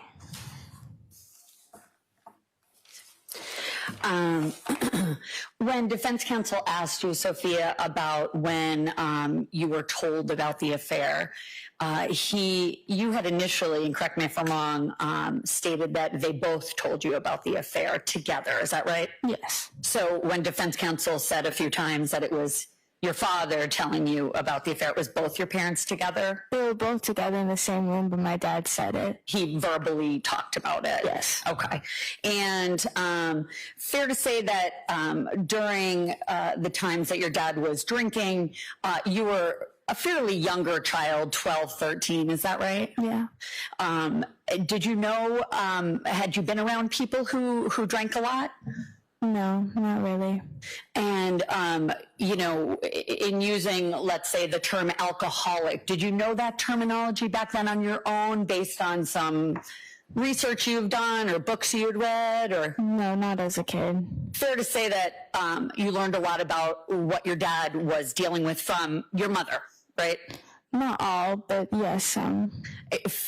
So some, like what kinds of things would she say to you about him? Like, Actually, let me ask you a different question. So fair to say it was a combination of different factors, your own observations, and your mother was telling you things, correct? Yeah. And when, prior to learning about the affair, your mother hadn't told you anything about your dad drinking too much, correct? Well, we talked about it, but she didn't tell me fully. But it became spoken about more often after you learned about the affair. Would that be fair to say? Yes. Okay. And when defense counsel was asking you about how your dad would react or respond when your mother would be asking him questions, and that would kind of be how an argument started. You remember that line of questioning? Yes. And is it fair to say that when you indicated your father wouldn't remember things, that primarily had to do with dates involved in the affair and details regarding the affair? Yes. Because certainly he had a full-time job at this time of his periodic lapses in memory, correct? Yes. He remembered to get up every morning, go to work on time, correct? Yes. As far as you know. Yeah. He drove a car, Yes. right? So he remembered the rules of the road, right? Yes. He also remembered to come home every night, correct? Yes. So his memory wasn't that bad generally, just primarily about the details of the affair that he kept being asked about by your mother, correct? It was periods of times. And with regard to AA, fair to say that if you know, it was your mom and you actually went to the first softball game that AA had, right? Yes. And your father wasn't even with you? No. And then thereafter, if you know, your mom went to all of the AA meetings with your dad? Yes, she did. In fact, during the same time period, is it fair to say your mom went with your dad pretty much everywhere except for work? Yes. She didn't let him out of her sight, correct? I wouldn't say that, but yes. Are you aware whether or not she had some control over his cell phone No, I was not aware. or his social media? I don't recall that. Fair to say your mom, during the time period after the affair, had a very difficult time coping with and accepting what your dad had done. Yes. And her personality changed in a lot of ways in terms of what she did or didn't do compared to before then, correct? Correct. She spent a lot of time in her room. Yes. She still taught Zumba though, right? Yes. Speaking of that, for anyone who doesn't know, and you indicated you did it with her, that involves 2 green sticks or 2 sticks, correct? That you're pounding on the ground, pounding in the air, right? No. Oh, I'm sorry. That's pound. Sorry. Zumba, I apologize. You're using, it's full on dancing, right? Yes. Okay. And your mom actually had a Zumba, like kind of a little studio in the house? Yes. And in that room were weights, right? It was kind of her workout room? Yes. And she was in great shape, correct? Yes. Fitness was important. It was kind of her livelihood, right? Yeah. Are we beyond the scope of cross? You are. In flight? Sustained. And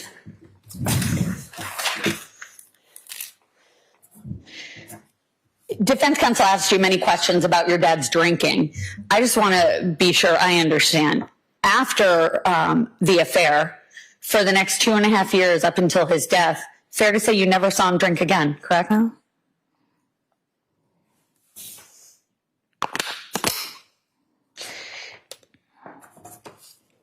And defense counsel asked you about a change in your father's job after 2019. Do you remember that? And that was because your mom made him stop working at one of the 2 places he was working at with his friends, correct? No. You're unaware of that, or you know something differently? I'm unaware of that. Okay.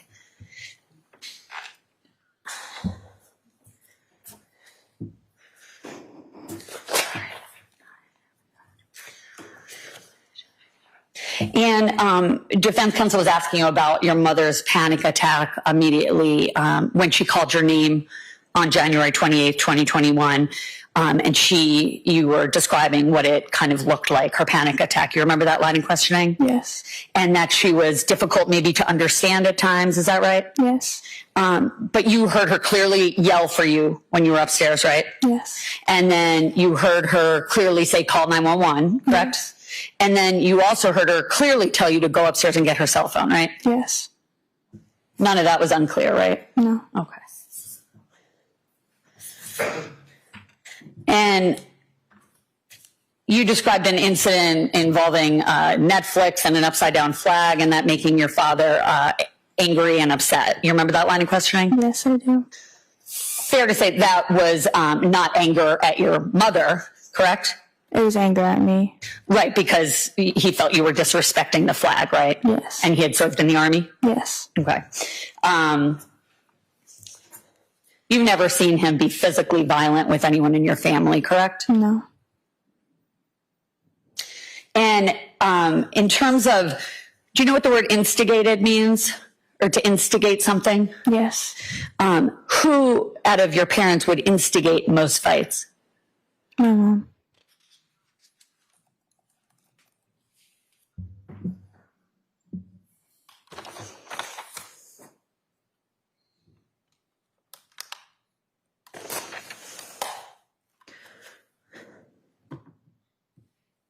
And in terms of your father's purported alcohol issues, predating this by a couple of years, the events of January 28th, did you ever observe your father pass out behind the wheel of the car? Did you ever see him, did you ever come home from a friend's house and see your dad pass out on the floor, surrounded by throw up? No. Did you ever see him fall down and hit his head because he was so drunk? Not hit his head, but I've seen him fall down. You saw him fall? Yeah. It was unsteady from drinking? Yes. How many, often? No, I've seen it one time? time. And again, at the for 2.5 years before his death, he no longer drank, correct? And you mentioned that your father was on Adderall, and that's for ADHD, correct? If you know? I do not know. And fair to say your mother was on a number of medications besides the medication you fed to her on the night your dad died, correct? I don't recall how many she was on. Do you know if she was on multiple medications? I knew she was on multiple, but I didn't know how much. One moment, please.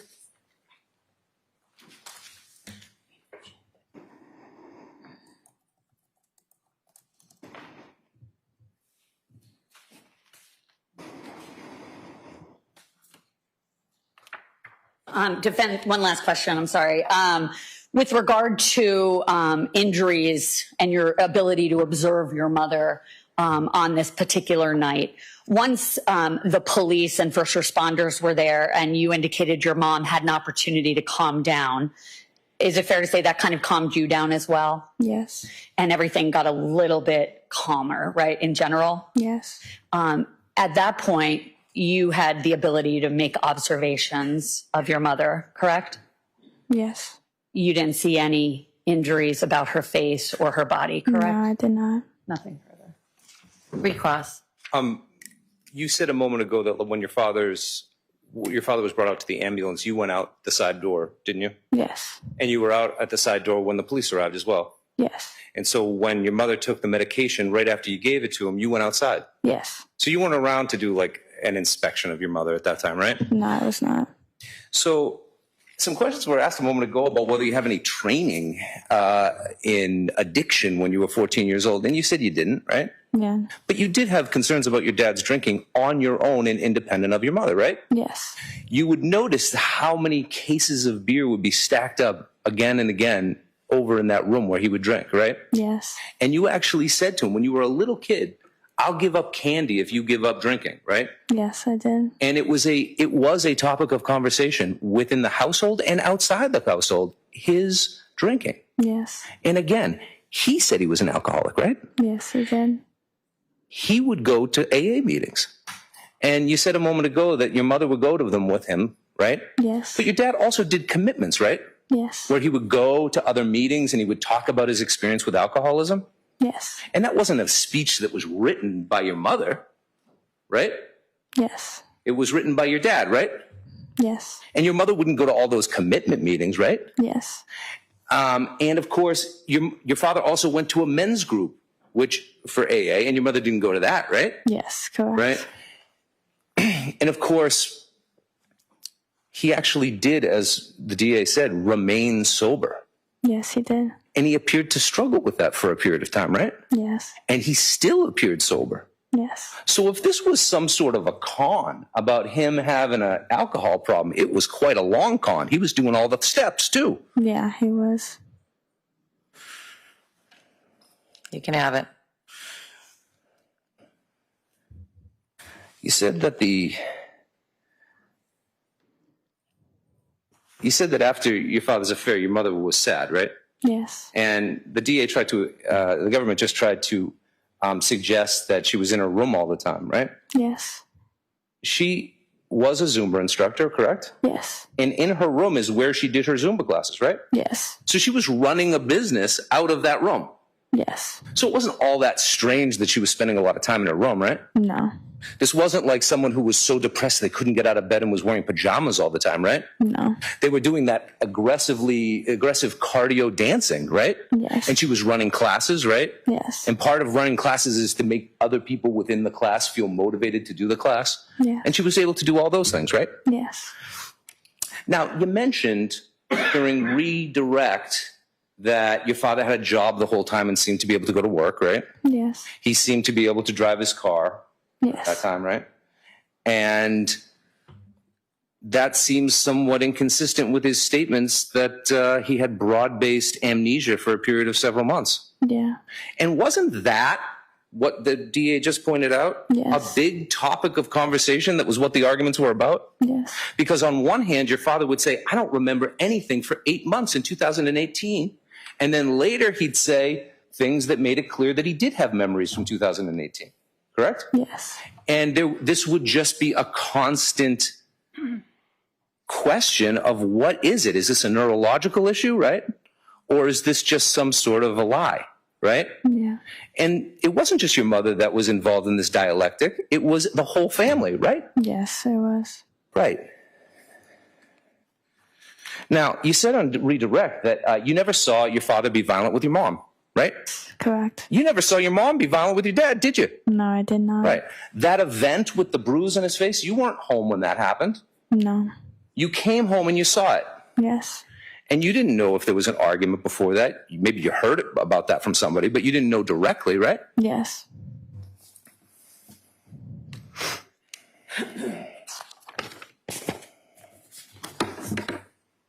Nothing further. The witness may step down.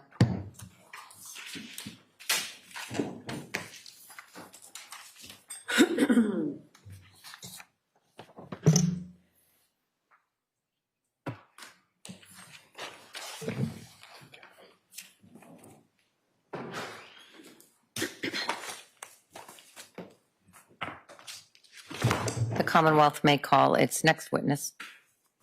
The Commonwealth would call Angel Richie.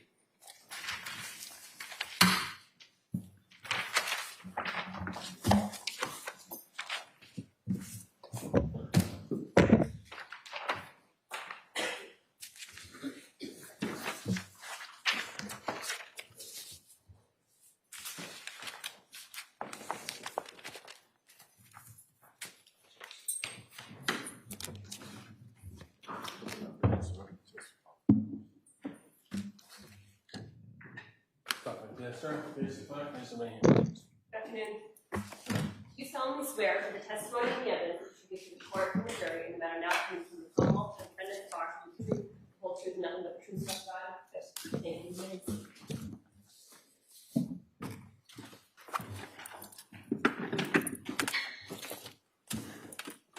You may proceed. Thank you, Your Honor. Good afternoon. Hi, Could you please tell us your first and last name? Angel and Richie, And how old are you? 27, Where do you live? Marshfield, And what's your address there in Marshfield? 679 Marine Street, How long have you lived at that address? 17 years. And who do you currently live at that address with? I was Sophia. Me and her have a little situation right now, but we are living together partially. We just have a separation right now. Okay. House. So do you both physically still live in the same house? We still have stuff at the house, yeah. We both live in quarters at the house, yeah. Okay. And do you work?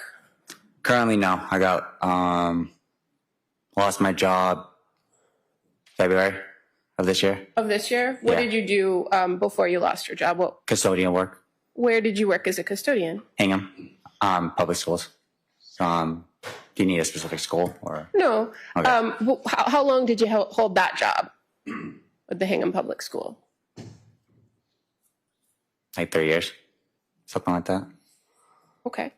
Going back to January of 2021, did you live at 679 Marine Street? Yeah. Yes. So when I say live there, you have like a bedroom there. A lot of your belongings are there, correct? Yes. Would you necessarily stay there every night? When I was working at the job, yes. Okay. And so after January 28th of 2021, did you live somewhere else for a period of time other than Marshfield? Yeah. Where'd you live?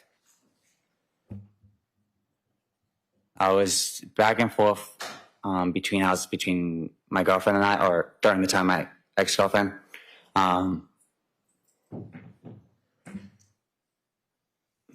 That would have been like Whitman Hanson, and then my house, and then very rarely would be her like grandmother's or something like that. Okay. And after specifically January 28th, when something happened at your house, did you go and live with another family member for a couple months? My grandfather's. And then eventually you were able to move back to Marine Street. Yeah. And where was your bedroom in the Marine Street house? Basement. And prior to January 28th of 2021, who else lived in the house at Marine Street? Is it prior? So beforehand? Yes. Me, my sister, dad, and mom. Okay. And if it's okay, I want to talk about those people that you just mentioned, Okay. your sister, your mom, and your dad. Who's your mom? What's her name? Christine Ricci / Sanchez. And do you see her in the courtroom today? Yes. Can you just tell us something that she's wearing, like a color of a piece of clothing she's wearing? Blazer. Beige blazer. May the record reflect the witness has identified the defendant? Any objection? No, Your Honor. That record will so reflect. In January of 2021, did your mom work? I believe so. It would have been online Zumba, I believe. Okay. And other than kind of doing Zumba, did you know her to have any other jobs outside the house, or was she primarily kind of at home? Most part at home.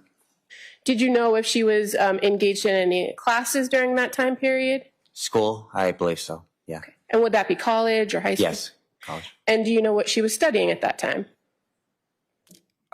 Psychology would have been would be my best guess.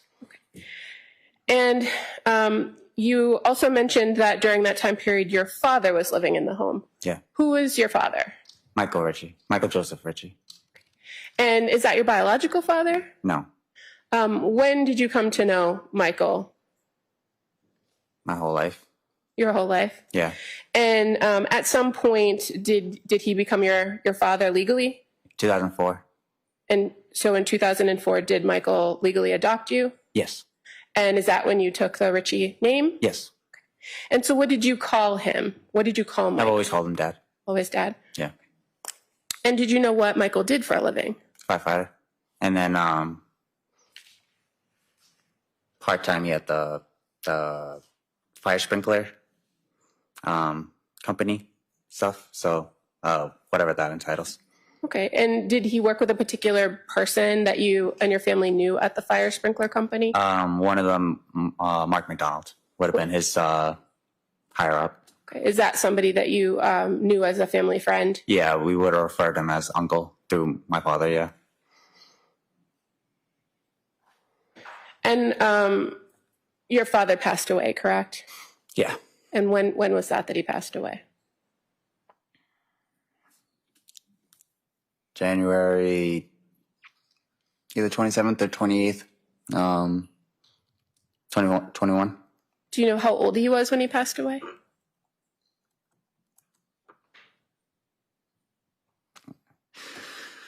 $57? I can't remember. Okay. You also mentioned at that time in January of 2021, your sister was living in the home, right? What's your sister's name? Sophia, And how old is she? 20. And do you have any other siblings? Michael, little Michael. Little Michael. And so fair to say he's a junior. Yeah. And is that what you and the family call him, as Little Michael? Yeah. Now, in January of 2021, was Michael Jr. living in the home on Marine Street? That month? Yes. No. Do you know when Michael stopped living at the house on Marine Street, when he moved out? I can't give you the exact date, but I can say before, like there was at least 2 years before my father's passing. Okay, so 2 years before 2021, you think he moved out? Yeah. And at the time in January of 2021, did Michael still have a room at the Marine Street house with like where his belongings would be, or he could sleep if he stayed? No. My parents were working things out with him to try to like grab what he needs when he left. And then the rest was just kind of like, it's whatever. Did he have a bedroom there growing up? Yeah. So he had it growing up, but my mom eventually turned it into like her own like personal workout zone once he moved out officially. Okay. Now, can you tell us a little bit about your parents' relationship back in 2018? What was their relationship like? Exactly 2018 or? Around that time period.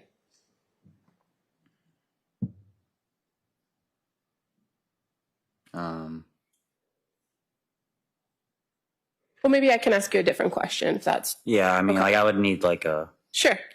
So growing up, did your parents appear to have a good relationship in your eyes as a child? Most part, yeah. Okay. At some point as you got older and became an adult, did you see their relationship change? Yeah, I mean, yeah, obviously, yeah. Was there any particular event that you can recall in your parents' marriage where you started to see that change? The affair. Okay, and when you say the affair, what do you mean? My mom finding out that my father cheated on her. And did you learn that from both your mother and your father, that had been what happened? Just through arguments and stuff, yeah. And so when your mother learned about the affair, did you notice changes in her demeanor on a day-to-day basis? Yeah. What kinds of things did you notice changed? Secluded.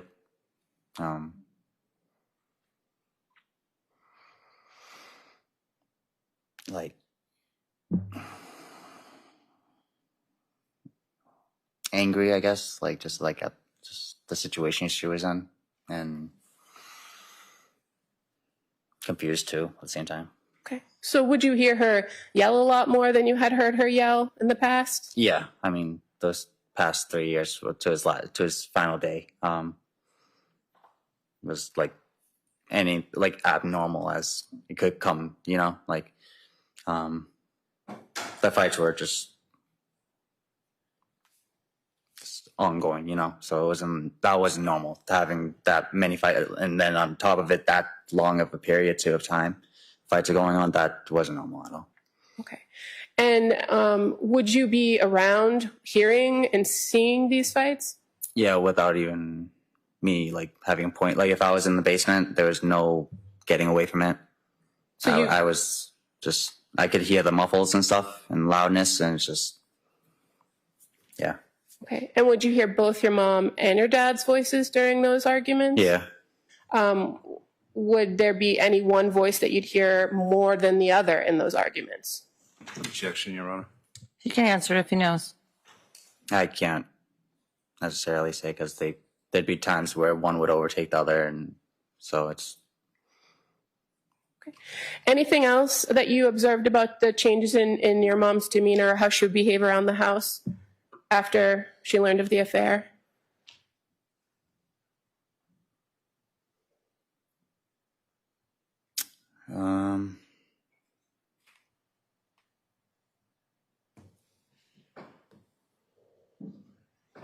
I think she just wanted the truth. Like that, she was just persistent. She was persistent about getting the truth. Okay. What about the house itself? Prior to her learning of the affair, what was the kind of state of your house? Was it always neat and tidy, or? Objection, Your Honor. Basis? Relevance?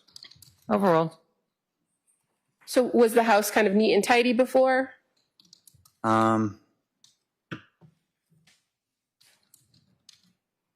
It got to a point where like it seemed like my father was picking up the slack.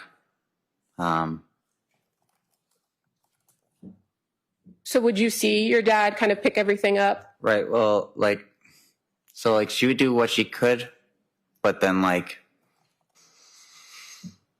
the whole house was affected, like in depression wise and everything. So like it's kind of hard for a lot of us to do stuff. So when he come back from work or whatever, he do what he can. Now, kind of jumping forward for a moment to the weeks prior to your dad's death, did you notice changes in his demeanor at that time? Yeah. Thank you. What did you notice about your dad's demeanor?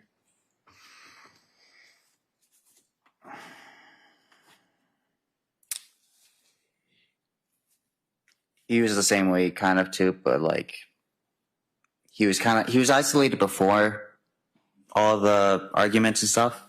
But it kind of seemed like he was trying to really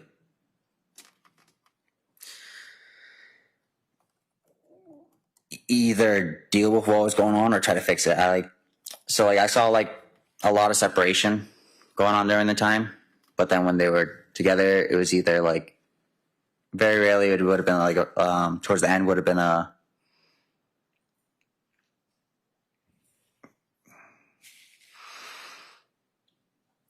bonding experience was very like limited over the fighting, if that makes sense. So like the arguments would just overtakes what the good memory would have been if the argument wasn't in place, if that makes sense. And is that something you observed between your parents? Yeah. Now, how about your relationship with your dad? Did you see some changes with your relationship with your dad in the few weeks? Until he got sober. What do you mean until he got sober? Once he started getting sober is when I was able to like. My whole life I had a fear of my dad.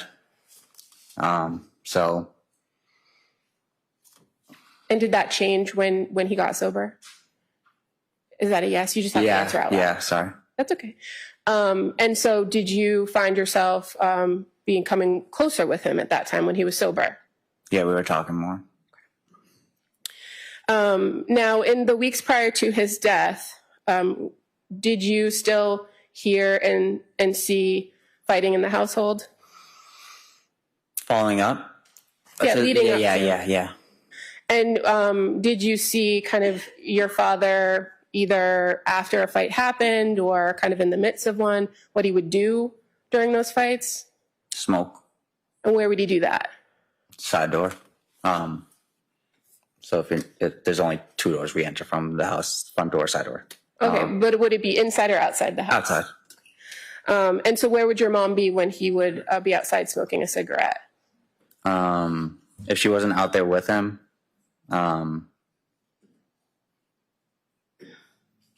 in the house somewhere. I mean, mostly in her room, just trying to stay away from it, you know?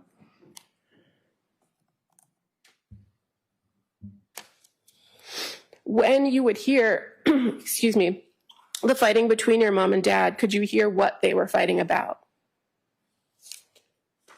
I mean,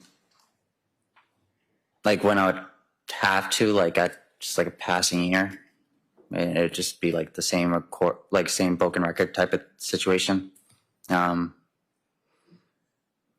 a whole lot of just trying to figure things out. It's what it sounded like, you know. And when you say trying to figure things out, was there any particular thing that your parents were trying to figure? The affair.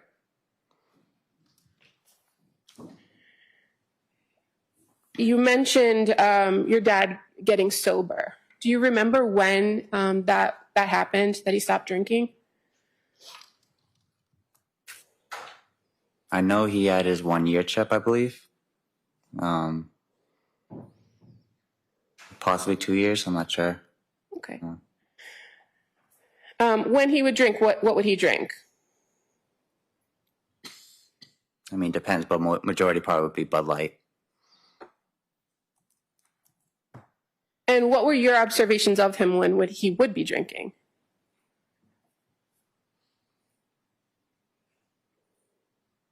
Didn't want to be messed with. Okay. So does that mean he would be by himself? Majority of the times. Yeah. Okay. And would he do it in the house or someplace else? Inside the house, and if he had to go outside, there'd be some stash somewhere for him to drink on. So, did you see a change in his interaction with the family when he became sober? Yeah.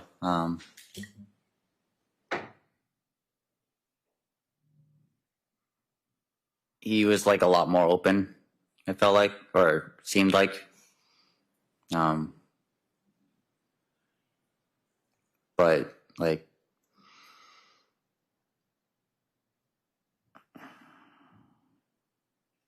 it seemed like his anger wasn't as bad as before.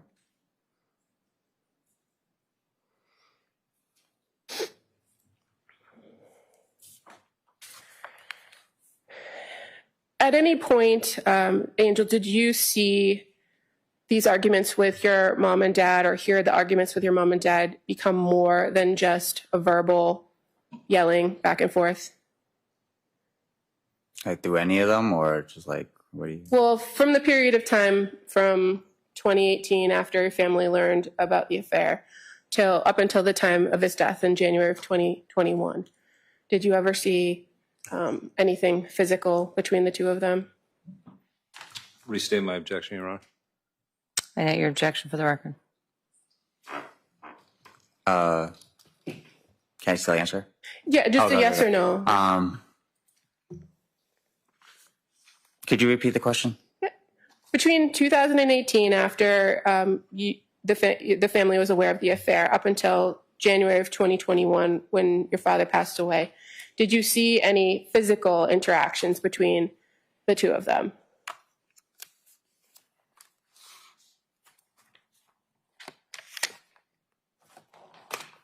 I don't think so. Not in that time period.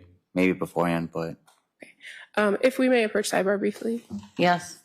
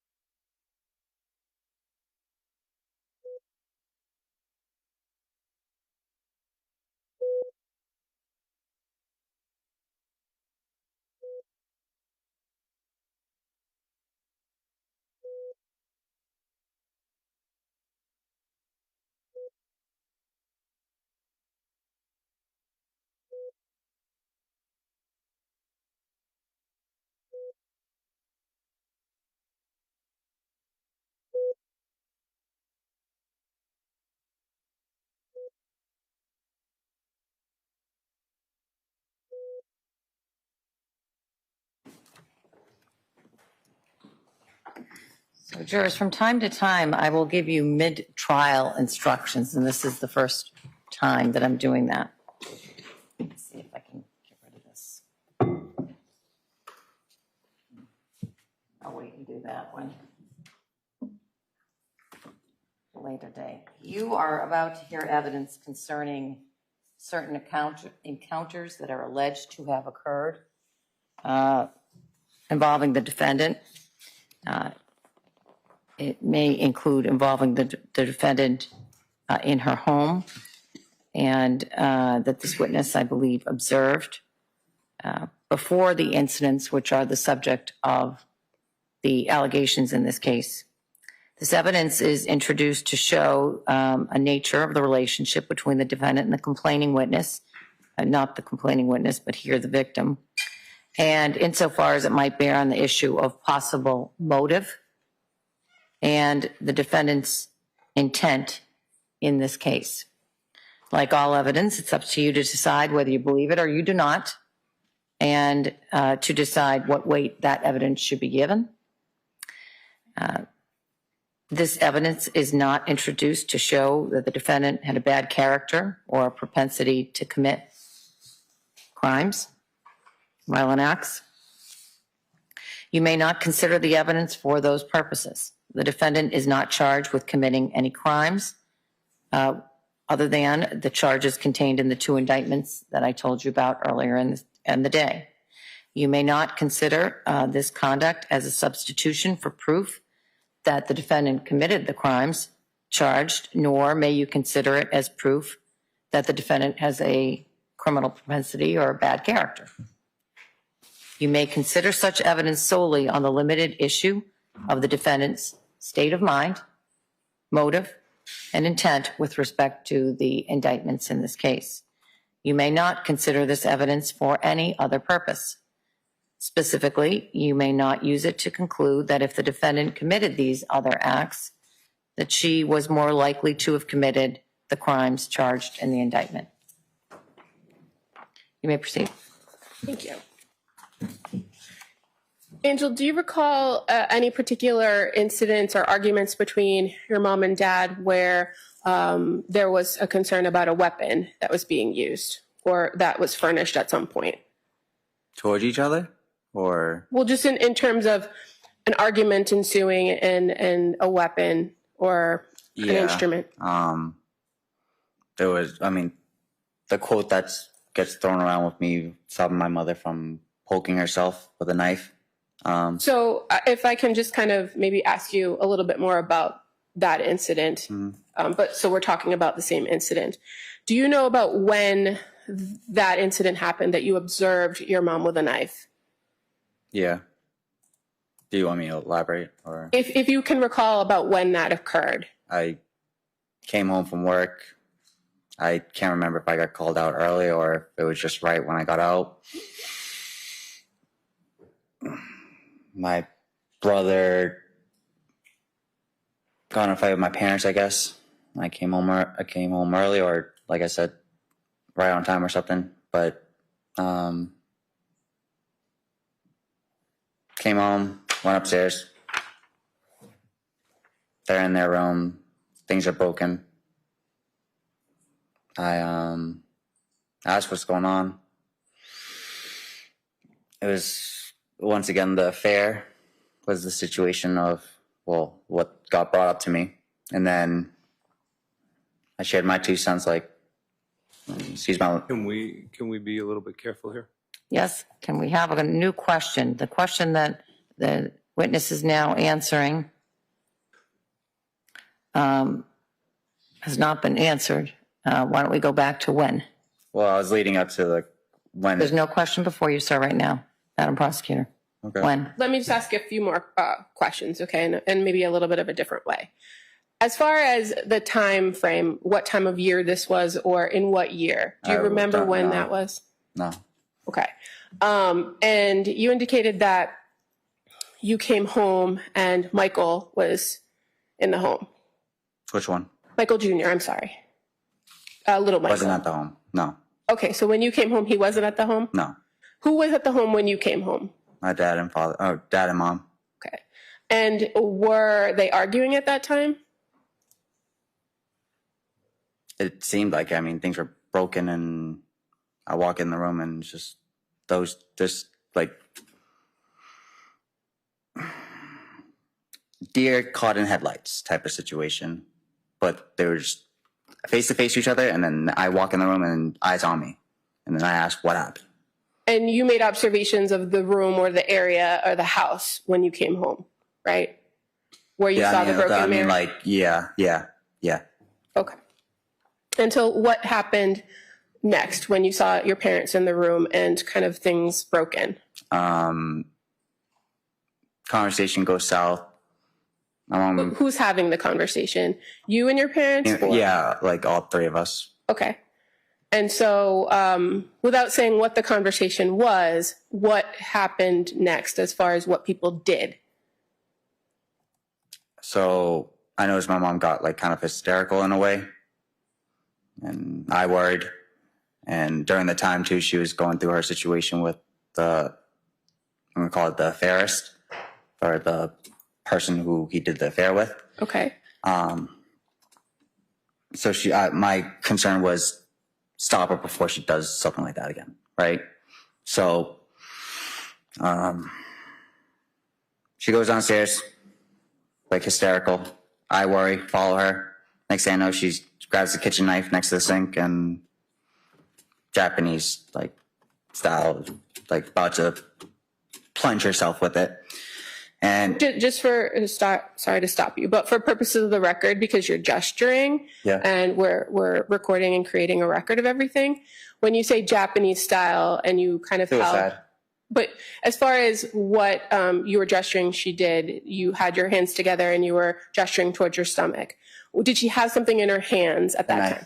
Okay. Like a steak knife, like the ones you'd cut like an onion with or something, you know, like those. I'm sorry.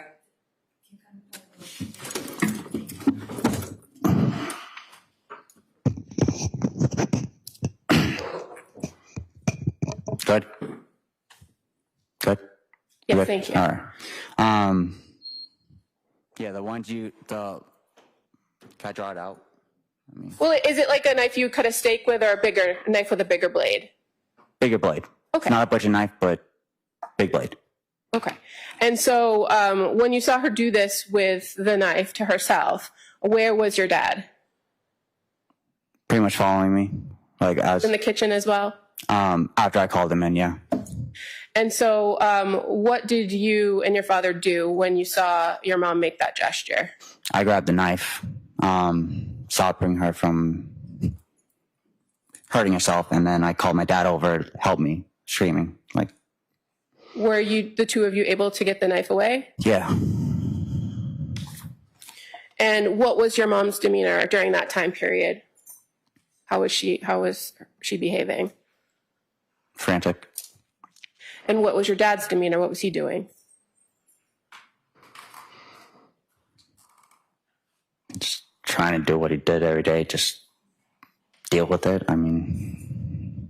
And just to kind of circle back to when this might have happened, do you remember if Michael Jr., little Michael, was living in the house at that time, or is it some point after he moved out where this incident happened?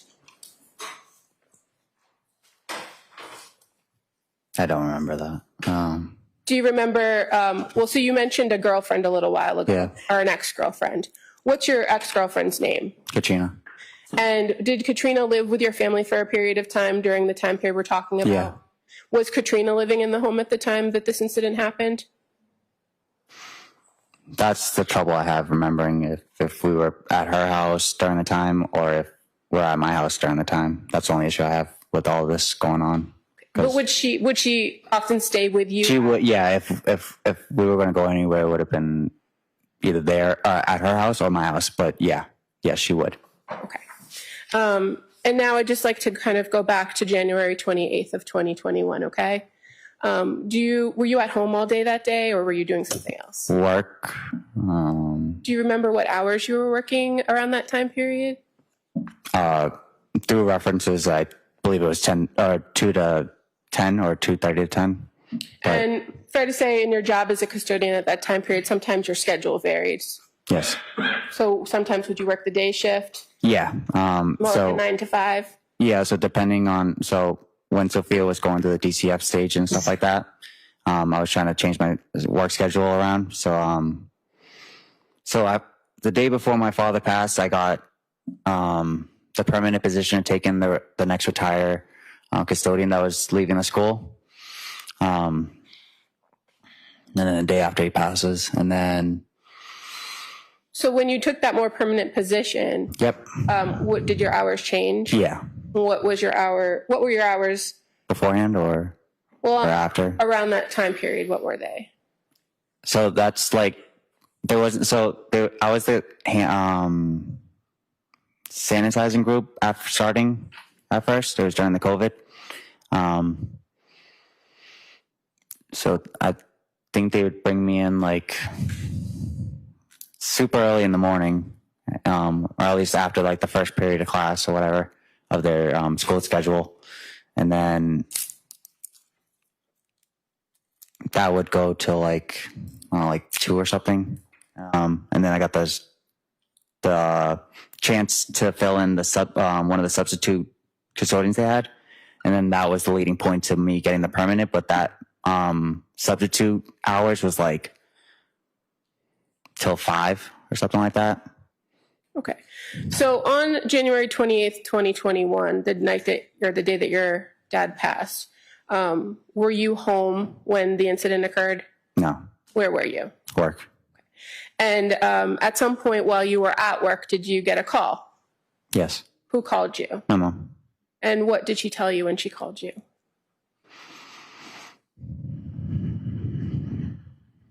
If you can. Actually, I think I missed the call, and I got the text message. So all I remember, I woke up because I was taking my break. Woke up to the text message, like you hear the ding, and then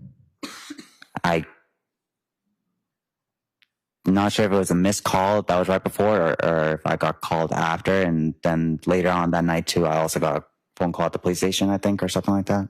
Okay. As far as the text goes, during that time period in January 2021, you got a text, so you obviously had a cell phone, right? Do you know what your number was then, or your phone number? 781-588-1637. Is that the same number you use today, or? No. Okay. In your phone, your cell phone, did you have a contact saved for your mom? Would have been like Mama Bear or something like that. Okay.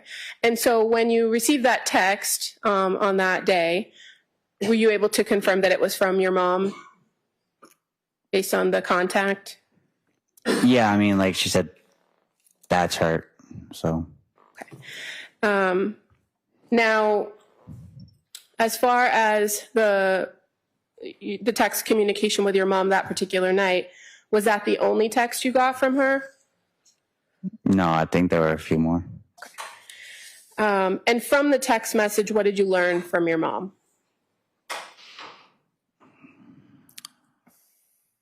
He's hurt, or my father's hurt.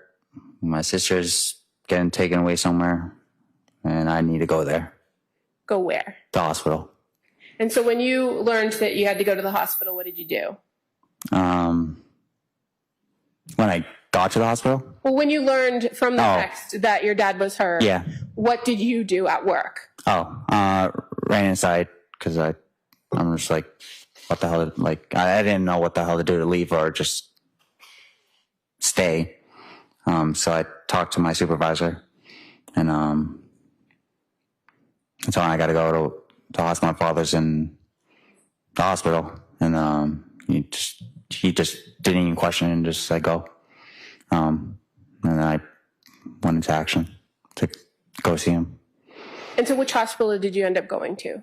Weymouth, South Shore. When you got to the hospital, was anyone else in your family there? I think Michael showed up after. Little Michael. Was Sophia, did you see Sophia at the hospital?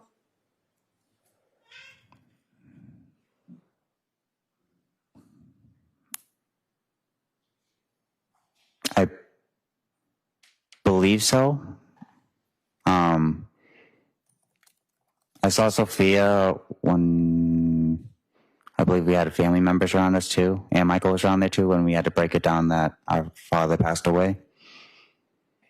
And were you able to see your father before he passed away? Before, yes. Was he responsive? Was he able to talk to you? Oh, you mean like at the hospital? Yes. Oh, no. I wasn't able to see anything until the open casket. On that night, did you talk to your mom again after going to the hospital? Yes, that would have been at the police station. Did she tell you anything about what happened that night with your dad? Other than what you learned in the text?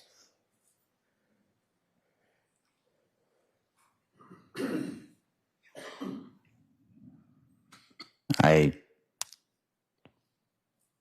can't remember that far. I mean, that was a crazy night too on top of it also, like, and then they were questioning me about stuff, so I mean, I don't know. Now, as far as your phone went on that particular or around that night, do you remember talking to police about the text message that you told us about you got from your mom? You want to repeat that for me one more time? Sorry. Yes, let me reword the whole question. Yeah. On that particular night, do you remember talking to the police about the text message that you got from your mom earlier that took you to the hospital? They had me and Michael sign a waiver for them to check messages between the parent or us and our parents or whatever. Okay. And so you're aware the police were able to go into your phone and find the message you're referring to, correct? I believe so, yeah. They said it was only to... It's okay. Yeah. And I'll ask you another question, it. okay? Yeah. May I approach the witness? Yes.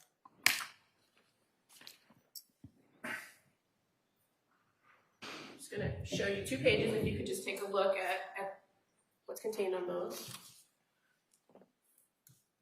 Okay.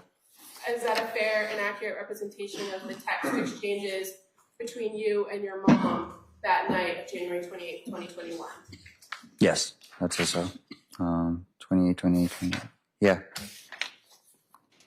Thank you. I would move to admit this as the next exhibit, please. Is there objection? Let me see the second page one more time.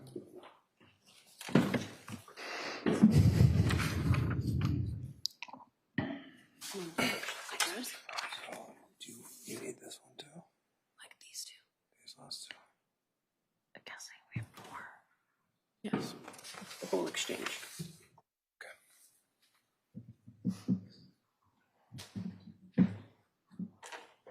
Any objection? No, Your Honor. Be marked and admitted as Exhibit 4, the text, 2 pages of text messages.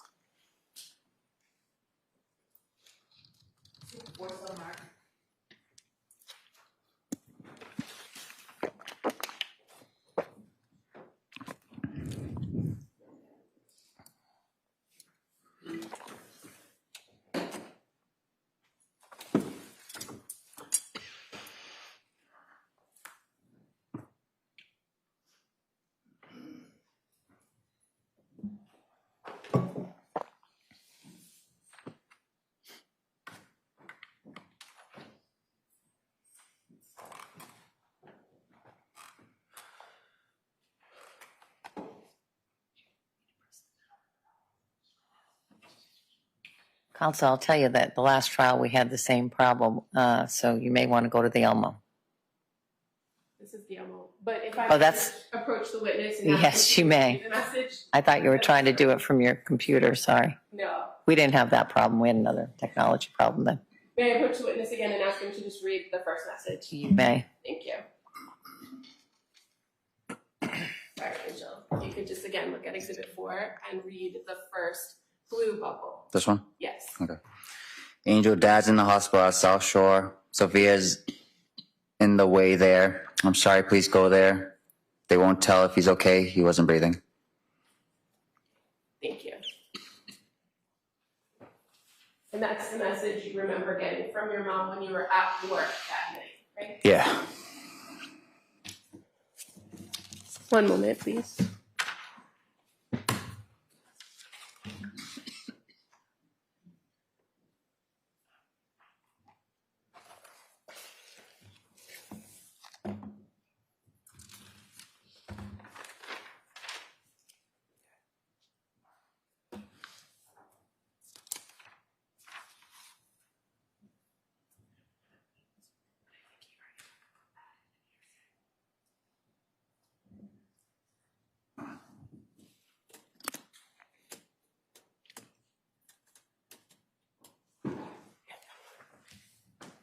Sorry, Angel, just to go back for 1 second to something that you previously testified to.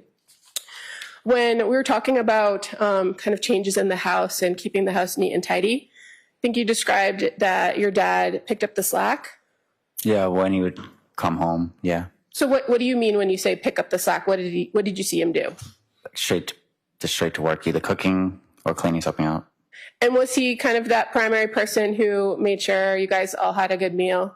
Did a lot of the cooking? Just about, yeah. If I couldn't do it myself, then he'd be that person, yeah.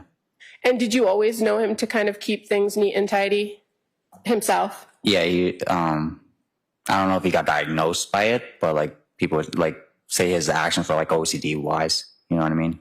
Did you know him to have prior military service before you kind of came into the family? Yes. Okay. Thank you. I have nothing further. Cross. Thank you. I want to start by talking a little bit about, well, let me start by saying good afternoon, Angel. How are you? Good afternoon. Doing good. Good to see you. I want to start by talking about the event that you mentioned a moment ago about your mother trying to poke herself. I think that's the way you described it. Now, you said that on that particular day, you don't remember exactly what day it was. Right. But you do remember coming home from work all of a sudden, or having to come home from work, right? Yeah. And the reason you came home from work was because your brother and your parents had had a fight, right? I believe so, yeah. And the reason why your brother wasn't home when you got home was because he went to the hospital, right? I believe so, yeah. Right. This was the same exact day that he had broken his hand by punching the wall, your brother Michael, little Michael. Sounds about right, yeah. Yeah. So this, if I told you that it was June 6th of 2019, would that sound correct to you? Thereabouts? Nice sunny leaves out, yeah. I would say so, yeah. Right. So by the time you get to the house, Michael's already gone. He's at the hospital, right? Yeah. You walk upstairs and your parents are in the bedroom, right? Yeah. You don't actually see them fighting, right? No. You just heard about this because of the big blowout with Michael, little Michael, right? Yeah. And this would have been the last night that Michael Jr. stayed at the 679 Moraine Street home, right? He left after he broke his hand, right? He started living with your grandfather? I can't confirm if it was his so if it wasn't the last day, it was one of the very last days. So if I told you it was his last day, that wouldn't surprise you? Yeah. Right. And so you walk in, and by the time you get there, although they're like deer in headlights, as you described them, they're not fighting when you get home, right? No, not that I see, no. When you go in, they're in their bedroom, right? There's a bunch of broken glass on the floor, yeah, right? And your father is sort of like trying to comfort your mother, right? Yeah, I mean, aren't they both sitting on the ground? Yeah, yeah. Mm-hmm. And he's rubbing her back? I would say so, yeah. And then you come in, of course, and you've heard this really crazy story from Michael Jr., right? About a fight? It was either from him or it was from my girlfriend or ex-girlfriend during the time. Okay. When you get home, Katrina's not at the house when you get home, right? No. Right. So you come home, you go upstairs, and basically you bring a certain amount of frustration to that, and it's understandable, but you did, right? Yeah. And that kind of sets the ball again in motion of the emotions. Yeah. Right? Yeah. She starts getting emotional, right? Yep. She starts crying, right? And she's hyperventilating, and she's very, very upset. Yeah, and she tries to remove herself from the situation. And so she walks away to get out. And your dad kind of is trying to give her some space and is a little bit behind her, but you're concerned, right? Yeah, I was kind of like the middle ground for that situation. And so you follow her downstairs? Yeah. And it's there that she grabs a knife, right? In the kitchen, yeah. And she holds it against her stomach. Yeah. As if she's about to plunge it into her own guts. Yeah. That's what you mean when you say the Japanese style, like harikari kind of thing. Okay. Yeah. Now, I want to talk about, I know I'm switching gears all over the place, and I apologize for this, but you mentioned that your father had a drinking problem, right? Yeah. Yeah. And you never had any doubts in your mind that your father had a drinking problem. You saw it firsthand, right? Yeah. And he was a heavy drinker. Yeah, he would need at least an 18-pack when he come home or something when he was drinking. Mm-hmm. And so even before he quit, it had occurred to you that your father was a pretty heavy drinker and he might have a problem, right? Yeah. And you also said there were some issues with regard to his anger during that period of time. Yeah. Yeah. And your father claimed that he was an alcoholic. He said, I'm an alcoholic, right? When he would talk to us about, like, if there was arguments and stuff like that going on. He self-identified as an alcoholic and went to AA. Right? Yeah, I was going to just say, too, the AA meetings. And I'm pretty sure he had, like, a speech or two at those meetings, too, so. I want to talk about that. Those are those commitments, right, that people in AA do where they go out and speak about their experience. Yeah, so they can spread their, like, good energy, I guess, if you would say, to others to kind of motivate them to keep going and stuff like that. So the idea is that an alcoholic who has gotten sober will go talk to another group of alcoholics and tell them about his struggle, right? Yeah, to refresh that motivation for them. And maybe tell them that they can do it too. Yeah. And that was a speech that your father himself wrote, right? I believe so, yes. It wasn't something that your mother like put words in his mouth. Or Not that I would know, no. And at that time, your mother would sometimes go to AA meetings with him, right? Yes. She didn't go to all of his AA meetings with him, did she?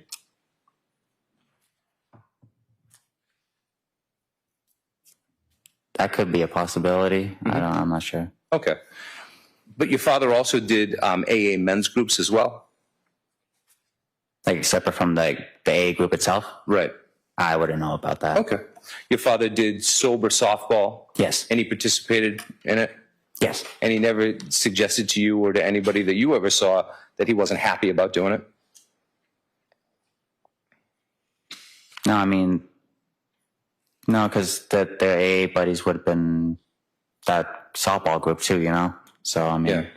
Well, that's a good point. You mentioned the AA buddies. Yeah. Were those AA buddies, I mean, when somebody gets sober, oftentimes, before they get sober, they're friends. Was this the way it was with your father? That all of his friends were people that drank? So the people he was surrounding himself with when he was getting sober weren't the same friends that he were drinking with. Right. Before he got sober, though, those guys were largely drinking people. Yeah. And I'm not suggesting for one second that all of those people had drinking problems, but they were people in which they weren't helping in a way. So. Yeah, that's exactly what I was going to say. So in other words, he had a relationship with them that was sort of built around the social aspects of drinking, right? Yes. And when he decided that he was going to get sober, he realized, and he would say this, wouldn't he? That he needed a new group of friends that didn't have that as a major part of their social activities, right? Yeah, because it's kind of like a smoker is trying to stop smoking. It's like if you see someone smoke, it's going to make you want to smoke. So like if you see someone drink, you're going to want to drink. Right.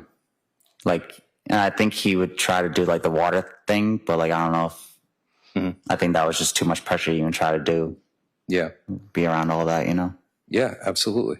Can I ask you this? He used to work for this guy named Mac, who was sort of like almost like a family member of yours, right? Yeah. Guy you grew up with? Yeah, he grew up. I'm not sure exactly where they. Maybe Hyde Park? Yeah, I would say so, yeah. And they knew each other for so long that you guys sort of referred to him as an uncle? Yeah. And your dad worked for him as well, is right? Yes, for some time, yeah. Yeah. And wasn't it sort of a ritual of the guys that worked for that MCC company, the company that Mac worked for, that after work they'd all go across the street, yes, get a couple of beers? Yes. And that was a big part of the social group, right? Yeah, I mean, wind down before you go home and, you know. Have an 18-pack. Yes. Yeah. Yeah. So the fact that he would be going to work with these guys and the ritual would be after work every time we go across the bar for a quick one, do you think that was a temptation to him, or would he express that was a temptation for him? I would assume so from him cutting off all those people. So. Okay.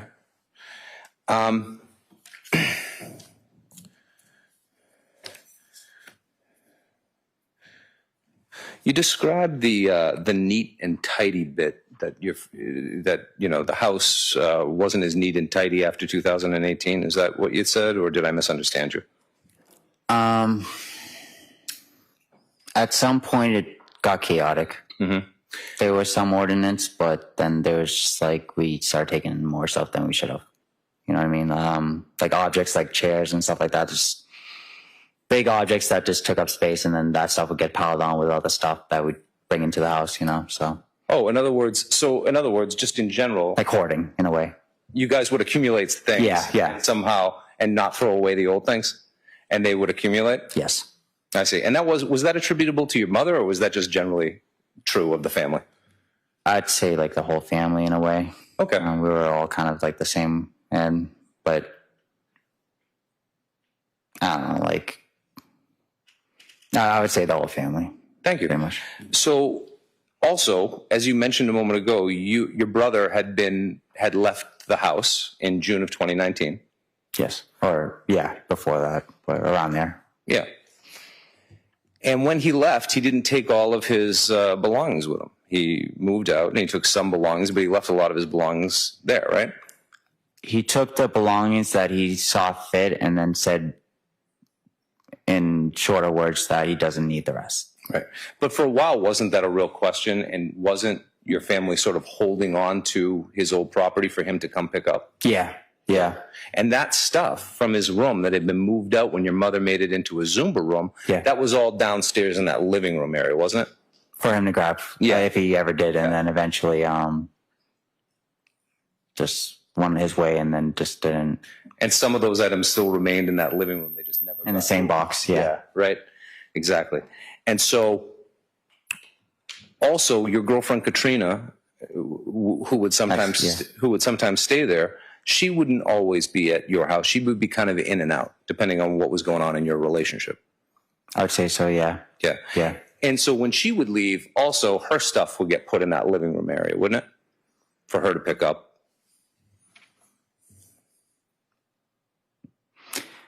I wouldn't say she would leave the same room with the same area with the same idea, but it wouldn't be left there for her to just pick up it. She'd be gone with it. In December of 2020, she leaves 679 Moraine Street permanently, correct? September 2020? Yes. About a month before your father's death? I believe so, yes. Yeah. And when she left, she had a bunch of her boxes, didn't she, over in the living room? In my room. Which then got moved to the living room area? I believe so, yes. Yes. So the pictures of the living room, dining room area, that's, from January 28th, 2021, all that stuff. Some of it's Michael's and some of it's Katrina's, right? Waiting for them to pick it up.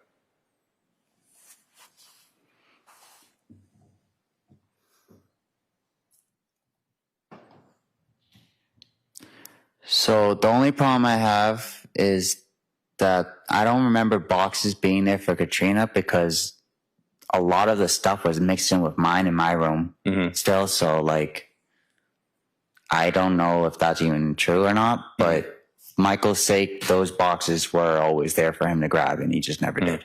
And then there was also the general problem with the family accumulating stuff over the years and not getting rid of the old stuff. And then those boxes being there and then kind of like a furball that's picking up stuff as it goes. In other words, at a certain point, it gets so big, it's hard to handle, right? Yeah. And when your dad would get home from work, he wouldn't try to clean up that living room area because there was just such a big job. He would do things like make dinner, right? Yep. And by this point, when he was making dinner, you're dishes and he was doing a lot of. How old are you at this point? You're in your 20s, right? Yeah. Michael Jr. is in his 20s, right? Yeah. And Sophia at this point is 16 years old, right? Yeah. So all the kids are kind of grown, right? Yeah. Are they? You guys are probably also making your own food, aren't you, during this time? Yeah. Washing your own dishes, aren't you? No. So my dad.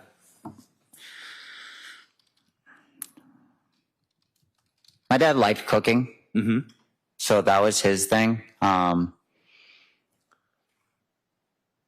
think it got to a point where he just said, "Leave the dishes for us," because we were just piling it up beforehand, anyways.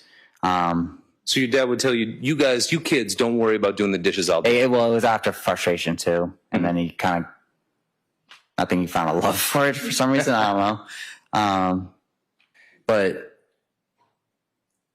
Dishes, food, and if you didn't do the dishes first, then it'd be the dishes after the food, and then clothes. He's a big stickler about the folds and all that. So, so when we talk about, for example, your father and the jobs that he had around the house, he would choose to cook, and he always did that, didn't he? Yeah. And he's a firefighter, and a lot of firefighters do cook, don't they? Yeah, I'm pretty sure he helped cook at the place too, a fire place. Yeah. Too. And when you guys would sit down for family meals, it would often be your dad that cooked. Yeah. And those knives that were at your house, those cooking knives that you mentioned a moment, those were really your dad's knives, weren't they? He would use them for cooking. I mean, they were family knives. But. Yeah. So for the most part, for him to use, and then whoever else was gonna cook something, but. But he was the primary cook, if there was. Yeah, if there was going to be a label for any primary cook, it'd be him. Yeah. So it wouldn't be surprising that his DNA was on those knives because he was using them all the time. Yes. Right. Wouldn't be surprising even that if his DNA was on the blades of the knives, because again, he was using them all the time. He was washing them. Yes. He was cutting with them. Objection. It calls for speculation. All right, sustained.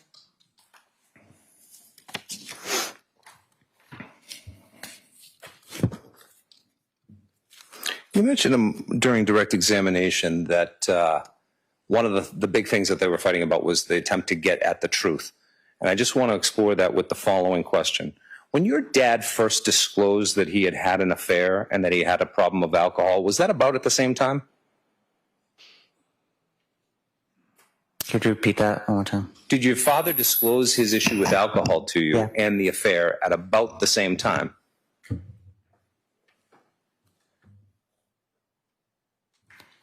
So the alcohol was a known thing. Mm-hmm.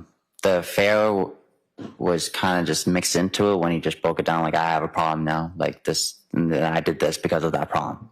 That's what I want to ask you about. Okay. So he told you when he made this speech about he blamed it on the alcohol. Yeah. Blamed it on the alcohol. Yeah. Did he also tell you that he had broad-based sort of amnesia for a period of time during 2019? There were periods of time that he just could not remember? Me personally, no, but overhearing conversation, yes.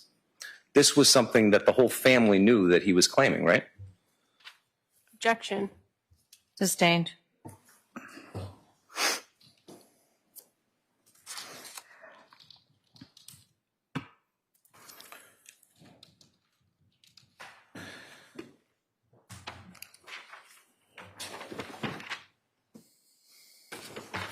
We mentioned a moment ago that you weren't sure if Katrina's stuff was in that living room area, and I don't want to belabor the point too much, but didn't Katrina own a big stuffed moose? That I bought her, yes. Yeah, and wasn't that in the living room with all of her stuff in 2021 and 2020?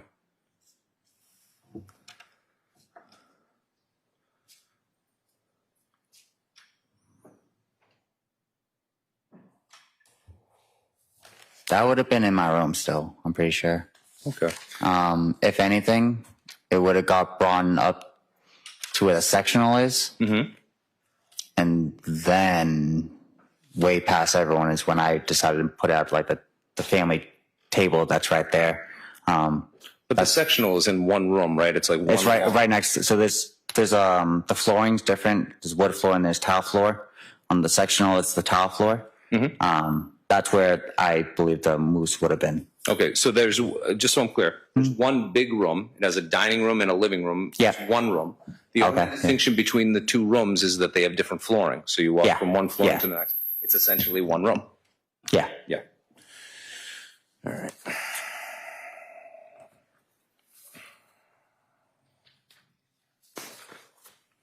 Now, during the time that you lived between 2018 and 2020, January of 2021, you were living at the 679 Moraine Street home. We've established that, correct? Yeah, I mean, between if it wasn't at 679, it would have been in Whitman Hands with my ex-girlfriend. So there were periods of time, there were periods of breaks, but in that course of that 3-year period that we're talking about, you would have been at your mom's house for... I could have shown up whenever I wanted, pretty much. Right. So. And you would see your father during that time 3-4 times a week anyway. Yeah, I mean, just to visit or needing something in there or talking to somebody. I mean, the phone. Did you ever notice any injuries on him during that time?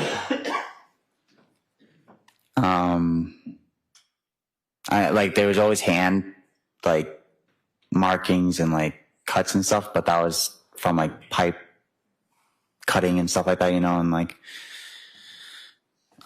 because of his work, in other words? Yeah, so I mean, you're dealing with steel pipes and stuff, so you can inside, so. So he'd often have cuts on his hands? Yeah. The only noticeable thing on a face would have been his surgery, but I don't know what year or. So there was a moment in time where your father got septum surgery? Yeah. And as a result of that, he had a splint on his nose, correct?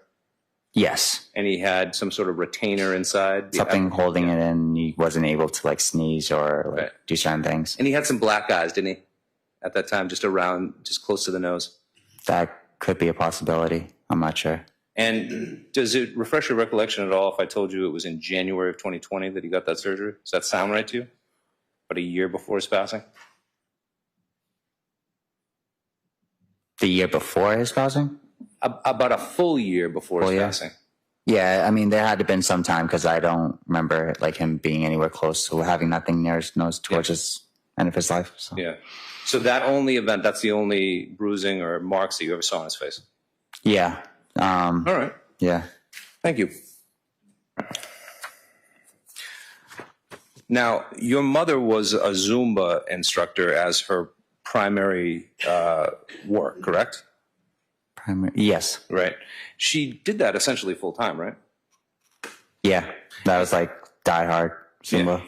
And so she would do like sort of classes in her room sometimes, or in the Zumba room, the exercise room that used to be Michael Jr.'s. Right? Yeah. And she'd be up there essentially all the time in 2018, 2019, 2020, because that's where she taught her classes. Yeah, so if it wasn't her room, it wasn't Michael's old room, or if it was in the kitchen. Mm-hmm. And she'd be doing a bunch of classes a day, right? Yeah, I mean, if it wasn't her Zumba class, it was like yoga class or something like that she was being a participant of. Okay. And stuff like that. So. And she also did things like Zumba cruises that she would leave and do. And that was all during that post-2018 period. Could have been right, yeah. Yeah. So it wasn't like after 2018 she became moribund and never left the house. It wasn't like that at all, right? She was even headlining. These progressively, it got worse, I feel like. Mm-hmm. She was still trying to go on the cruises, but I don't know. So she'd go on cruises. She'd be away from home for weeks at a time doing the cruise? For the cruise, yeah, I'd say so, yeah. And then she'd come back and she'd do Zumba classes out of the Zumba room upstairs or her room, right? Her kitchen, yeah. She'd be doing yoga classes up there as well, right? Yeah. And she was also a student, right? She became first a part-time student, right, at Quincy College? Yes. And then later a full-time student? Believe so, yes. And was it your understanding that the reason that she went back to school was because she wanted to sort of understand what was going on with your dad, at least initially? Yeah, if not that, then just to help the family or something. Mm-hmm. I don't know. I know she wanted to start a group,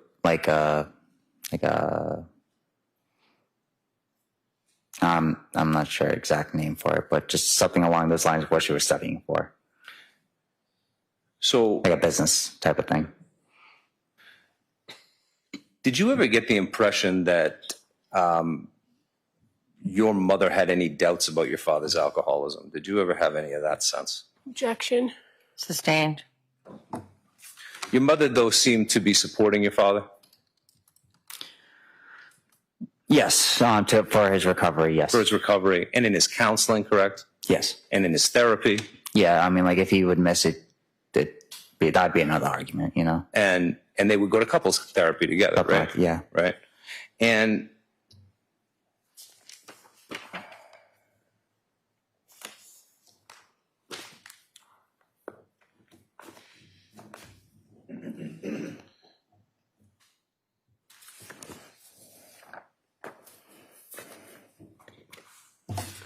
one moment, I'm sorry.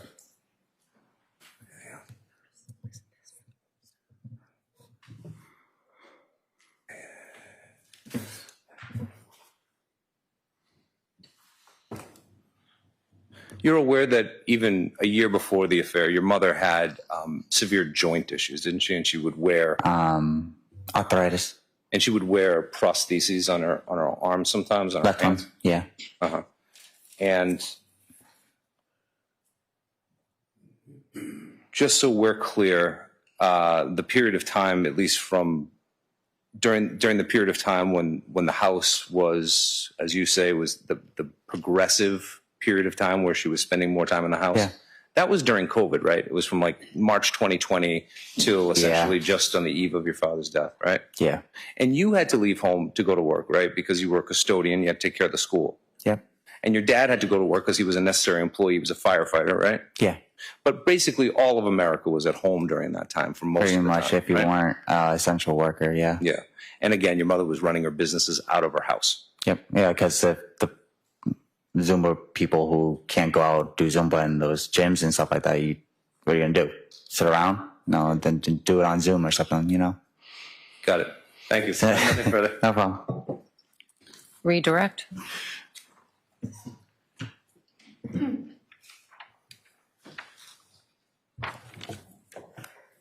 Angel, you were asked on cross-examination about the knife incident we discussed occurring possibly in June of 2019. Do you remember that line of questioning? Yeah, I believe so. I think you indicated you thought maybe it was like warmer months when it happened. Yes. And you described that incident occurred and that there was some sort of incident with Michael before you even got home, correct? After that particular incident, Michael no longer lived at the home with you guys, did he? Yeah, so that's the question I have for myself is like when he officially left, because there was a lot of like him going back and forth, but like it was like to fix things or to pick things up. And then on top of it is worrying about my sister too.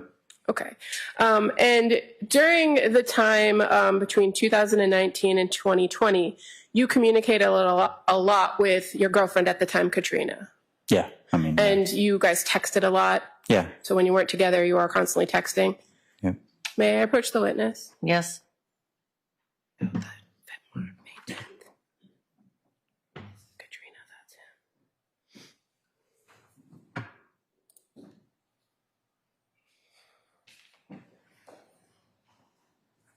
This is Katrina saying this. No.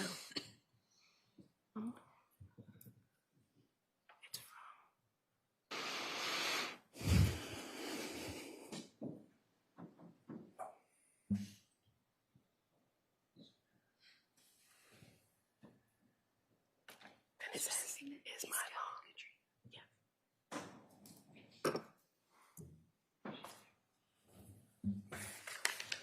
I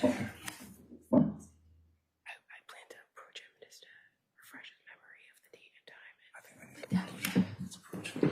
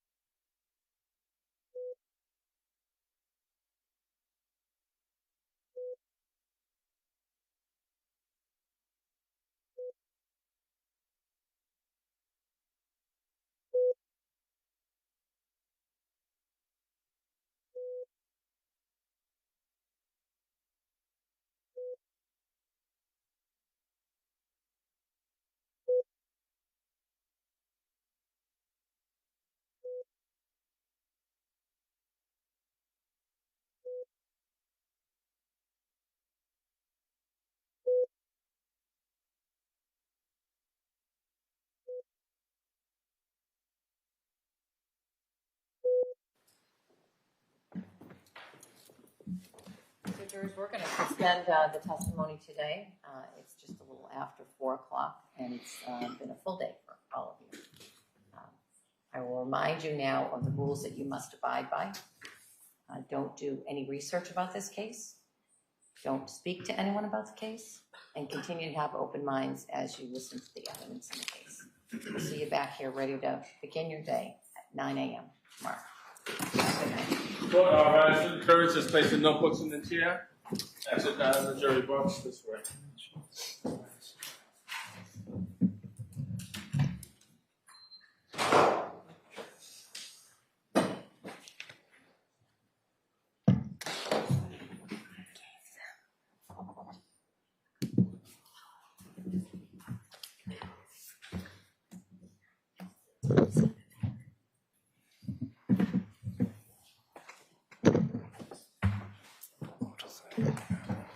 Please be seated.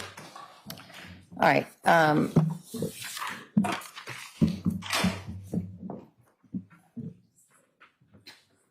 So I want to address the issue that we were addressing just now at the side of the bench at 8:30 tomorrow morning. So, you know, they usually open the door around that time or a little bit earlier, see if you can sort out what it is. And also recognize you need to, both of you need to educate me with regard to what's going on here, because I'm not sure that I'm following along with the arguments, because I have, again, a deficit of knowledge. I'm just going to say, it seems to me that if this incident, the incident with regard to the knife being held to the stomach, is on the day that Michael leaves the home, that date is definable by the medical records. I take it from the angst I'm seeing on the faces to the right of me that you don't believe it was that date. And so it may be that that text message is evidence of another bad act, but I can't tell from that. And honestly, I don't even know who the recipients are. I'll take your word from it, is that that's between Katrina and the witness. But you need to do a little work so you can educate me on the issue so I can make a logical ruling. There's another issue that's come to my attention. Can I see the last exhibit for identification?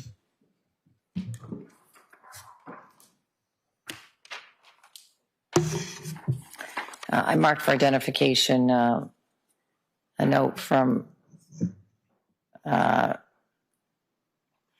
of the members of the press that's here. And the request is, to whom it may concern, Law&Crime is looking to set up a second camera towards the end of the trial, August 5th, and on till a verdict, just like the Zoom cameras. We also wanted to know if we can film in the courtroom gallery. Any help will be appreciated. Here's my help. No. To the extent that the press is asking for a camera to be placed on this side of the bar, this area of the bar, the courtroom is a public courtroom, but this side of the bar is reserved for certain people. Those people include me and the lawyers and my staff. The public doesn't come on this side of the bar unless you're involved in criminal proceedings. So I don't think it's appropriate for the press to be on this side of the bar at any time during the trial. As I understood it from my clerk, the request was that the camera would be on this side of the bar. And I won't allow that, not only for the reason that I just stated, but also because one of the ways this courtroom is set up is the witness stand is located in an area which effectively has all the jurors turned towards the front of the courtroom, and they then have their backs to the cameras. It's not an issue with regard to them being distracted by the cameras because they're looking up here. But if there were some other kind of camera in their sight view, I am concerned that they might be distracted by it, and I won't have that. I'm not waiting, by the way, for an opposition because this one is within my discretion. And it's a request for more, not a request not to have coverage. All right, so that'll be marked for identification. Madam Clerk, I hand that back to you because God knows it'll be lost up here. What's the schedule of witnesses for tomorrow, Commonwealth? We're having to adjust just a little bit our intended witness order due to some previously discussed obligations. Yes. So what we can tell the court is obviously finishing with Angel tomorrow morning.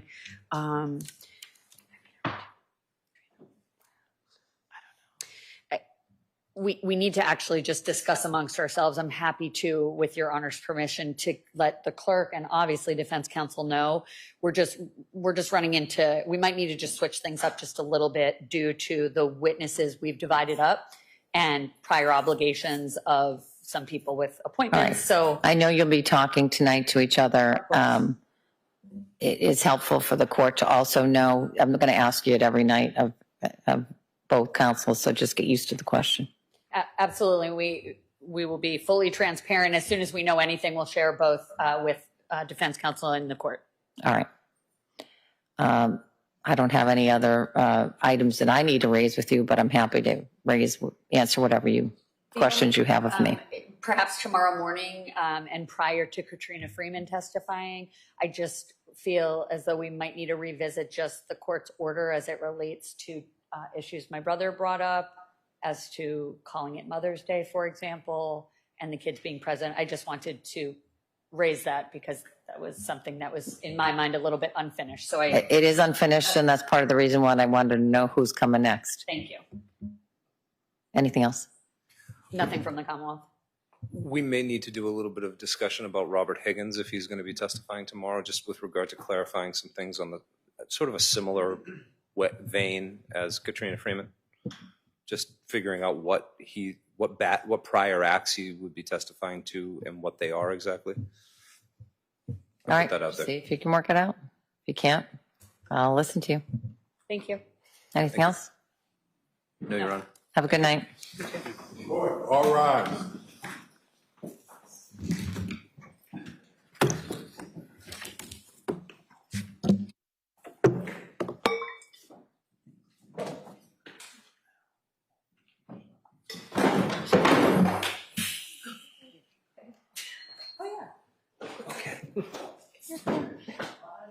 No, she almost did though. You all right? Yeah, I'm great. That's a ring. We all matched. What color are we wearing tomorrow? What do you want to wear? I know, what color?